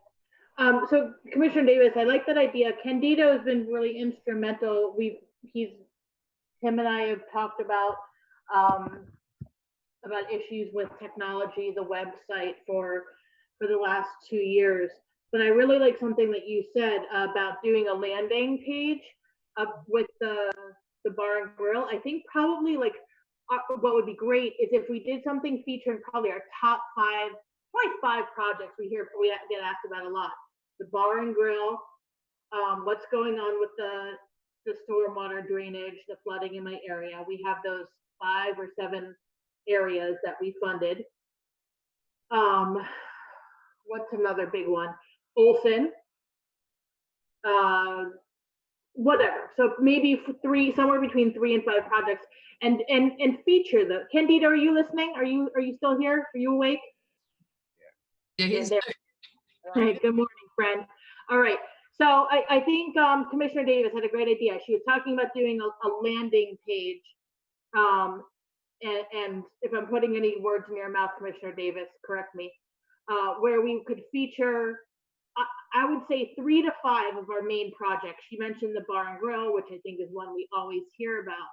But those beautiful presentations that you guys put together. So for each, maybe whatever the 3 to 5 projects we identify are, featuring those, giving the presentation with some beautiful graphics, really easy to look at, super easy to navigate, not 5 million clicks to get to the presentation, not 5 million clicks to get to the whatever, really simple, clean graphics and information on those. And then I would say let Commissioner Davis take the lead on what she thinks those 5 projects should be. I'm sure they're ones that you and her could talk about that you can agree on, that we get the most frequently. Absolutely. I've been taking notes, and like you said, the bar and grill, we could have a page talking about flooding in the CIP projects that we're going to do this year and what we have for the next year. We could talk about the Parks Master Plan. We could show the Parks Master Plan on a page. We could talk about Olson Elementary and Ocean Park. And the Ocean Park. Yep. 1,000 Mermaids. And then our 1,000 Mermaids project, of course. 1,000 Mermaids. I have that actually in my notes. That's a good idea. Thank you. Great. Does that satisfy you, Commissioner Davis? Yes, that's perfect. And thank you for expanding it to the other projects that people really care about as well. So that's great. All right, awesome. Commissioner comments? Commissioner Davis? Move to approve the 3 to 5 projects for the landing page. Or are we just still talking about it Yeah, now? we're past that. No, I'm done. No more comments. Nope, that's it. I just wanted to say that I was very pleased with the strategic planning session that we did over the weekend. I thought it was very helpful. I think it was very enlightening, and I think it was, I'm looking forward to completing it and getting our entire thing done with that. I think it's long overdue, and I wish we could have done this 2 years ago, but at least we're doing it now. And I think it's going to help with a lot of things in the future. So that's all. Thank you, Commissioner Ottman. Okay, don't kill me. I have a few things, but I will be very succinct. And if anything looks like it's leading to a long conversation, move it to next time. Okay. So, like I said, the Broward League at the most recent Broward League meeting, we were brought up to date that they are trying to reverse the smoking in public places ordinance that we are now preempted from through the state. I would call on any of you who feel passionate that our parks should not be a place where you can smoke and our beach should not be a place that you can smoke, to Tommy Ruzzo, Commissioner Llewellyn, what city is he in? Margate. And it's Rosano, and he's in Margate. Whatever. Him. He's the head of the task force now for the Broward League of Cities on this specific issue. Also, Commissioner Morianis in Fort Lauderdale is doing a lot of work on this. So if this is something you want to get involved in and maybe we can help leverage our resources, I advise you to get in touch with them and see how you could participate on that. I think several of us, moving on to the next thing, have been receiving emails about the COVID vaccine, what's going on with that. I've been in contact frequently with the city manager to see what we can do. From what I can tell, there's going to be some new information coming out this week in terms of what they're going to be starting up with CVS. They may open it up a little bit more. There's going to be some more information about what they're doing with our nursing home residents. They haven't received the vaccine, so what's going to be going on with them? We're going to probably be seeing more information about that this week. So city manager, if you could, as that information comes out, should you get it before I do, or when I get anything, I will send that to you. And if you could keep the mayor and the vice mayor and the other commissioners up to date about it, I think we're going to be hearing more and more and more about that. I have a question about that. What? I'm sorry, Mayor? I have a question about that. Yes. I know there are smaller cities, smaller than us, and they're able to distribute the vaccine. And I'm unsure why we are not able to distribute a vaccine. Is that a possibility, city manager? Mayor, anything that we can do, whether it was bringing the testing site to our city, and cities that were larger than us were not able to do it. So if you know of a city that's smaller than you that's distributing the vaccine, let me know the contact, because we will certainly do whatever it takes. I was communicating with Commissioner Ottman in regards to that. We have an individual in our team, as you know, the HR director, that it's a liaison to all things COVID. So absolutely, whatever we could do, we will do. I would like to have a letter prepared, so maybe Ron Book Maybe he have some connections up there at the state. I'm not sure if that's where the negotiation is happening. I know it is West Park, and actually a church in West Park is distributing the vaccine. So not actually the municipality, but a church inside the municipality, which I looked, there was a post and I saw Debbie Wasserman Schultz. I saw a lot of key members that made that happen. So with the people who represent us in this area, I would like to put the pressure on them, because I get numerous amounts of calls, I'm sure as we all do, about our aging community, our communities that don't have the resources to be able to go sit in line for 5 hours just to be denied the vaccine. Is just something that we can do here in the city of Dania Beach. I think that would be a huge win for us all. So it's definitely the mayor of West Park. I will pass along her information, but I know we have Ron Book and other legislators that probably can help make this happen for us. Absolutely. I will reach out to Ron and his team, Mayor. Thank you. Thank you. And as a side note, I received my first dose of the vaccine. I didn't grow a third head. I don't see another arm sprouting. No, nothing quite yet, but I'm receiving Wi-Fi signals, and if you can get it, get it. What else did I have? City manager. Right now, the graffiti is rampant in the city. It's all over both public and private places. The city has been wonderful. When I send Candido an email telling him the street where I see the graffiti, I mean, it's gone within 24 hours. I know that one of the complicating factors is that sometimes it's on like private property, sometimes it's on an FPL box, so that affects what we can do. I know you've talked about before having zones, like people at our public services are in zones and they're responsible for the areas. I don't know how the best way to address it is, but I suspect because, I don't know, the way we are in an altered state because of COVID, there's been more time for this this activity to take place, that there's been more of it. Is there something you can think of that we can do to address that? Yes, as a matter of fact, I've been in dialogue with both Commissioner Llewellyn and Commissioner Davis, and I was discussing this yesterday with Commissioner Salvino. I believe I've discussed it with the mayor as well. We really need to look at some of the responsibilities that the team has. For example, Mr. Corey Taylor is handling a multitude of things. One of the things that I would like to see as we start working on the budget is, how do we have more park rangers to address some of the things that are concerning in the beach and in other areas?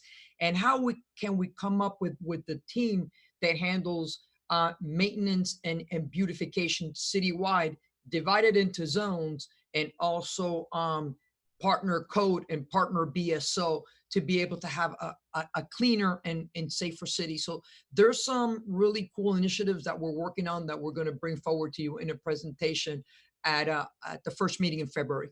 At the first meeting in February, there'll be something in the presentation that addresses the increase in graffiti. Well, that addresses not only handling graffiti immediately, but illegal dumping, things that are happening in the railroad, et cetera, et cetera. Perfect. Thank you. And my final question was, I received your email, as I think we all did, regarding the cost of the removal of the glass in the chambers.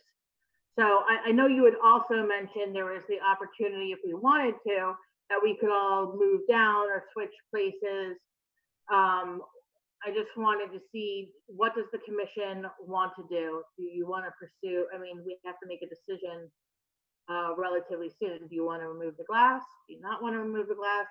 Do you want to move the seats? Do you want, there was a question about Tom could switch his seats as well. What do you guys want to do? I don't think anybody should move positions. Yeah, everybody should be in their regular seats where they've always been. But it was the city manager had that idea because we were trying to ascertain what our options are. So I'd like to see what happens, because last time I believe they said that they were going to be giving us the little pads or whatever, to like iPads or whatever, so that we could actually see things and see things on the screen and whatever. I'd kind of like to see how that works first before we start spending $40,000 to remove glass that was put up for another 50 in the past. So that's my personal preference. I prefer to wait and see how that works out first. I don't see us moving in there anytime soon, quite frankly, with the numbers the way they are right now. But if we did end up going in there at some point, I'd kind of like to see how that works first before we make a decision. As far as me, I've been there already. I didn't like it. I didn't vote for it. So I don't care for the glass. It was very hard. It was a glare on it. It felt like being in a correctional facility. It's just very thick, and I don't care for it. I didn't vote for it either. I just don't think we should be spending more money. I just don't think we should be spending more money on something before we see what the other options are. That's all. Well, that's my opinion. That's your opinion, and then they have their opinions. Vice Mayor or Commissioner Davis, did either of you have a preference or opinion? Well, I have mixed emotions on it. First of all, I don't like it. I think that the bottom should be saved. Obviously there's a problem. I had mentioned to Tom about the area. They said they can bring weapons through, but if you turn it into an atrium, into the chambers, they have to go through a the thing, so and so. That basically, we could eliminate that, along with some other rules that you can't come in and out of the back door, and all the other things. If any city employees have to come through, they have to come through the front door, through the thing. There's no exceptions. I don't like the glass. I do not like wasting $30,000 or $40,000. I thought possibly, I haven't sat there really into a meeting yet, so maybe we should look at it and sit there once or twice and see when we go back there. And if it doesn't work, then I think we take a vote as a commission whether to move it or not, move it down. We would, the bottom, you're not going to, I don't know what the total, we don't really know what the total cost is, because the bottom is going to stay with your Kevlar down on the bottom. The top glass would be there. And obviously we could still possibly leave the middle, the partitions up, and maybe just the top pieces. I think we need to do a complete research on the person that did the job, or another person, or maybe even city staff that might have a little bit of ability to take it down and save it without breaking it until we have a further use for it. I don't know, but I understand Commissioner Llewellyn's concern. It is taxpayers' dollars. I don't want to waste it. I wasn't there to vote on it. I would have never voted on it. But it's done and it's there. So, maybe we should try it for 1 or 2 meetings. If it doesn't work, then maybe we should vote it down. That way we're both everybody's getting there what they want. You try it, you don't like it, then we take it down. That's just my opinion. Okay, that's fine. Commissioner Davis? I just think it's an exorbitant amount of money to, to waste. Where is the funding for that coming from in order to remove it? You have to give up your paycheck, Commissioner Davis. It's not mine, but I really did. I wanted to look at, for me, I think we need to explore all other options. We're still doing virtual right now, so there's no, rush to judgment to hurry up and get it done right now. And I just think that before I would make a decision with that much money, that we would need to explore other options, and there's no need to do it at this juncture. Okay, perfect. We'll wait until we go back to City Hall and see how we feel about it then, and hopefully we can provide accommodations to make it sort of bearable during however long it takes. But that's absolutely fine. Okay. All right, that's all I have. Thank you. Can I ask that if we're going to make a decision one way or the next, is after one meeting there? Because I can't imagine looking at that glare for 4 or 5 hours. Just looking at this computer gives me a headache. And so that's a long time to look at a glare. So if the glare is, if it will give me a headache, I'm going to ask us to vote on it after one meeting being there, because if it's going to stay there, I guess I got to put on some shades or something. But I just wanna, I know that some of us wear glasses or contacts or whatever, but that glare can be disturbing. And it didn't matter, Vice Mayor, if you voted for or not, it was passed Yeah, without, I understand. Listen, with, I'm willing to sit there, like you said, and let's make a decision when that time comes. all right. Are you done, Commissioner Hyman? I'm done, thank you. Vice Mayor, comments? Yes, I have a few tonight. First of all, I want to congratulate all the commission on our strategic planning session that we did on Saturday. Um, in a positive note, I thought we all worked very, very well together. I was really pleased with the attitudes of everybody in there. I thought we had a lot of great ideas together. I think if the whole city of Dania Beach was watching us work that day and saw what we were going through to plan for our city's present and future, I think that they'd be proud of us for what we did in there that day. We sat for 6.5 hours. It was a long time, and we had came up with a lot of great ideas. Um, I'm hoping to carry that a little bit with the attitude that we had that day into our commission meetings.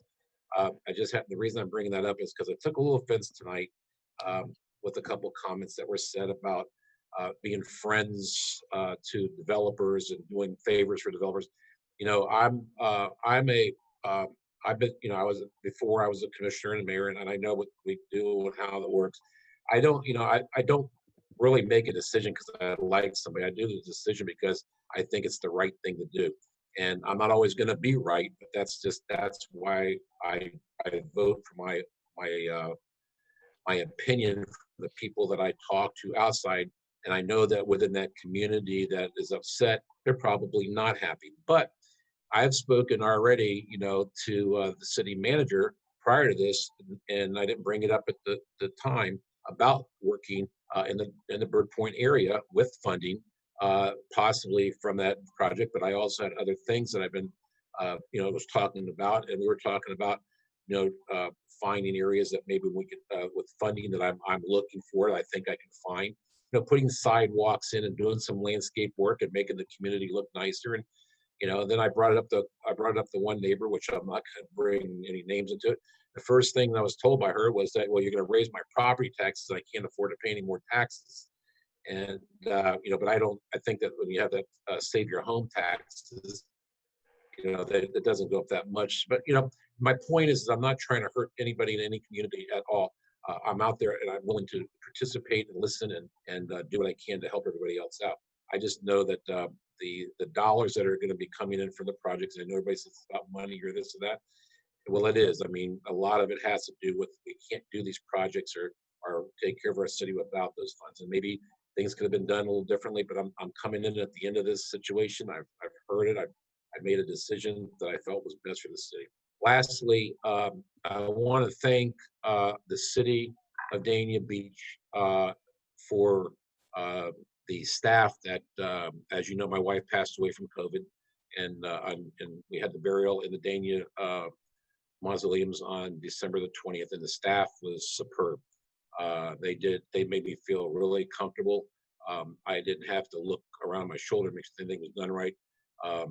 Everybody did a great job, and I just want to thank all the city staff that's out there for making that process a lot easier for myself and my family. Thank you. Thank you. I'm gonna also speak about the discussion and development tonight. I know that that community is very much so discouraged. I know that for a long time we have fought for the community to use their voice and speak out and become a part of the conversation. Before I've been attending commission meetings since I was 15 years old. And so I've been a part of this process, and I've seen the community not take interest into what's going on because they didn't think that they had a voice. And the messages that I have received since we voted on it, it breaks my heart. It breaks my heart to, I know that we're saying we're going to put money into it, but they feel like the people who are supposed to represent them haven't been true to representing them. That's just how it is. And I wouldn't say, okay, we're going to do some landscaping, because I know that when I was first elected, I signed something with Mark LaFerriere to do landscaping on Northwest First Street, and I have yet to see it. And a lot of those things, they kind of get lost in translation. We did plant some plants along Northwest First Street. They are not managed. I mean, they've kind of died, and now it's a part of a bigger, landscaping plan. I assume, but it's just time out for this community. Um, this community has been overlooked for a very long time.